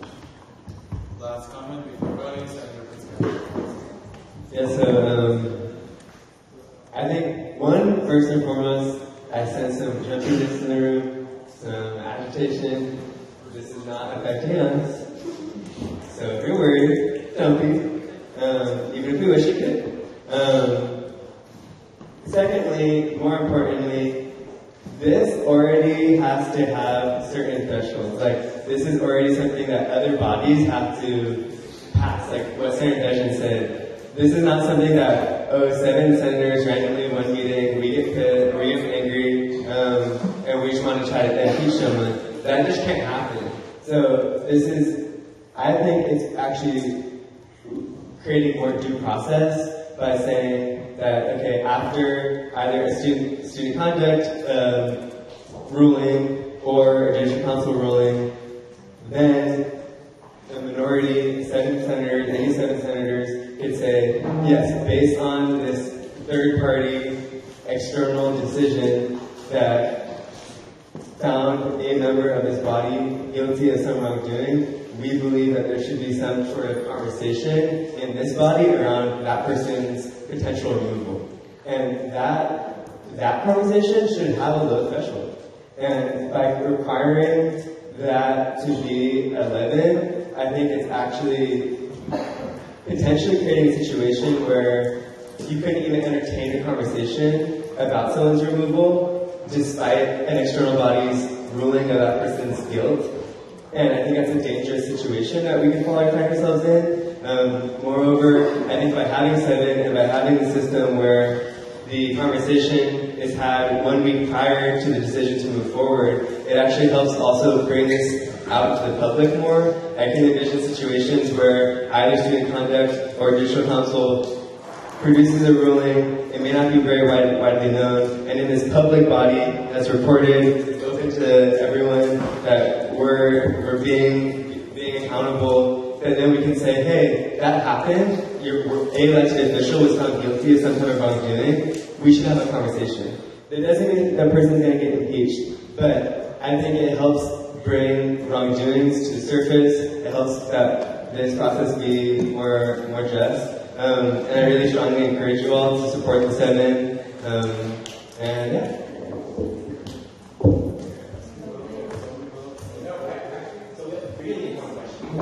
Okay, 2 last questions.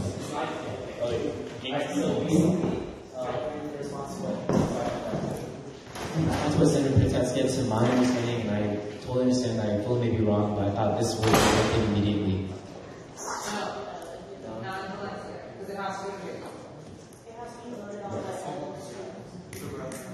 Oh, I thought it wasn't a referendum, and I apologize for that. You may continue. I'm sorry. So this would be a referendum, and then it wouldn't be effective until the first day of summer. So you all will be gone. Also, this has to be voted by the majority of the state.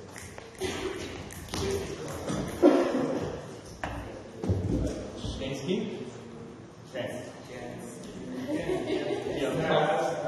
Awesome. So now straw poll. Do we want the 3-tier process or the 2-tier process? Does everyone understand what the 3-tier? Right. So raise your hand for 3-tier.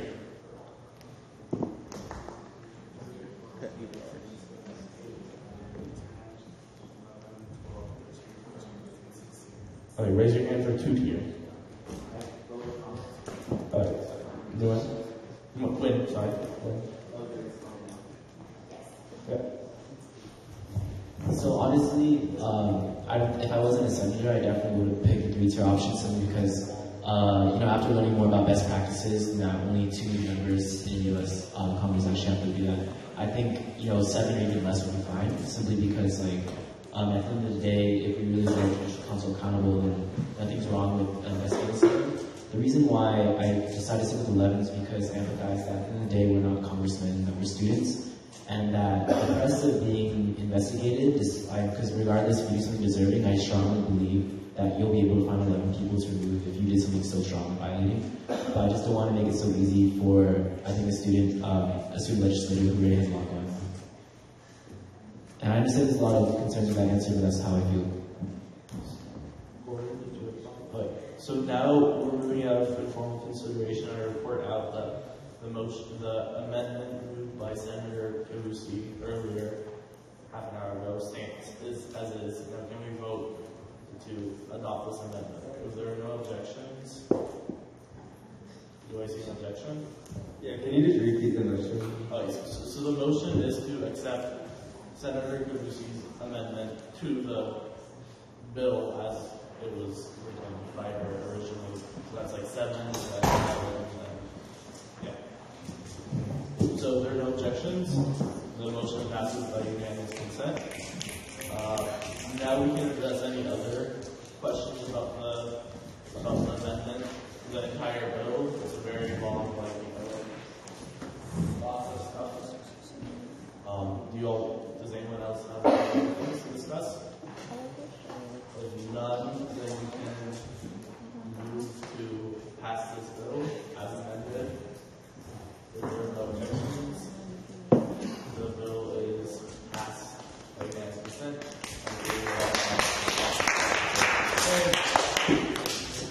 Yeah. 66.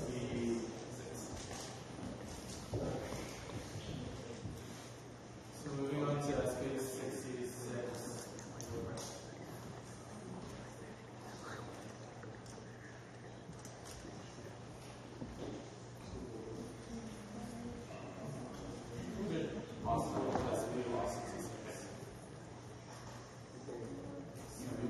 Oh, yeah, I did pull it.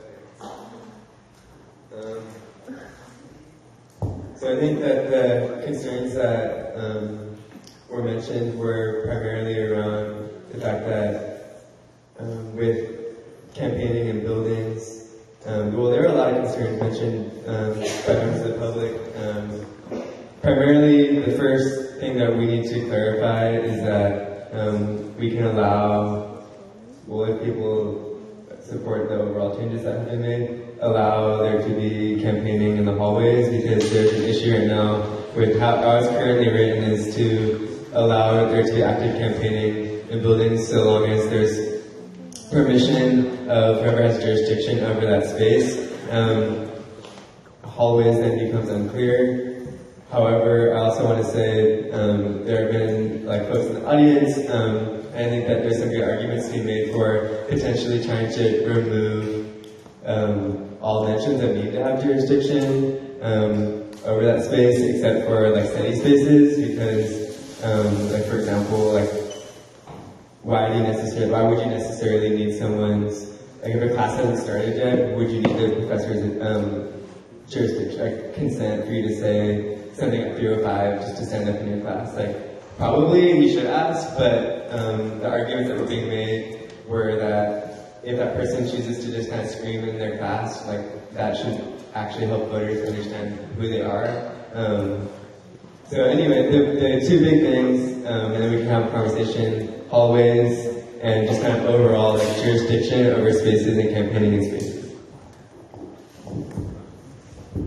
Oh wait, so I'm speaking here as the drafter of this and a co-sponsor. I do want to point out that this bill covers 15 points. This is just one of them. Today is the last meeting to pass it, effective this semester.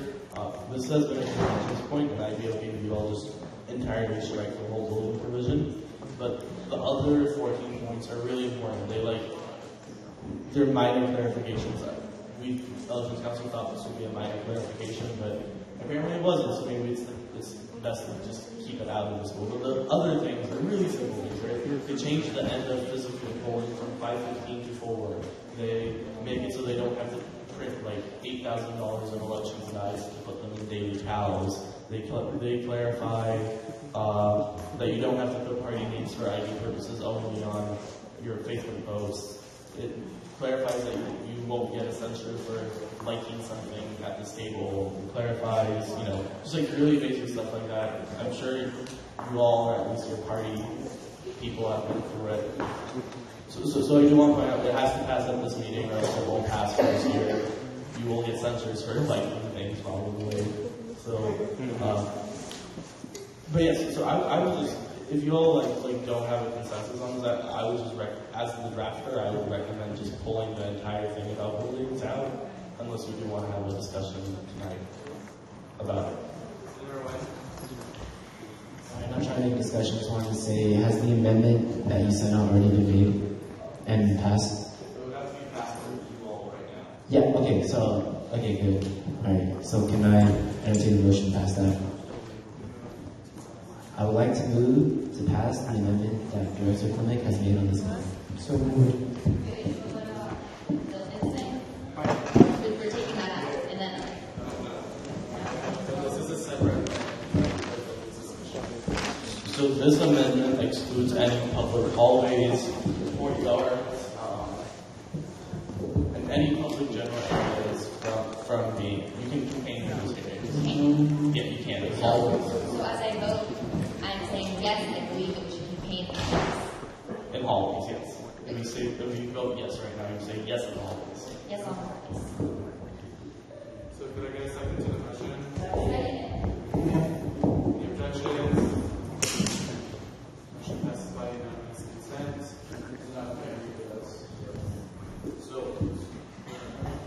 So right now, the contentious law sentence is a violation to be engaging in any behavior that may be reasonably construed as actively engaging within any building under the jurisdiction of the university without the permission of the person in the jurisdiction over the space or who has a reservation for that space. The section shall not exclude any hallway. The section shall exclude any hallways or office corridors or similar areas that are not used for academic business or office purposes. The section shall exclude posting of campaign materials on public access bulletin boards, and the exclusion shall include classroom spaces during class time if permission is given by the instructor. Campaigns are encouraged to, but not required to, make classroom announcements during the passing period. Cool. Is there any questions?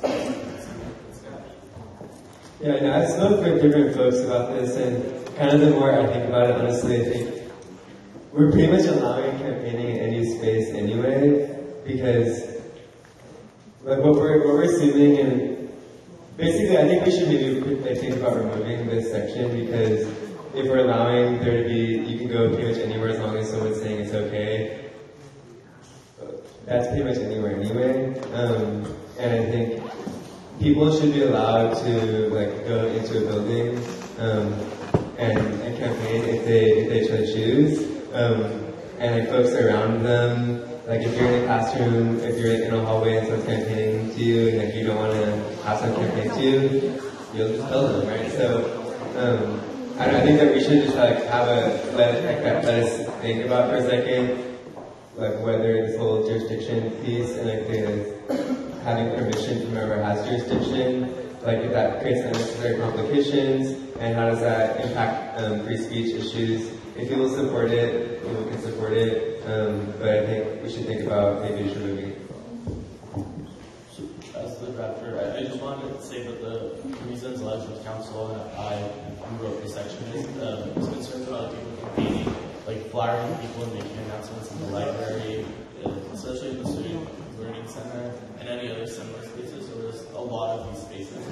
I mean, we can't make a list of them, but like there's various study lounges all over campus. Like majors often have like their own study lobbies, like the engineering student services center.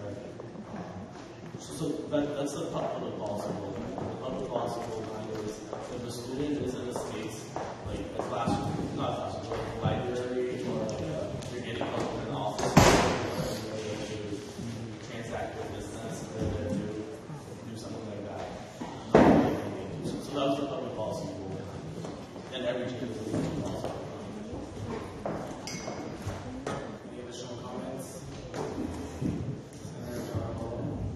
So I'm personally in favor of keeping it because from my experience, when people are approached and campaigned to in learning centers or learning spaces such as SLC and libraries, it really gives a negative effect on the ASUC. It's not that I want to restrict free speech in any way. I just think that we should really be respecting the study spaces on this campus.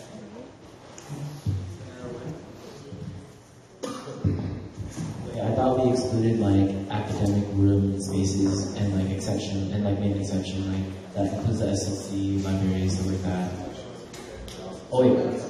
Oh, okay, yeah, right. I just want to say that my segment, because it gets really complicated because there are libraries, but there are reservable rooms in those libraries, like pods, where some students like do the kickoffs, for example, or I don't know, whatever campaign event or campaign team meeting. And I think if it's a reservable room, then it should be okay, because no one will ever be able to reserve an open library space. No one will ever be able to reserve the open SLC, and that's why when I say exclude academic spaces, I strongly prioritize the fact that at the end of the day, we're still a university, and I would never want to impede on the students' ability to learn.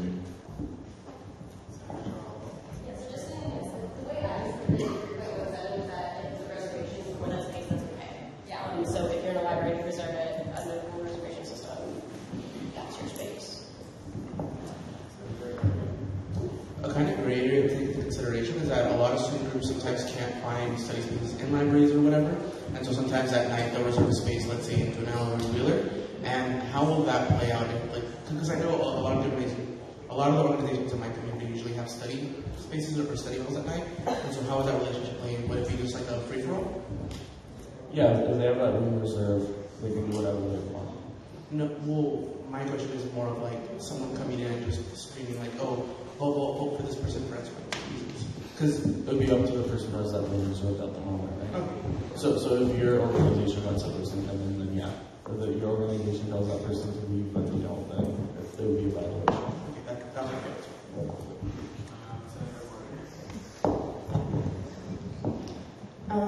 I agree that a lot of students, I just think if somebody decides to go into an academic space and disrupt it with campaigning, then that's going to reflect badly on them. And that I don't know if we need to necessarily outline it.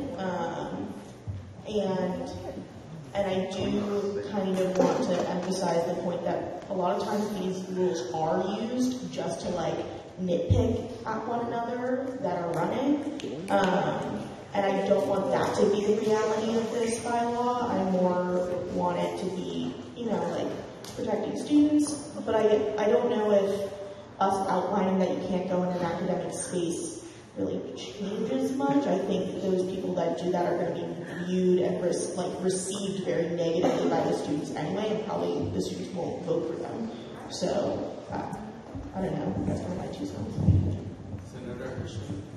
This isn't changing the way to report these violations, correct? Because, any student can say about any candidate, oh, he was in main stacks, he just went person by person to 400 people trying to get them to vote. So, I don't think this point really is relevant to me.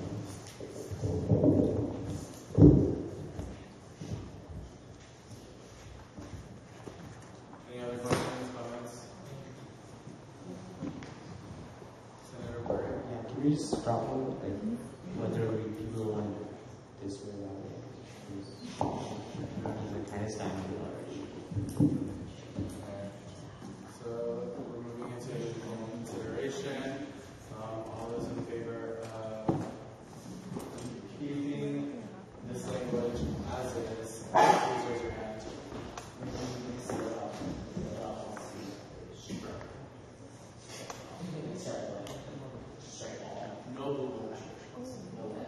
No, so you're running some building restrictions, no building restrictions. Some building restrictions. Yes.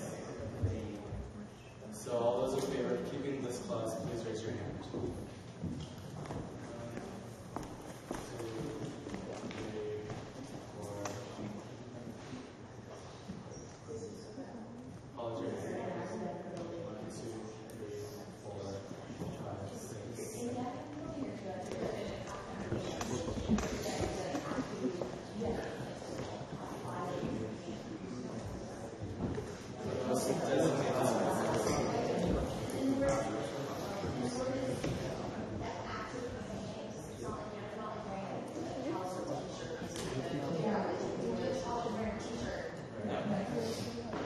So all those in favor of keeping the building restrictions, please raise your hand. 1, 2, 3, 4, 5, 6, 7, 8. All those in favor of striking this clause altogether, please raise your hand. 1, 2, 3, 4, 5, 6, 7, 8, 9.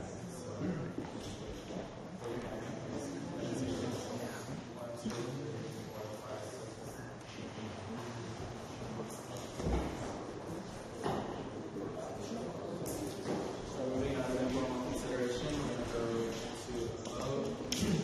So I would like to entertain a motion to strike 3.17 as highlighted on the screen. So moved. Seconded. Any objections? Do a roll call vote, just to maybe if anyone wants to second or think about the fact that we should be allowing students to campaign in libraries, and there's a lot of people doing that, and very disruptive to students, and watching people on the ASUC. There's so many reasons to campaign, and I really don't think we're doing this. Take a second to think about this. Although I object to the motion, although I'm in favor of striking it, I want us to be aware of what a roll call vote on this issue will do, and us being a part of the public record. If you vote to uphold this, you should be aware that that's in the corporate record, and that if people feel like that is restricting free speech and they want to take legal action against you, that they could. So I think that we should be careful before we motion for a roll call. Just clarification, if people should take action against the ASUC as a unincorporated association, not against one of the specific members of the Senate, that would probably be the more proper procedure, instead of suing individual people for having voted like intimidating elected officials. And we do have a legal defense fund if that happens, but just clarification. Okay, so all those in favor of removing this clause, please raise your hand. In favor of removing. Please raise your hand. Aye.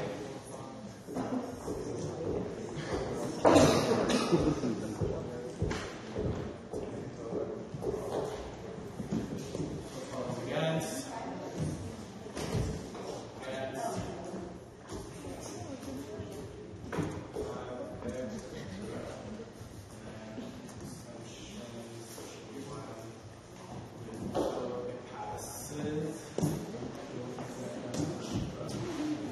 Cool.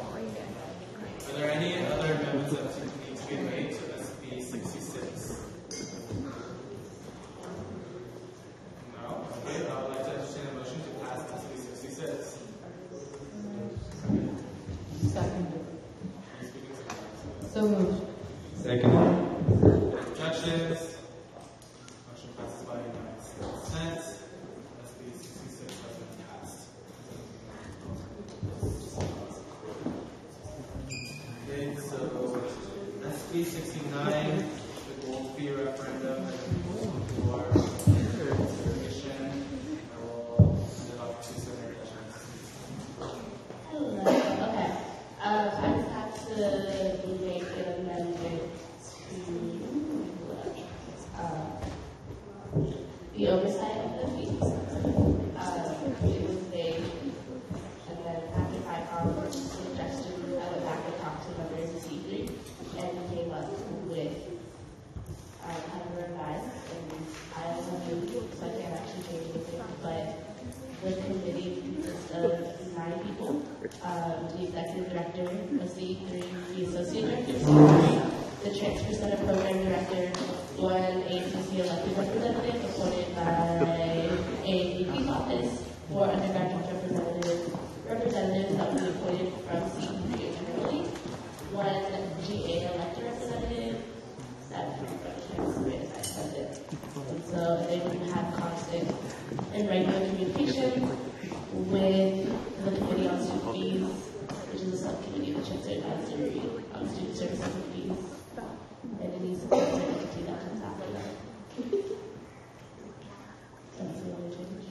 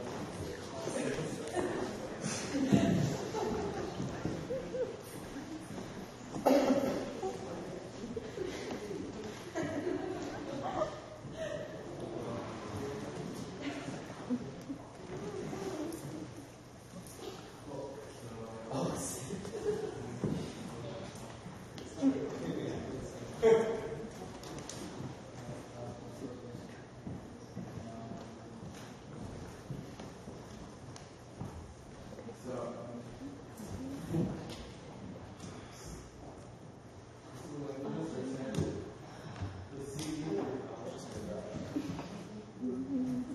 CE3 Advisory Committee will consist of voting members, the Executive Director of the Centers for Educational Equity and Excellence, CE3, the Associate Director of CE3, the Transfer Center Program Director, one ASUC elected representative appointed by the Academic Affairs Vice President, four undergraduate representatives appointed by the Centers for Educational Equity and Excellence, CE3, one GA elected representative appointed by the Campus Affairs Vice President or the CAVP, and there will be regular consultation and regular reporting to the Committee on CFEs, the Subcommittee of the Chancellor's Advisory Committee on Student Services.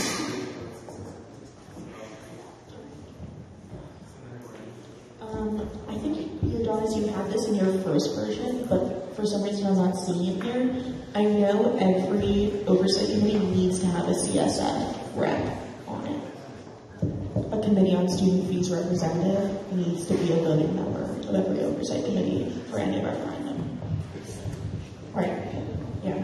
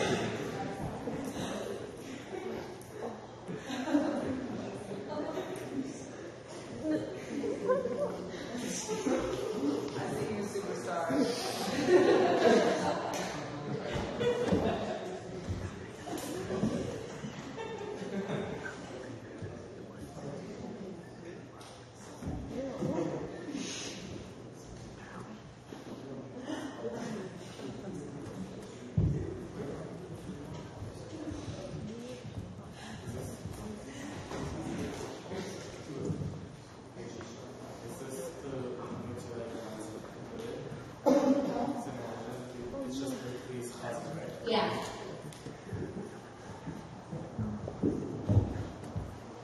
Any other comments or questions? Comments or concerns about this particular clause before we vote on it? Okay, I'll entertain a motion to approve this amendment. So moved. Seconded. Objections? Motion passes by unanimous consent. Is there any other changes that need to happen to this? Cool, I'll entertain a motion to pass SB 69. So moved. Seconded. Any objections? SB 69 passes by unanimous consent. Anything else?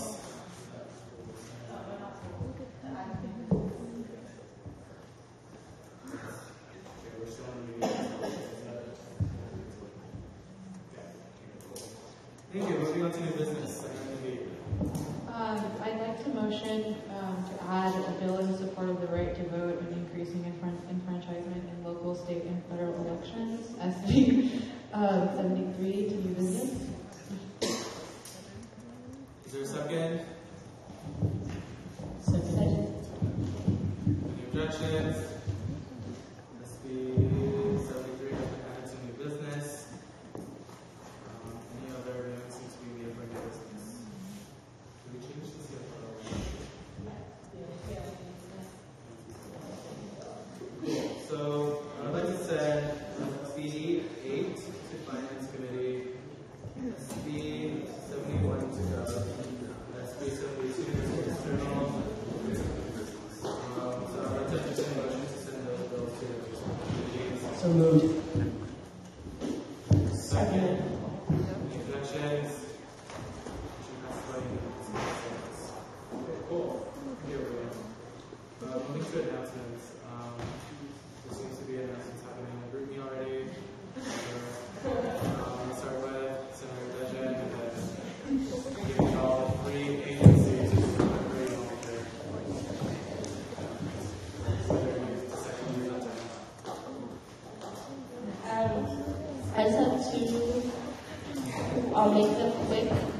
but they are kind of serious. The BSU's demands, if you have questions about what they are or why we wrote them, please direct your questions or comments to me or anyone on BSU board, as well as what we're doing moving forward. We had a town hall tonight. I will be there because I was here, and I will update you all next week about our steps moving forward as a community, as well as the actions that happened at SAE in Oklahoma. That I will just leave it there. I think everyone has seen it and knows about it. So that's that. And yeah, doctors this Friday. Guided cultural assistance from 5 to 9, so if you show up. I know. Okay, that's it.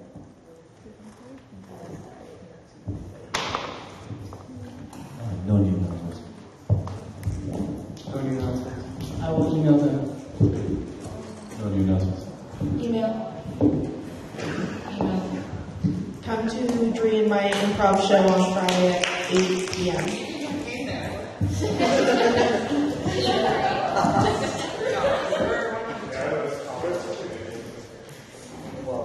Any announcements? I really don't like that. No new announcements.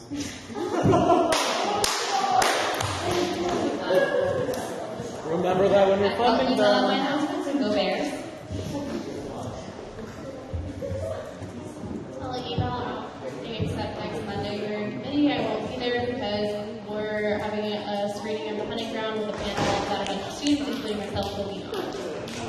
Sid is funny. No. You said culture show April 11th. 5K Sunday for Red Window Project, which helps victims of sex trafficking, and then we also have a barbecue on Sunday. And also thank you to all the 5 town members for passing PA's funding request. I'll just be really quick. We'll talk about it more later, y'all. So I'll make your text. I just want to say, I think it's interesting sometimes us as a body, like when we choose to be like, kind of not targeted just to be center people, but like when we choose as a body to be really stringent about rules, and when we choose to be really lax about rules. And I think for me, it's been frustrating a little bit because our rules don't allow for easy funding of commissions. And here, when we recognize that we have not, as a body, been hyper proactive around sexual assault, some members, Senator Broder in particular, have been, but we haven't. And then we had the opportunity to, here as a Senate, move forward with just funding the commission more. Then all of a sudden it became a lot about rules, and I get that, but then at the same time I don't, because there's other instances in which we totally are okay with bending our rules. So I just want us to reflect on that selectivity and how that is also reflective of our priorities. And I chose not to bring it forth tonight because we had so much to do and so late, but that's not because I don't think we should do it. Not to undermine Senator Fitzgerald, I 100% wholeheartedly agree, but on another note, the girl from School of Rock was Drake and Josh's sister. Answer the group text. Alright, I'll email my announcement.